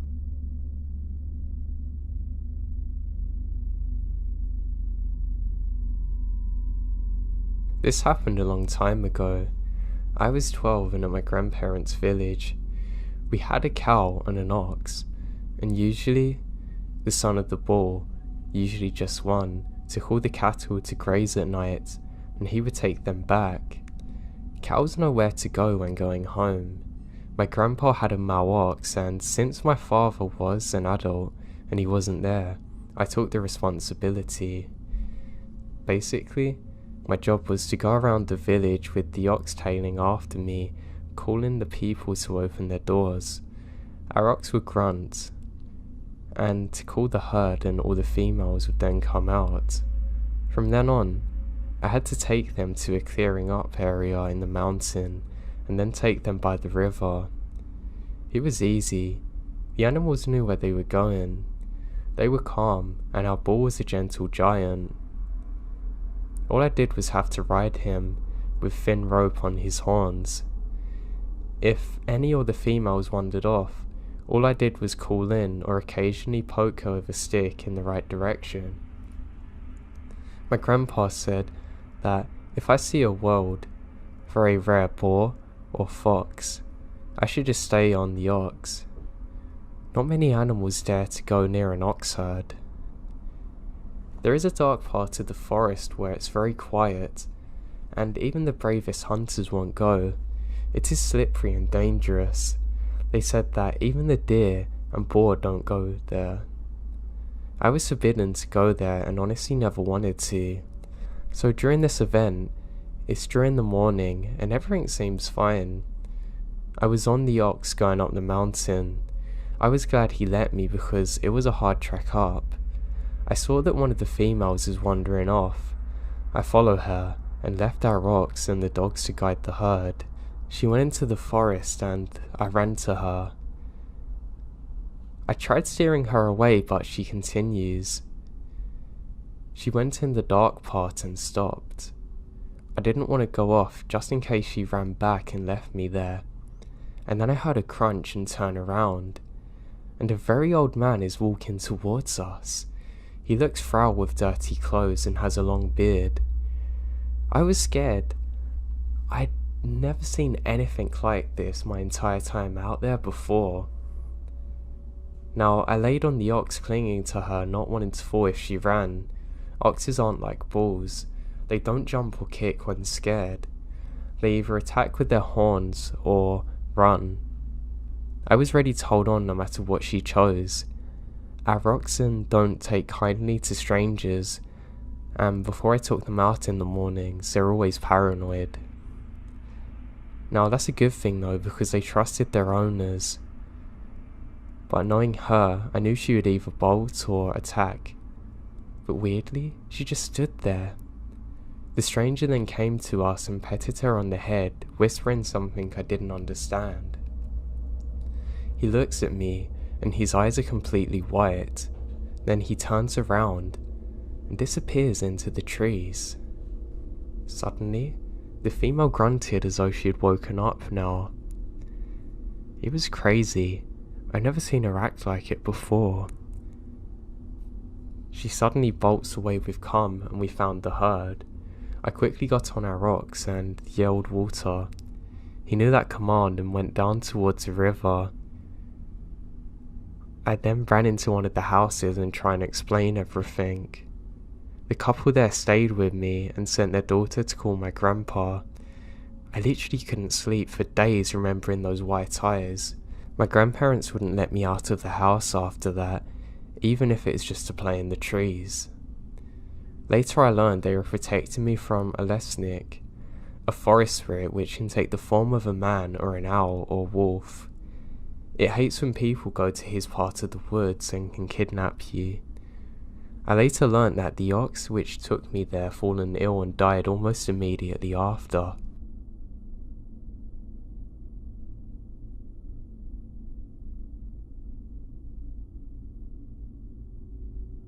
I used to do a ton of camping, but one night, still early on, I was up with two friends in the middle of the night, just hanging out in a field next to the campsite, looking at the stars and almost full moon. It was so bright outside, it's almost like a daytime moment. When suddenly, I noticed a faint whisper. I thought it was someone from camp, but no, it came from the other direction. We all went quiet and listened to the faintest "hey," to which we follow, across the field away from the camp, and the whispers grow louder, but ever so slightly. That's until we come across a road. Across the road was a fenced-in area, but it's got a pretty bad fence. It's easily crossed. On the other side of the fences was a small woods. The trees are spaced pretty far apart from each other, and the moonlight's not really doing much. Now, it's pretty dark out there, under the trees. You could barely see past the first few rows, and now, the voice is much louder, but still, as if someone's trying to whisper. A voice that sounds like a girl is saying, "Come play." Craziest part is that there's no women with us on that trip, and we can just hear the sounds of a little girl whispering for us to come and play in the pitch blackness at 1 a.m. We decided to not investigate any further.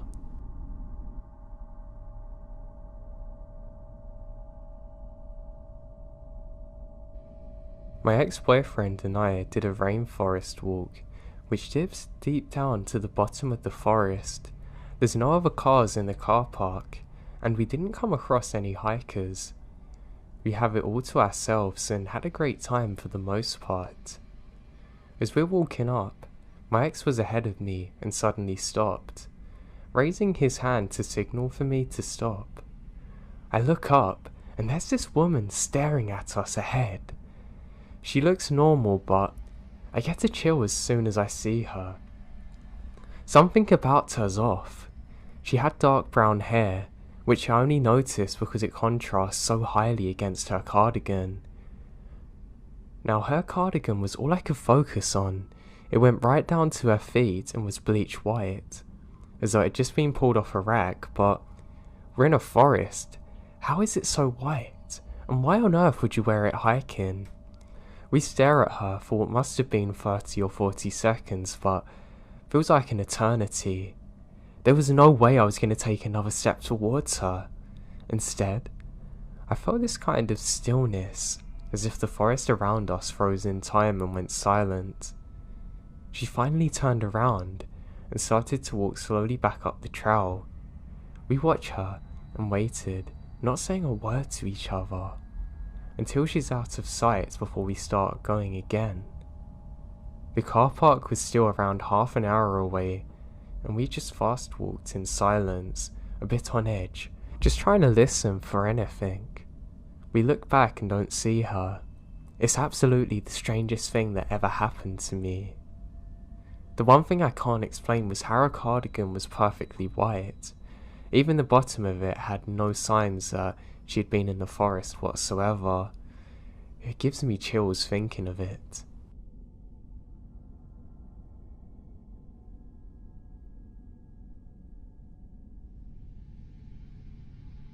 This happened 1 year ago, over the course of 5 months, but I've decided now that I want to see other people's opinions on it. I live in a rural area with a few houses around, but plenty of forest, and out of nowhere, around 10 to 12 at night, there would be a series of knocks on one side of the house, which isn't odd if it's one time, but this happened many times over the course of 5 months. If I had to put a number on how many times it happened, it's probably around 30. It's the exact same kind of knocking. At first, we thought maybe it's just some kids banging on the other side of the house, but no kid has enough dedication to continue it for this long with no reward. Also, I've stepped outside to see if anything's there, and literally, it's as if no one's there. I don't really believe in the paranormal, but I genuinely have no clue as to what this could be.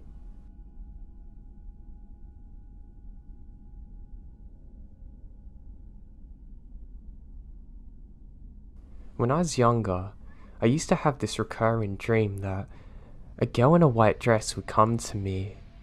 At first she was harmless. She would never say anything to me.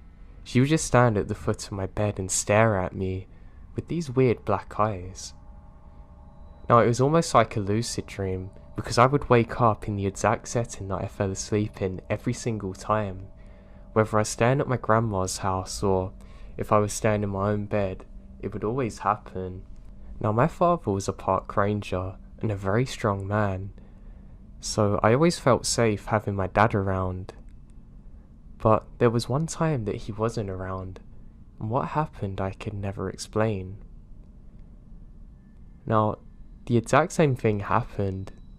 I was so used to it. I wake up in the night, and there's a girl in that pure white dress just staring at me. This time, she raises her hand at me, and wants me to come with her. I'm not gonna hold her hand. I've rubbed my eyes and it feels like I'm not even in a dream, but I know that I am. She suddenly takes off and sprints outside, into the yard, then into the forest. Even in my dream mind, I still think, hell no, I ain't going out there. And I just go back to sleep. When I wake up, I can't shake the feeling that something was off about that dream.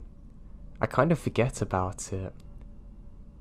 A few years later, I hear off my dad that he's also had the same dreams, and some of the other park rangers have too that he works with, and he's never been able to explain it.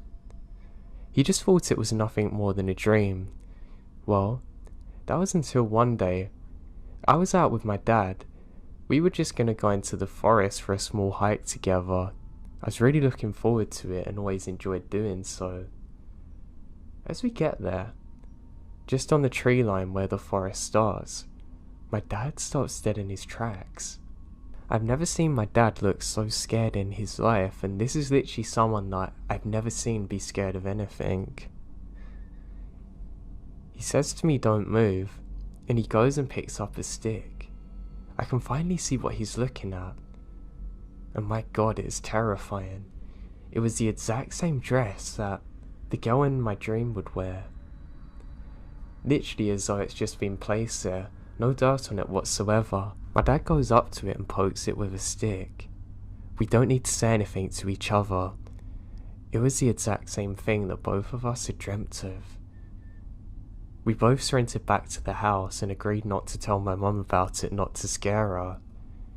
I found out later that my dad actually went there to go and investigate further to see if someone was playing a prank on us, but literally, later in that day, the dress vanished without a trace. It's the single most crazy and unexplainable thing that's ever happened in my life. If it was only me having the dreams in this experience, I wouldn't have been as scared, but the fact that my dad had it too? Crazy.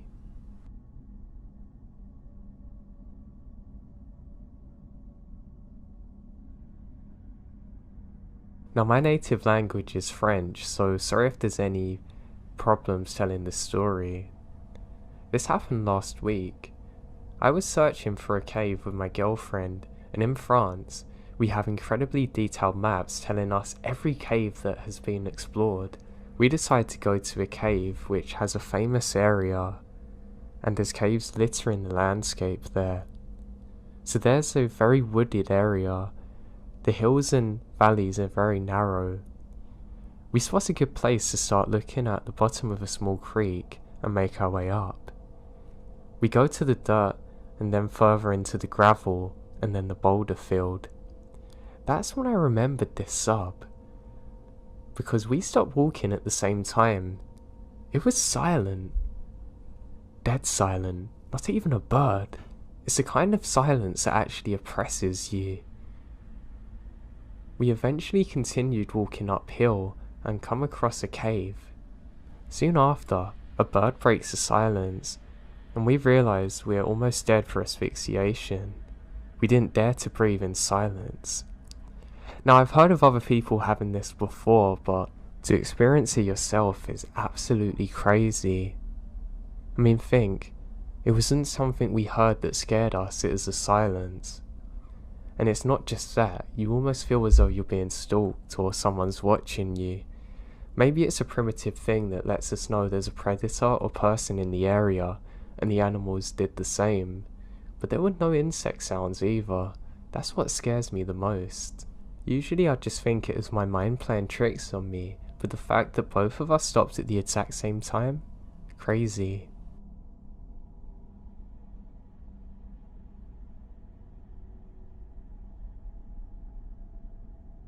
The details I have on this story are very vague, but someone told me about a teenager who went into the Apocaly National Forest to hike, and then was reported missing several days later when he didn't return home. A couple of months later, when he was found in the woods, he was a different person, appearing like he was drunk. He was tested but had no signs of drugs or alcohol. The negative results. Mentally, he wasn't all there, but physically, there's no signs of him being exposed to anything to cause this. He kept telling people that he encountered something strange. It was several months before he was himself again, and he had very little memory of what happened on those days. I've asked people that I know who live in Apocaly or have camped and hiked in the Apocaly National Forest, and they've never heard this story. I really didn't know this person who told me this story, but it's crazy. I do know that over the years, people have gone into the Apocaly National Forest and never came out. Some of them are harmed or killed by animals. Others, murdered by the worst enemy of all, humans, and never found again with a trace. Now, I've driven through the forest on State Highway 40, and it's creepy as hell. It's creepy enough in daytime.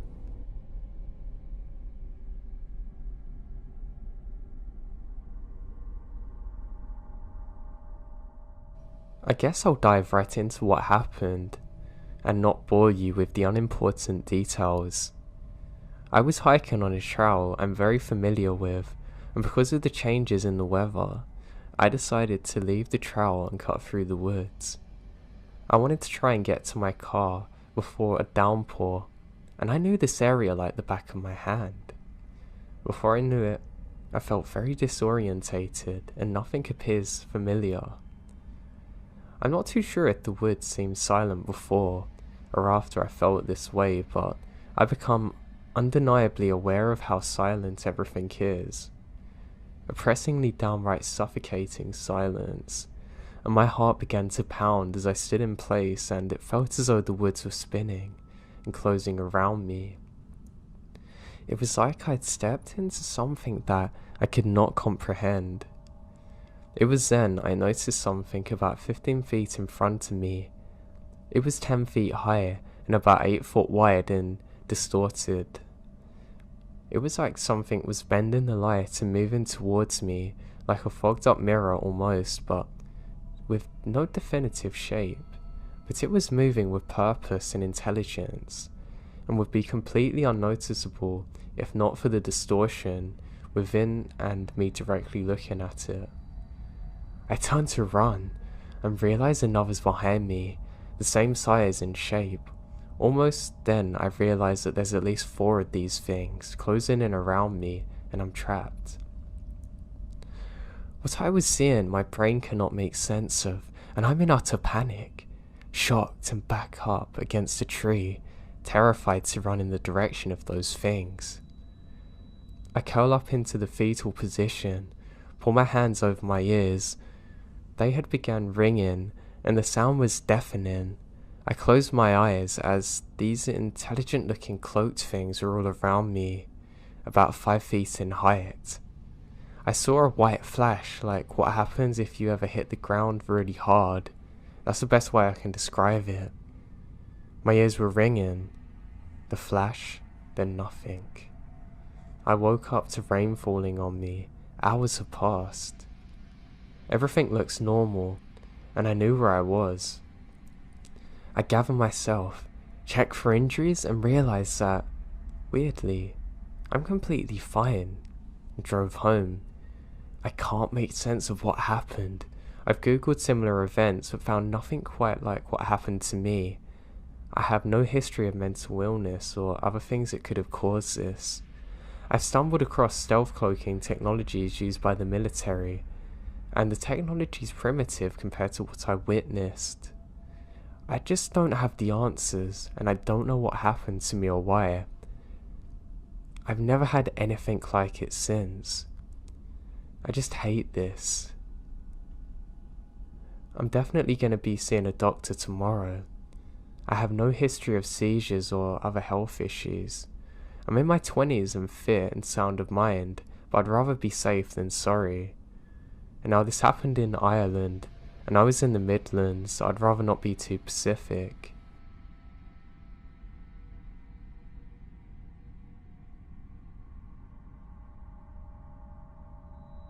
So my story isn't recent, but I needed to share this.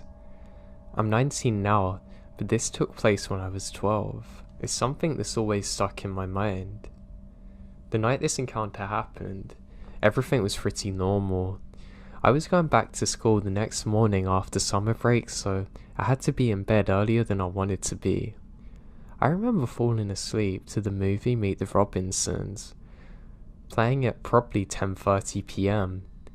And then I woke up, and I knew it had to be late. But the first thing that I registered was that the TV is completely scrambled. I mean, almost like a DVD that doesn't play so it skips. But it was frozen, so the image was warped and boxy. Except the Meet the Robinsons DVD was fine. At this point, I guess it's around 2 or 3 a.m. The second thing I registered was that there's voices coming from the kitchen. I got out of bed to see what was going on because the voices are talking really loud and sound panicky. When I got to the kitchen, I realized that it was my mum and older sister arguing. The first thing I actually picked up on and comprehended was my mum saying, "Those are definitely aliens, what else could they be?" Almost sounding hysterical. Neither of them saw me enter the kitchen, but I asked what's going on, and my mum looked at me, and I knew she's scared and shaken. She literally had tears in her eyes. She told me in an almost sad voice that aliens were outside. At this point, we're all standing in the kitchen in front of our sliding glass door that looks across the yard. There's a field there. I was confused, so she pulled back the curtain to the kitchen door, and I don't see anything initially. I don't look hard enough. But I then saw my huge dog, German Shepherd and Great Dane mix, sitting in the middle of the yard in the direction of the neighbours, which was to my house on the right side. I asked my mum why he isn't sitting on the porch like normal and why he's so still. To that she said, "You can slide the door very slowly, but don't make too much noise." And usually when the door to the house is open, my dog looks towards it and runs in, but he doesn't. He's still gazing. I didn't realise what was going on, but I was scared because my mum was clearly scared, as my older sister is too. My mum signalled to my sister and I to be quiet, and we were. On a normal night, you can hear animals in the woods, or the trees in the wind, and crickets chirping because it was summer, but that night, we can't hear anything. It's completely silent outside, not even a breeze. This gives me chills that makes me shake. Something's terribly off. My mum shut the door, and my sister and I followed her to the bedroom where my dad was asleep and the windows open. She explains what's going on. She told me that my sister is in my room looking for something and peeks out my window. My room is in the back of the house and my window looks out to the trees behind the house. She saw what she thought was a pack of coyotes, but there's 30 of them, and the closer she looks, she starts to see distinguishable features, and that's when she dipped out of the room and told my mum. But before she could get there, my mum said that she walked outside before my sister came to say what she saw, and saw a tall, dark, slender figure walking down the neighbour's driveway towards our house. She thought it was the neighbour coming over for some reason, but then she suddenly got scared and felt it's best to pretend she's asleep so she wouldn't have to talk to the neighbour. And those events lead us to go into the kitchen window that overlooks the neighbours' houses right next to each other. It's dark. I'm looking very hard and I can see shadowy figures. Most of them are small and very quick. So fast that if you weren't paying attention you wouldn't have noticed, and if you paid even more, you could see the slower, taller ones. They move slow, and the silhouettes are darker than their background, almost fluid looking.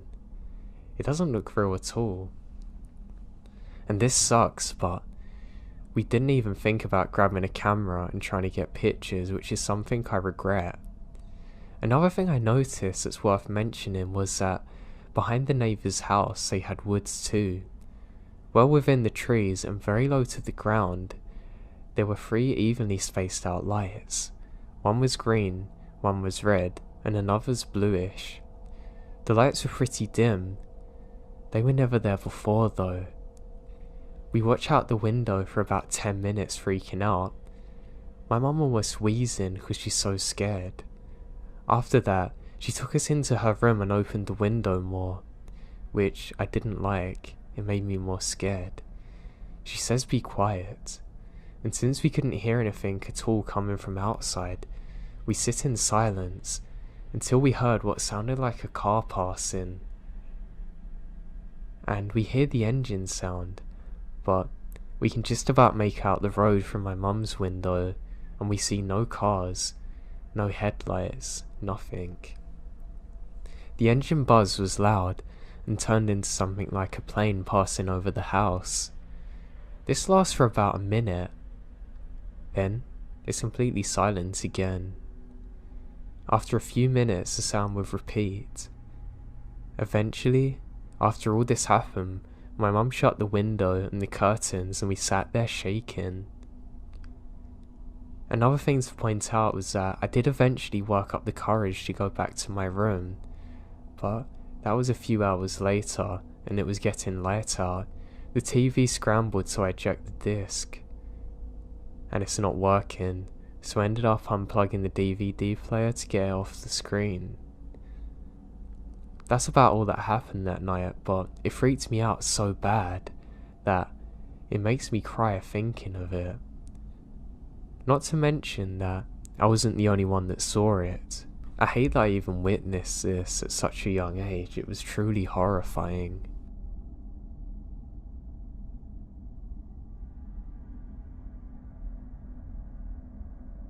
A lot of you wanted to know my cousin's story on the Skinwalker, but I'm going to try and get to the actual story from him tomorrow and fill you in there.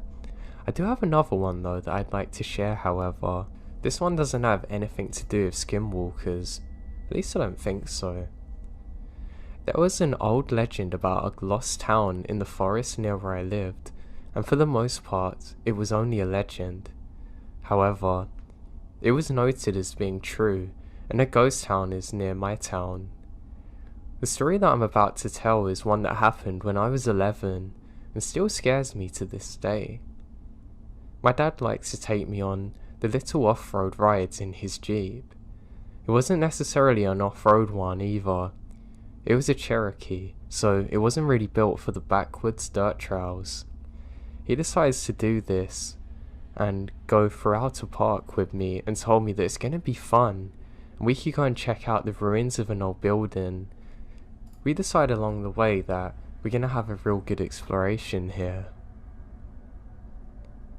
There was one of those official vehicles only gates on this dirt road we come up to, and usually that would stop people, but my dad just decides to break the lock and push it open anyways. My father was ever the best to listening to rules, but sometimes he had to break them. About 30 minutes into our drive on this road, he's shining a flashlight out of the window, trying to find this building, and he has his headlights on full. We're both looking for signs of, well, anything. Eventually we come upon this really steep hill.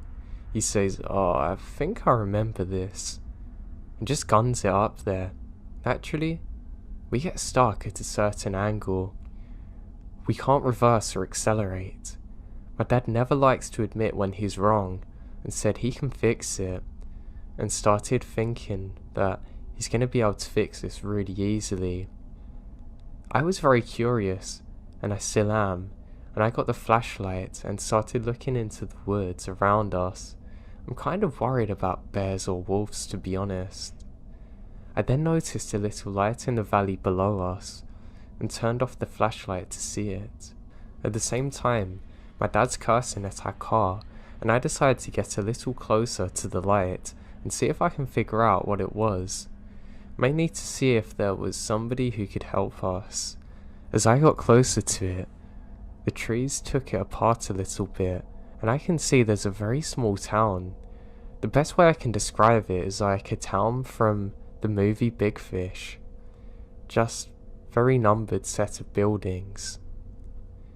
As I got closer, I hear voices, and I saw people, but something just seemed really weird, like they weren't really there. I decided to try and get closer to the town, but the closer I get, the more weirded out I feel. I eventually felt if I didn't turn around, I would never come back, which is very odd, and I've never had this feeling before. I decided to turn around and go back to my dad. He didn't get the car unstuck by himself, at least, and we just slept in the car. The following morning, the park ranger showed up, and after a lengthy talk with my dad and a very hefty ticket, he helps us get the car unstuck and be on our way.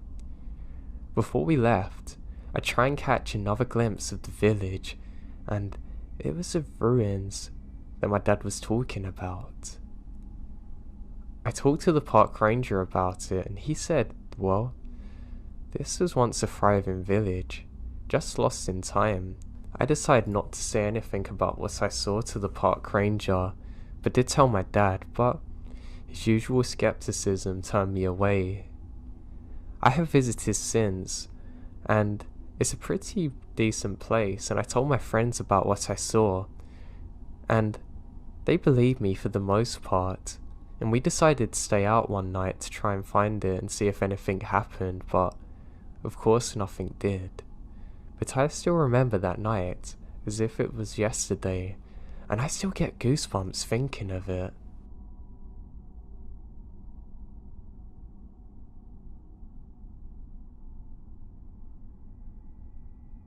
I went hiking with one of my old friends.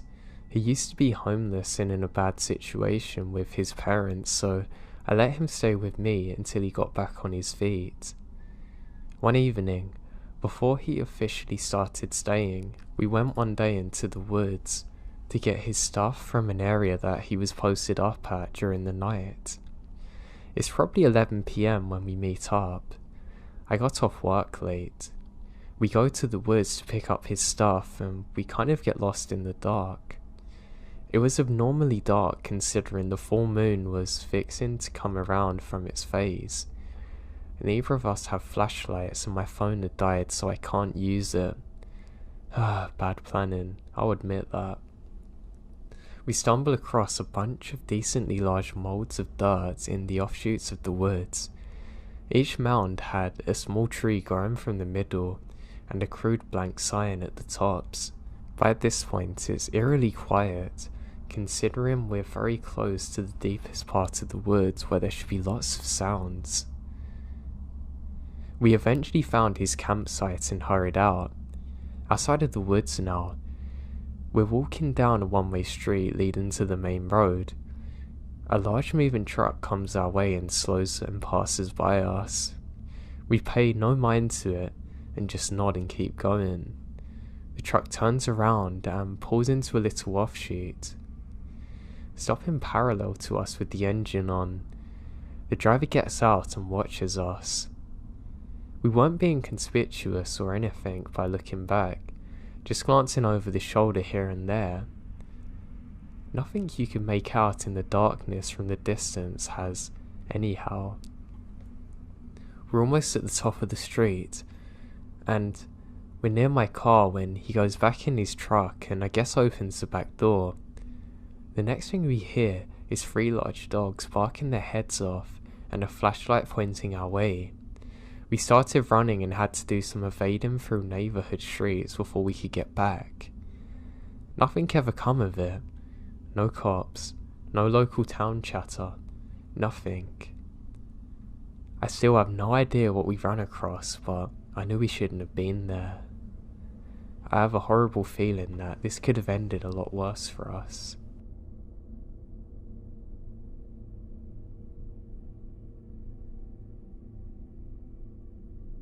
So this happened about 15 years ago to my brother and me, and I still can't come up with a satisfactory logical answer to our experience. For detail, this happened in Ontario, Canada, and we were 8 and 5 at the time. It's in a suburban area, built around a medium-sized forest, and our house backs onto the woods. We were driving home with our mum, and we were arguing. She told us to get out and walk the rest of the way. She dropped us off in front of the woods at the playground. There's a connected public path leading back up through the woods to our street. It's about a 5-minute walk away, and a small hill between the playground and the main road. We weren't pleased that we got in trouble, so we made up quickly and start playing on the sliding swings. My brother goes up and says, "Hey, who are those guys?" I look over and saw 2 men dressed in black suits, white shirts and black sunglasses coming over the top of the hill towards us. They're walking briskly and purposely in our direction. They had brown hair, not close cropped but short and fairly pale skin. It's beyond bizarre. It scared me immediately. I told my brother to come down the slide and we have to go home. They had already unnerved him enough that he actually listened to me. We started down the path, and when I look over my shoulder, they're still coming towards us quickly. That was horrifying, so I start to walk even faster, holding my brother's hand. Maybe 30 seconds later, I looked behind me again, and they've started running. They're gaining on us. That pushes us over the edge, and I scream at my brother to run home as fast as he can. I know he's quicker than me. I think he's going to be able to tell my parents if we're going to be kidnapped. I have honestly never ran so fast in my life, and we didn't look behind us again until we made it home. Our parents were still unloading the groceries and were surprised. They figured out that we had spoken to someone, and they couldn't really understand exactly what happened as the men never said a word. They're accompanied by a wall of silence. Neither of us have ever experienced anything like it again, and it wasn't until a year later that I watched the BuzzFeed Unsolved episode about Men in Black that I realised what I had encountered.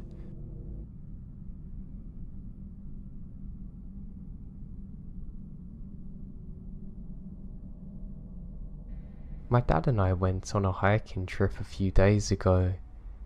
My dad is a waterfall fanatic. He wants to see as many as possible. So he and I are hiking along a very pretty trail.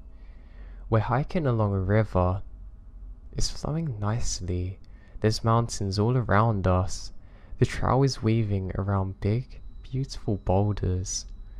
I'm hiking at most 30 feet ahead of him, looking for a spot to sit down and have picnic lunch on. And as I round a blind curve in the trail, I just freeze. Sitting on a stump maybe 10 feet off to the right is a guy, but he's wearing one of those colourful badger hoodies. With the hoodie pulled up, he's wearing a Halloween style bunny mask. He sees me and stands up right after my dad rounds a corner. We are all three sizing each other up in silence, and my dad addresses him. "What's up, buddy?" The masked man then tips his head as though he's deciding what to do with us. He then finally speaks, saying, "Oh, not much. You aren't the guys I'm waiting for. You have a good day." And then he turns and jogs off quickly. Strapped on his lower back is a large hunting knife and a pistol.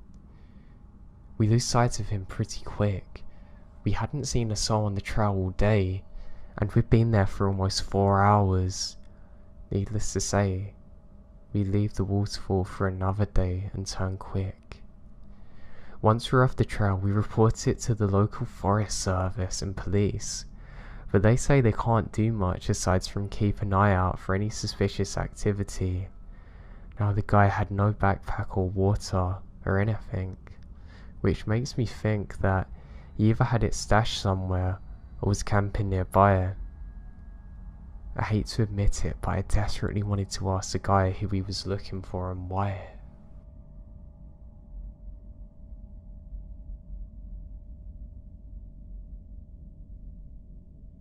Let me start by saying that I love camping. Anytime my friends and I come home from college, we loaded up our cooler with beer, grab some gear and go screw around outside.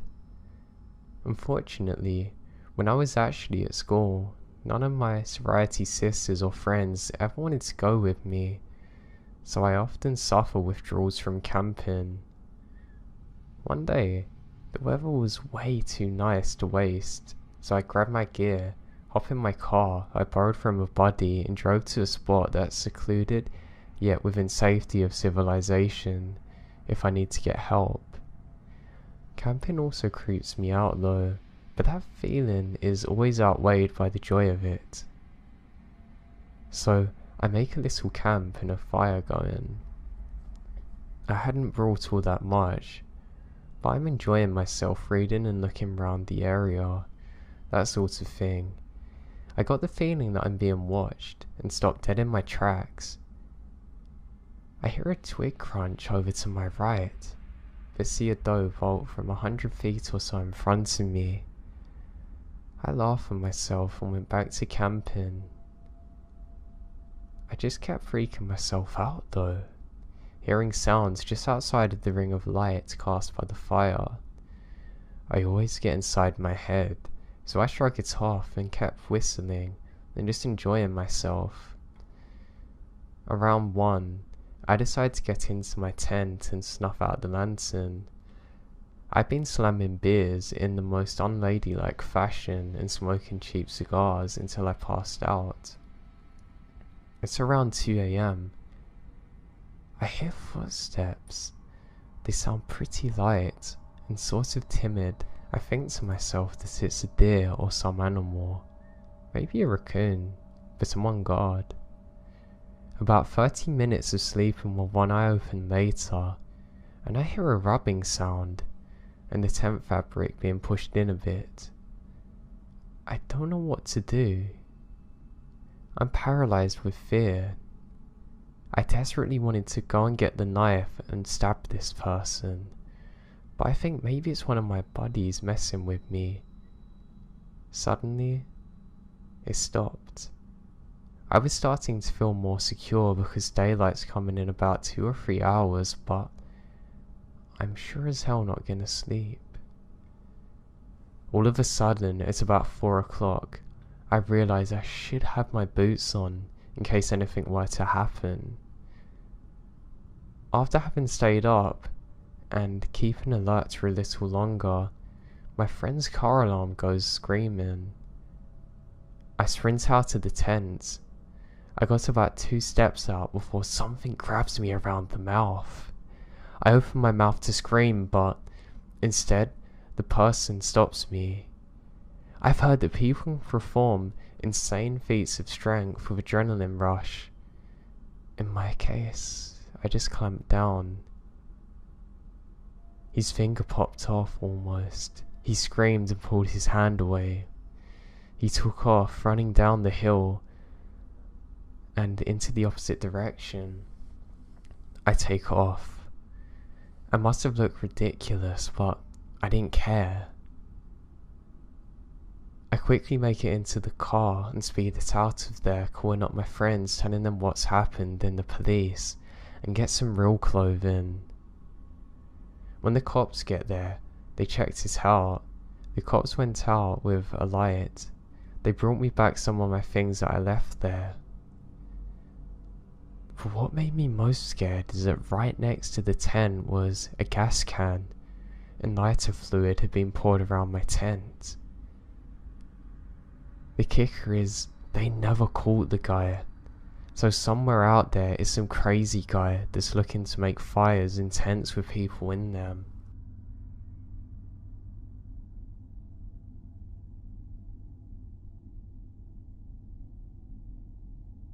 Growing up, every summer in July and August, my family would get together and camp out for 2 weeks at the White Lake State Park in Tamworth, NH. Some of my best childhood memories were made there, with rollerblading, Nerf gun wars, etc. Now when I was around my late teens, my family stopped gathering together to camp out after my grandpa passed away. One of the last years I was there, this one particular memory always stuck with me. A little over 10 years ago, I was 16 years old. It was around 10 PM at night when I noticed I had a missed call on my cheap little track phone. My family was sitting around the campfire cooking s'mores and sharing some laughs, so I decided to go and get some privacy to return the call. I then took a long narrow trail that winds in between other campsites that, at the end, leads up to the bathroom. I wasn't going up to the bathroom. I just wanted to find an empty campsite and sit at a picnic table to make my call. There was plenty of those, since this whole side of the campground was where I'm going and it's vacant. There was no other campers nearby in that area. It was quiet and dark, so I chose a campsite. I sit down at a table. There's lights from a distance that light up from behind the top of the hill behind me, illuminating my surroundings just a bit. I call my friend and was carrying on a conversation for around 20 minutes. As I'm sitting there, staring straight ahead, I see the silhouette coming down from the road in front of me. The figure is coming towards my direction, where all the empty campsites are. I can see it's a person. It's not that unusual to see people strolling through the campsite for a night walk. The people I see usually have flashlights, so this person doesn't, but I'm not creeped out, just curious. As the person gets closer, I can see the outline better now, and it's a man. I also noticed his pace slows down. I kept my eyes fixated on him as I continued conversing on my cell phone. A minute or two passes by now, and now he stopped moving. He's just standing there in the road looking straight into the campsite where I'm at. Now I don't know if he can see me. Oh wait, he can now. He's staring at me.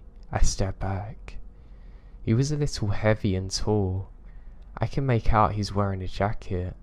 I can't see many facial features, but I would guess that I was staring at a man in his late 40s or 50s. Alarm bells are going off in my head now. My mind has turned to mush at this point and I'm frozen. I was no longer listening to what my friend is saying. I just stare off at this guy. He starts moving now. He was tiptoeing towards me, very carefully, like he didn't want to make a sound. He put one foot in front of the other, leaned forward in a slight hunch form. It looked as though he was charging towards me. In that moment, I snapped out of my mind-mushy frozen state and leaped forward off the picnic table and began running through the campsite back towards the trail. Thud, thud, thud. I can hear him getting closer now, leaves scuffling, heavy yet fast footsteps. Footsteps were getting louder and closer. I made it back to that narrow trail. Once he gets close to whereabout I was, I heard the sound of twigs snapping and the sound of someone annoyed that they've tripped or hurt themselves. Most likely he wasn't familiar with the trail like I was. Whatever the reason it was, it causes him to just stop. I don't stop looking back. I just keep running and running until finally I make it back to my family's campsite. When I got back there, they're still having laughs and smiles by the campfire. I break down crying and I'm trembling. I explain what happened, and my aunt woke up and said, "Oh God." He probably thought that he was someone he knew and was doing it as a joke, dismissing me. My cousin saying, "Yeah, he probably stopped running after he realised he didn't know you, idiot." I wish I was taken seriously, but other than that one thing happening, there was no reason for them to really be afraid. My experience makes me think twice about going alone camping now. I always carry pepper spray with me too, and an alarm. I hope I never see that guy again.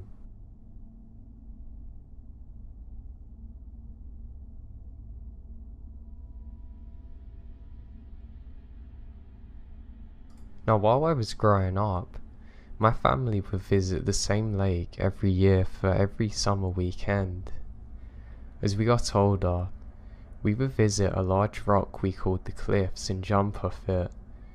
The rock's only about 15 feet tall at the highest point. For the water, that's really deep.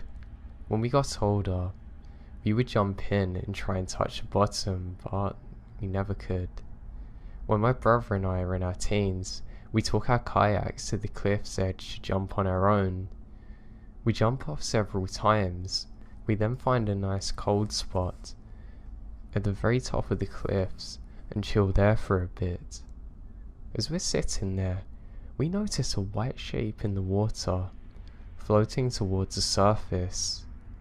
It's the letter H.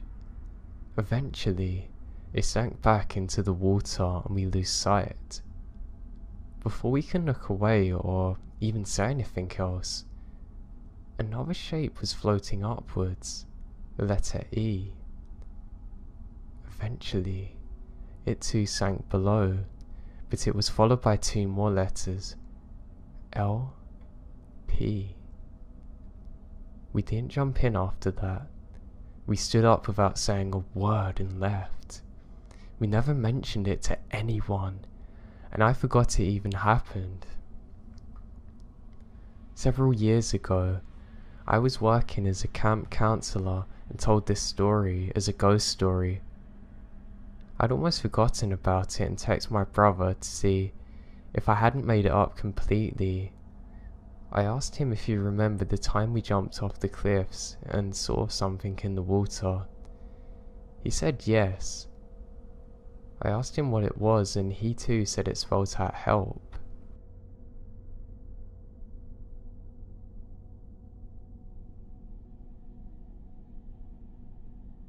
One of my friends always has these get-rich-quick schemes or shady ways of making money on the side.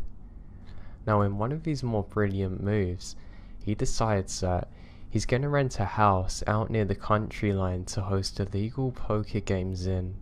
Yep. Anyway, on this property is probably 4 or 5 acres with this tiny rundown church about 1,000 yards away on the side, and there's a redneck guy who lives on the side in a trailer probably a quarter of a mile or so down the road.